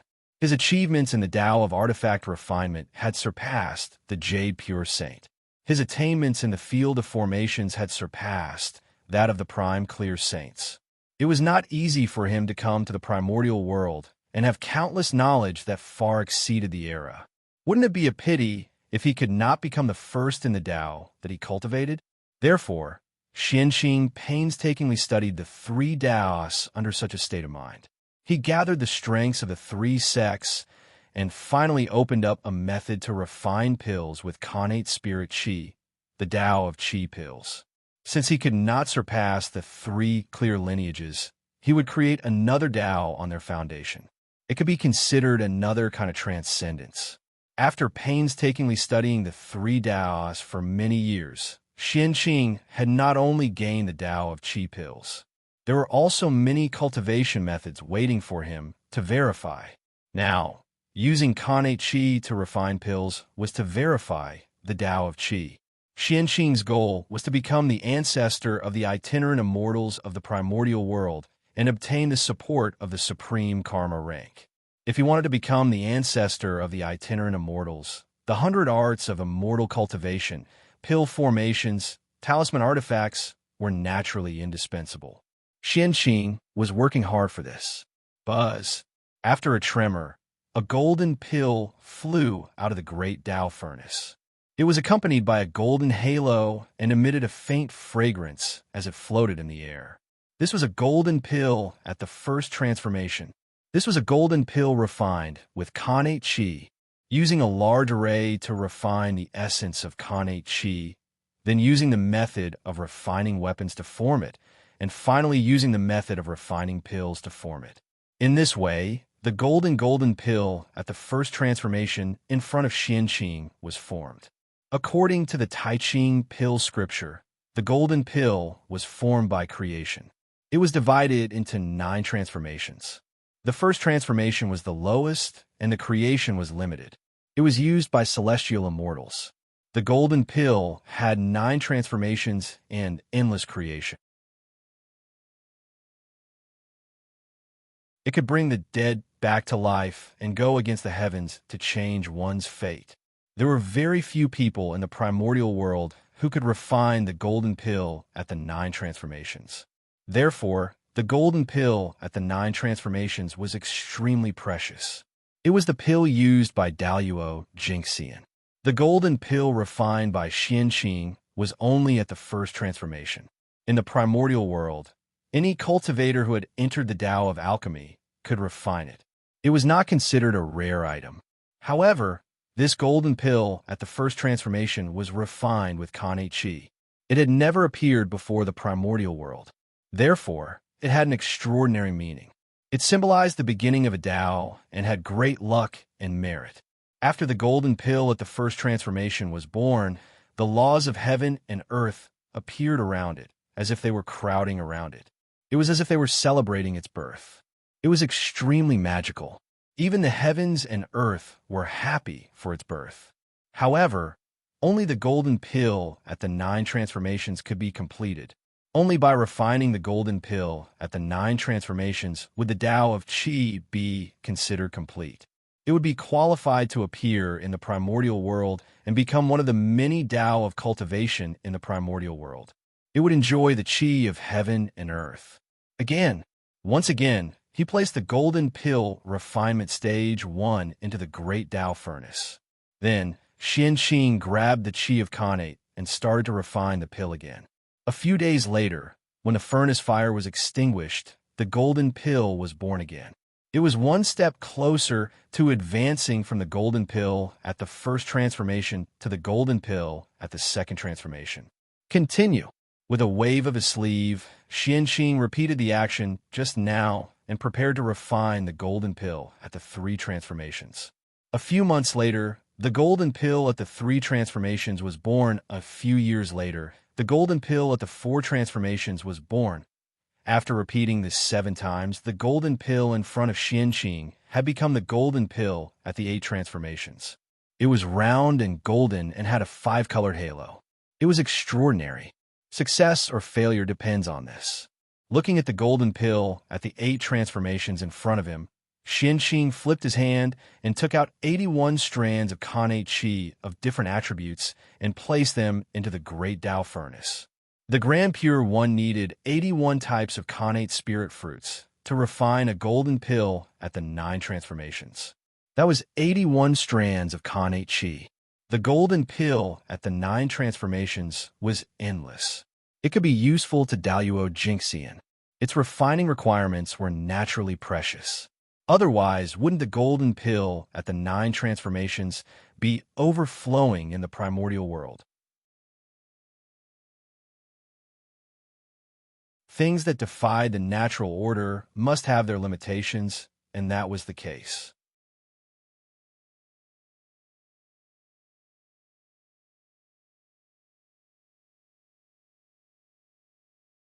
Chapter 258. Once the 9 transformations golden pill appeared, the Tao of Qi core would be completed. In this way, there would be another method in the untainted land, another Tao of alchemy, and another Tao of immortal cultivation. Xianqing could become the ancestor of Qi core and obtain great luck and merit. His status in the Tao of alchemy would be second only to the Grand Pure One. On the other hand, the failure of the 9 transformations golden pill meant that the Tao of Qi core was not perfect and not suitable to appear in the untainted land. It still needed to be perfected and waited for the future. The 9 transformations golden pill was also known as the Tao core. It contained the origin of the congenital realm and merged with Tao. Only in this way could it help Daluo Jingxian. In front of the great Tao furnace, Xianqing calmed his mind and carefully controlled his Dharma power to promote the fusion of the congenital Qi to form the pill. Xianqing was personally taught by the Grand Pure One and had a deep understanding of the Tao of alchemy. Refining the 9 transformation golden pill was extremely difficult for others, but for him, it was just a matter of time and effort. It was not difficult at all, but that was using congenital spiritual herbs to refine the 9 transformations golden pill. It was also his first time using congenital Qi to refine the 9 transformations golden pill, so he did not have much experience. Moreover, the success or failure of the 9 transformations golden pill determined the success or failure of the Tao of Qi core. He had to be careful. Just like that, 1,000 years later, a golden core surrounded by 7-colored halos slowly rose from the furnace of the Great Path. It exploded with brilliant light like a small sun, illuminating the entire universe. The 9 transformations golden pill was completed. 9 refinements took 3,333 years and 3 months. The 9 transformations golden pill, which represented the Tao of Qi core, was finally refined by Xianqing. There was no need to announce it to the heavens. The moment the 9 transformations golden pill was completed, the Tao of heaven sensed it and looked down. In just an instant, Xianqing felt that he was enveloped by a great and vast will, and he felt powerless from the bottom of his heart. Under this force, even if he was already a golden immortal, he felt like an ant, and he'd lost all his divine abilities and was completely unable to arouse the thought of resisting. It was the Tao of heaven. At this moment, Xianqing turned pale. The will of the Tao of heaven that had just left came again. Because in the untainted land, the only thing that could make Daluo Jingxian feel this way was the Tao of heaven. Unlike the previous time, when the entire untainted land was alarmed, The arrival of the will of the heavenly Tao was completely silent and did not alarm too many people. Aside from Eastern Kunlun's three pure ones, Zhu Lin's true body under Qilin Cliff, and Western Kunlun's Queen Mother of the West, who sensed something in Kunlun Mountain, there was nothing else. The others didn't notice anything. The arrival of the will of the heavenly way was completely out of Xian Qing's expectations. Although the Tao of Qi Core was extraordinary, it was still a small Tao after all. Its influence on the primordial world was limited. It was far inferior to setting a currency, which had a profound influence on the primordial world. Xian Qing originally thought that the heavenly Tao would bestow some merit and luck. He would announce the birth of the Tao of Qi Core to the primordial world, and this matter would end. However, he had never expected that as soon as the Tao of Qi Core was formed, the will of the heavenly axiom would descend and appear near him, looking at him indifferently. This scared him to death. Could it be that there were still secrets about the way of Qi Core that he did not know? For a moment, Xian Qing's thoughts ran wild. The feeling of being stared at by the heavenly Tao was not a good feeling. Even Daluo Jingxian did not feel good about it. Xian Qing's heart was already in a mess. Otherwise, with Daluo Jingxian's cultivation, his state of mind should be as calm as still water without any ripples. How could he let his thoughts run wild? Thou hast contributed to the primordial world. Thou shalt be rewarded. Just when Xian Qing was so nervous that he could not help but ask the heavenly Tao. The will of the heavenly Tao spoke. It was fine if he did not speak, but once he spoke, he wanted to reward Xian Qing. Then, under Xian Qing's surprised gaze, a purple brilliance surged out from the void and merged into the 36 heavens in his body. Of course, Xian Qing recognized that purple brilliance.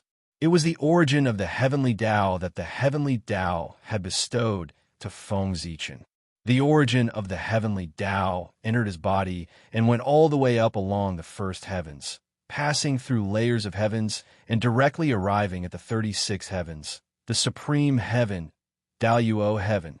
As soon as he arrived at the Daluo heaven, the origin of the heavenly Tao suddenly dispersed and turned into purple runes. They were endless and merged with the heavenly palace in the middle of the heavens. There, the strongest supernatural power in the 36 heavens was nurtured. Rumble. After the originally illusory heavenly palace merged with the runes formed by the origin of the heavenly Tao, it gradually turned from illusory to real and quickly evolved. Golden stone is the palace, white jade is the stairs, magnificent and magnificent. There were phantoms of 10,000 spirits, dragons, phoenixes, Qilins, all kinds of auspicious beasts. There were all kinds of them. They turned into Tao patterns, vivid and lifelike, imprinted on the walls of the palace. There were rules manifested, surrounding the main hall, crowding him in the center, deducing the principles of the operation of heaven and earth, and endless Tao runes filled the air.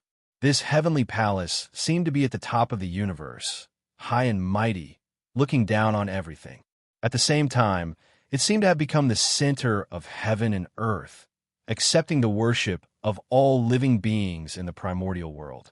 Above the tall and towering palace gate, there were 3 big words written with innate divine runes: Mi Luo Palace. This heavenly palace was called Mi Luo Palace. It was at the highest position of the 36 heavens, located in the Daluo heaven. It was eternal and all-encompassing. It was the supreme heaven that ruled over everything. In the myths of later generations, the Daluo heaven was the supreme heaven, and it was the residence of the Daluo Jingxian. And the Daluo Mi Luo Palace, if Xian Qing remembered correctly, was the residence of the Celestial Emperor. It was the place where he ruled the 6 heavens, and it was also the most honorable place in the primordial universe. What does this mean? Is it appointing me as the Celestial Emperor? Looking at the Mi Luo Palace in his body, Xian Qing couldn't help but make a bold guess. The incarnation of the origin of heaven, the top innate god-fiend in the primordial world, and the celestial lord of Xianmen, the first of the third-generation disciples. He could also sit on the throne of the celestial emperor. Otherwise, the heavenly Tao would symbolize the center of the universe's power. Why would the Mi Luo palace, which ruled the heavens, manifest in the heaven realm in his body? Wasn't this intentionally appointing him as the celestial emperor? That was the celestial emperor, the highest position in the primordial world, the master of the universe in name. Everything in this world, whether it existed or not, whether it was life or death, or where it was under his rule. If an ordinary person could sit in this position, he would immediately have the strength second only to the saints. His status, in name, was even higher than that of the saints. In later generations, Hao Yin was called the Celestial Emperor, but he was actually a puppet. His position was really awkward. But when Athagata saw him, he also had to bow and not dare to be disrespectful.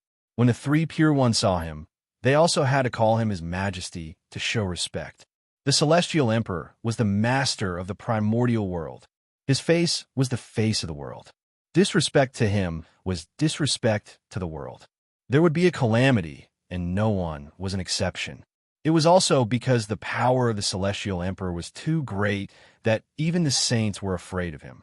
That was why the 4 royals and 6 royals appeared one after another, taking away the power of the Celestial Emperor step by step.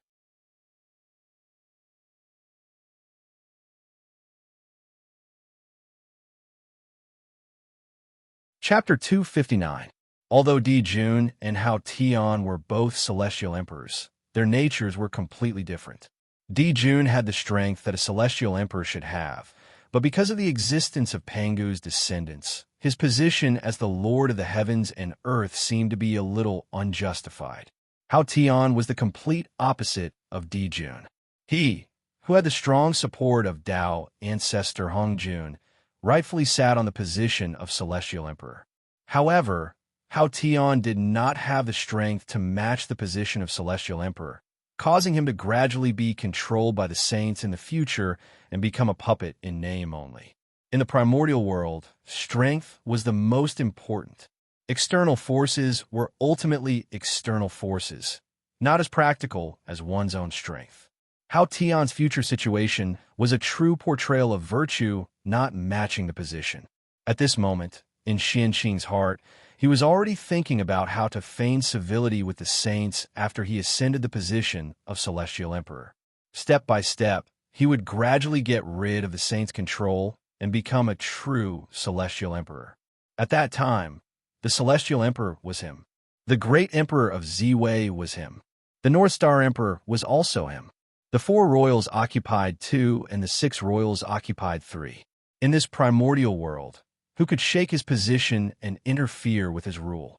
Even Tao ancestor Hong Jun could not. However, Xianqing was obviously thinking too much. How could the position of celestial emperor be so easy? Di Jun had the merit of the sun star shining on the primordial world, which was why he could ascend the throne of celestial emperor. Hao Tian was not worthy of the position. After becoming celestial emperor, he had to enter the world to experience tribulations to accumulate merit. In the primordial world, he had experienced a total of 132 million tribulations. Each tribulation should have taken 129,600 years. In total, he had spent about 57 billion years before he achieved success and regained the position of the celestial emperor. He was limitless and immeasurable.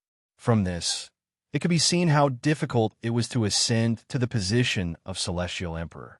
Xianqing's identity as a disciple of the celestial sect of wonders was far from enough. To forcefully ascend to the position of celestial emperor, Hao Tian's fate was a lesson. A purple light flashed, allowing Xianqing to understand the function of Mi Luo Palace. The highest achievement of the 36 heavens, the supreme Mi Luo Palace. It controlled the rules of heaven and earth, ruled all the laws in the world, integrated into one, supreme, and destroyed all existence. This was the supreme power that belonged to the celestial emperor.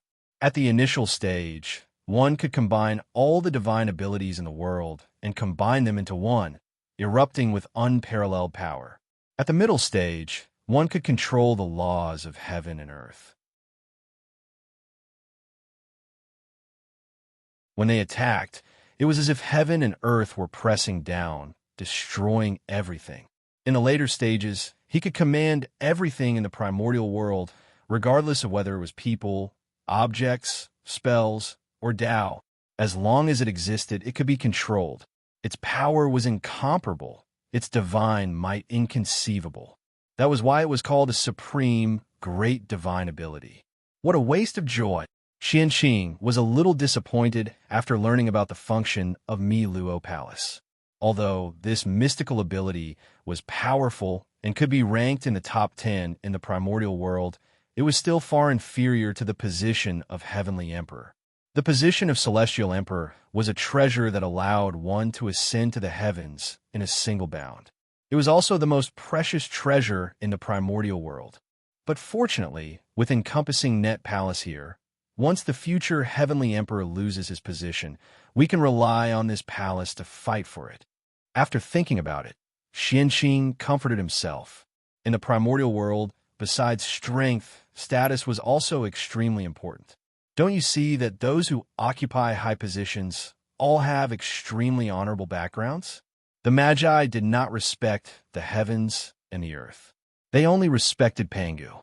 Even Tao ancestor Hongjun was not in their eyes. Even so, the witch race still dominated the primordial world. Tao ancestor Hongjun did not dare to kill them. What was the reason? It was because they had the status of Pangu's descendants. Relying on this status, the primordial world would naturally protect them and not let them encounter the calamity of death. If not for the fact that the witch race failed to live up to expectations and created endless killing and lost the protection of heaven and earth, how could the position of the protagonist of heaven and earth fall to the human race? Encompassing Net Palace was the most precious place in the primordial world. It was one of the symbols of the Heavenly Emperor. Since Xianqing controlled it, he naturally had the qualifications to fight for the position of Heavenly Emperor. Perhaps, with encompassing Net Palace, Xianqing could even obtain many supporters. After the origin of the Heavenly Tao descended, the will of the Heavenly Tao slowly retreated. At the same time, changes occurred in the sky above Kunlun Mountain again. Heaven and earth merit gathered and surged towards Xianqing. Before reaching Xianqing, the heaven and earth merits split into two. 30% landed on the 9 transformations golden core, and 70% continued to surge towards Xianqing. However, at this moment, Xianqing waved his sleeve and injected the merit that was surging towards him into the 9 transformations golden core. Suddenly, the 7-colored halo on the 9 transformations golden core became even brighter and turned into a divine ring that surrounded its body. The Tao runes flowing on its body also underwent a transformation.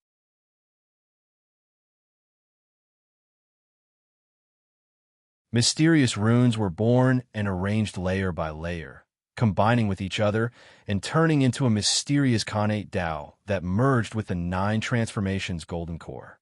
At this moment, it was no longer a core but a Tao.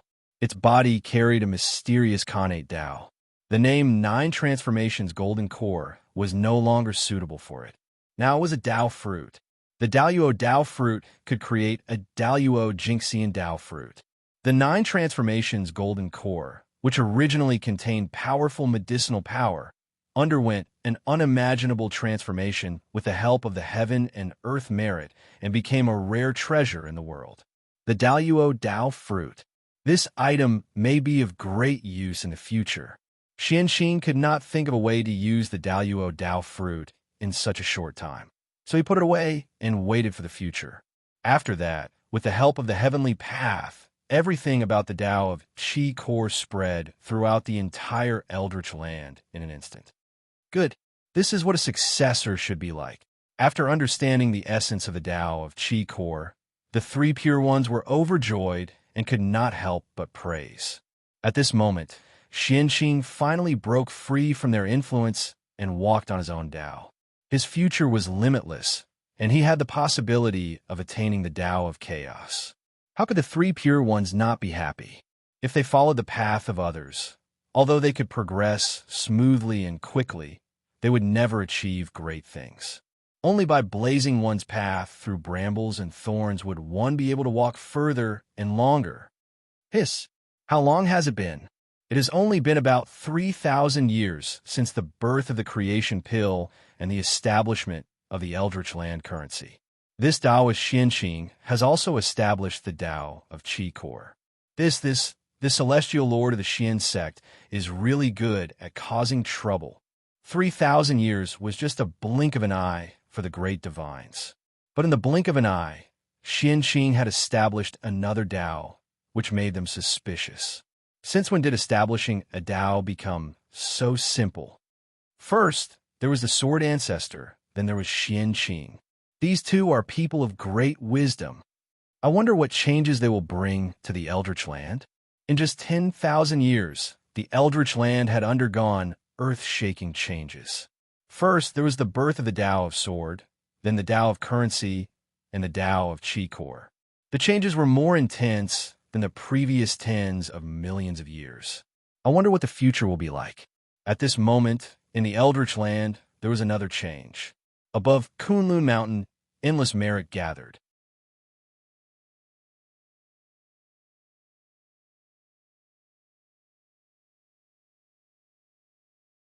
Chapter 260. How could this be? What is Taoist Xianqing doing? Why is there no end to it? Looking at the merits above Kunlun Mountain, the great mediums were helpless. In the blink of an eye, the Xianwang merit had descended 3 times. Could it be that the primordial heavenly path belonged to him? What's going on? Looking at the Xianwang merit that was surging towards him, Xianqing was a little confused. He did not know where these merits came from. Originally, Xianqing had planned to leave the Xianqing Palace and go to the Jade Void Palace to visit the 3 pure ones and share his joy with them. But who knew that before he could move, boundless merit would suddenly descend from the sky, causing him to be a little surprised for a moment. This merit came out of nowhere, and it really made him a little confused. The great sage is merciful. Great sorrow and great wish. Save the suffering and save the suffering, infinite and boundless. Praise the 9 heavens immortals. The great sage is merciful. Great sorrow and great wish. Save the suffering and save the suffering and save the suffering, infinite and boundless. Praise the 9 heavens immortals. The great sage is merciful. Great sorrow and great wish. Save the suffering and save the suffering and save the suffering, infinite and boundless. Praise the 9 heavens immortals. Just as Xianqing was puzzled, the praises of all spirits suddenly sounded in his ears. One after another, it was incomparably grand. It was inexplicably moving and shook his heart. What's going on? Why is there the wish of all spirits coming? The sudden turn of events made Xianqing confused and shocked. Other than the Tao of Currency and the Tao of Qi Core, he did not do anything else. It was true that these 2 Taos could obtain merit, but it was a little exaggerated to say that they could attract the gratitude of all spirits. Only the gratitude of all spirits from the bottom of their hearts could stimulate the power that was enough to shake everything in his heart. Obviously, the Tao of Qi Core and the Tao of Currency did not have this ability. No matter what Xianqing thought, the merit aura was still surging. It covered the sky and covered the earth, covering everything. Virtuous Qi was everywhere, and nothing could be seen. Otherwise, with the strength of Daluo Jingxian and the strength of many great mediums, how could they not see what was going on? Rumble. More and more Xianwang merits were accumulated. In the blink of an eye, it exceeded the capacity of Xianqing's body. It gushed out of his body and formed a golden cloud above Kunlun Mountain that covered an area of 1,000 miles. Moreover, as the number of merits increased, the auspicious cloud continued to expand, attracting the attention of countless people. Just like that, the golden, auspicious clouds above Kunlun Mountain turned into a radius of 10,000 miles.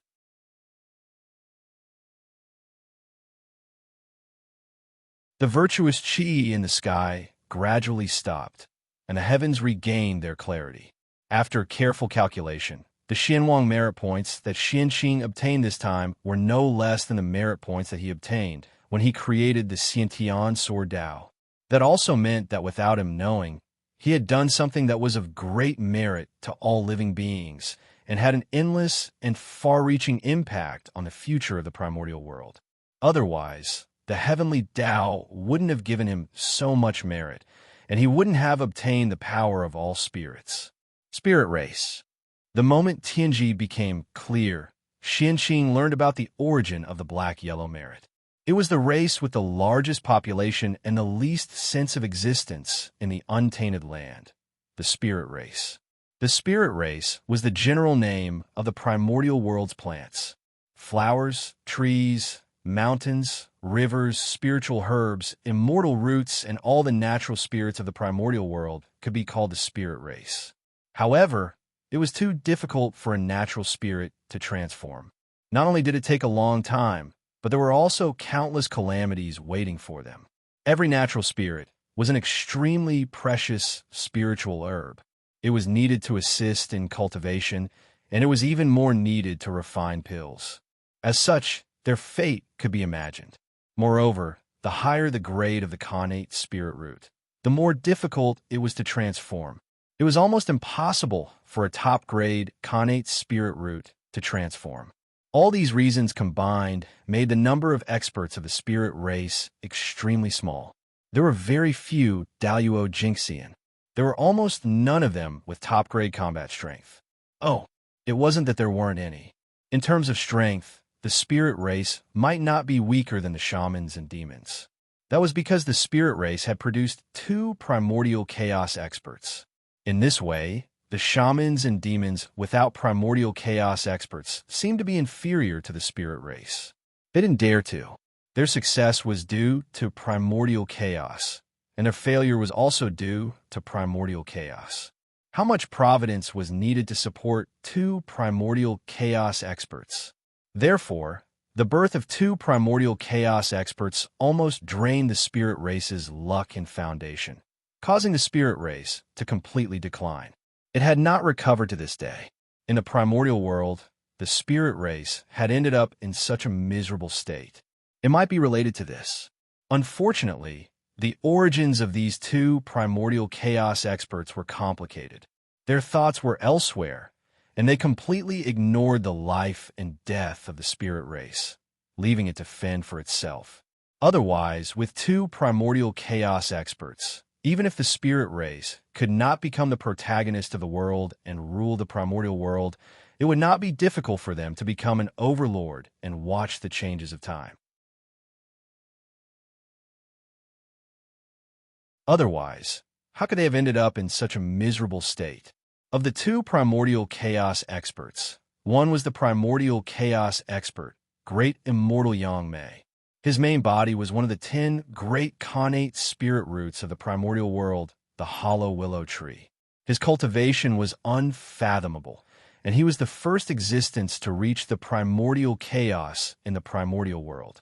He had achieved the Tao before the Tao ancestor. It was said that the Tao ancestor once fought with Yang Mei and used all his spiritual treasures, but he did not touch him at all. Instead, all his spiritual treasures were taken away by him, which greatly embarrassed him. From this, it could be seen how powerful Great Immortal Yang Mei was.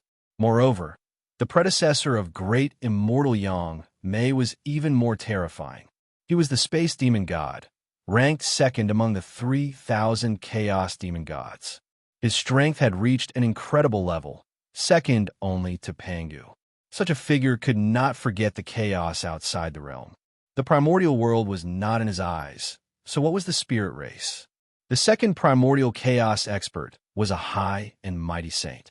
One of the top 10 primordial spiritual roots in the primordial world was the primordial Bodhi tree. He was the second sect master of the Western sect, Taoist Juani. Taoist Juani's thoughts were needless to say. He wanted to strengthen the Western sect and restore the prosperity of the ancient West. Just the Western sect alone made him feel a little powerless. How could he care about the life and death of the spirit race? This led to the current situation of the spirit race. Today, the spirit race thanked Xianqing because of the influence of the Tao of Qi core. With the birth of the Tao of Qi core, if people wanted to refine elixirs, they could also collect the primordial Qi to refine elixirs. In this way, countless spirit race could avoid the disaster of being destroyed and had a slight chance of becoming Tao. With a thought, countless people could be saved. Wouldn't that be immeasurable merit? Although Xianqing established the Tao of Qi core, he simply wanted to open another branch outside the traditional Tao of pills. He did not think so much at all. However, the heavenly Tao did things based on one's actions, not one's heart. As long as one did something with great merit, there would be Xianhuang merit, even if it was just unintentional. That was how Xianqing's merit came about. You're tuning in to the Romance Rendezvous YouTube channel. We're so grateful for your support, and don't forget to subscribe to join us on this incredible journey through captivating stories. Your generosity through donations truly makes a world of difference, as it's the primary source of revenue that allows me to expand and enhance this channel for you. Thank you from the bottom of my heart for being a part of this adventure.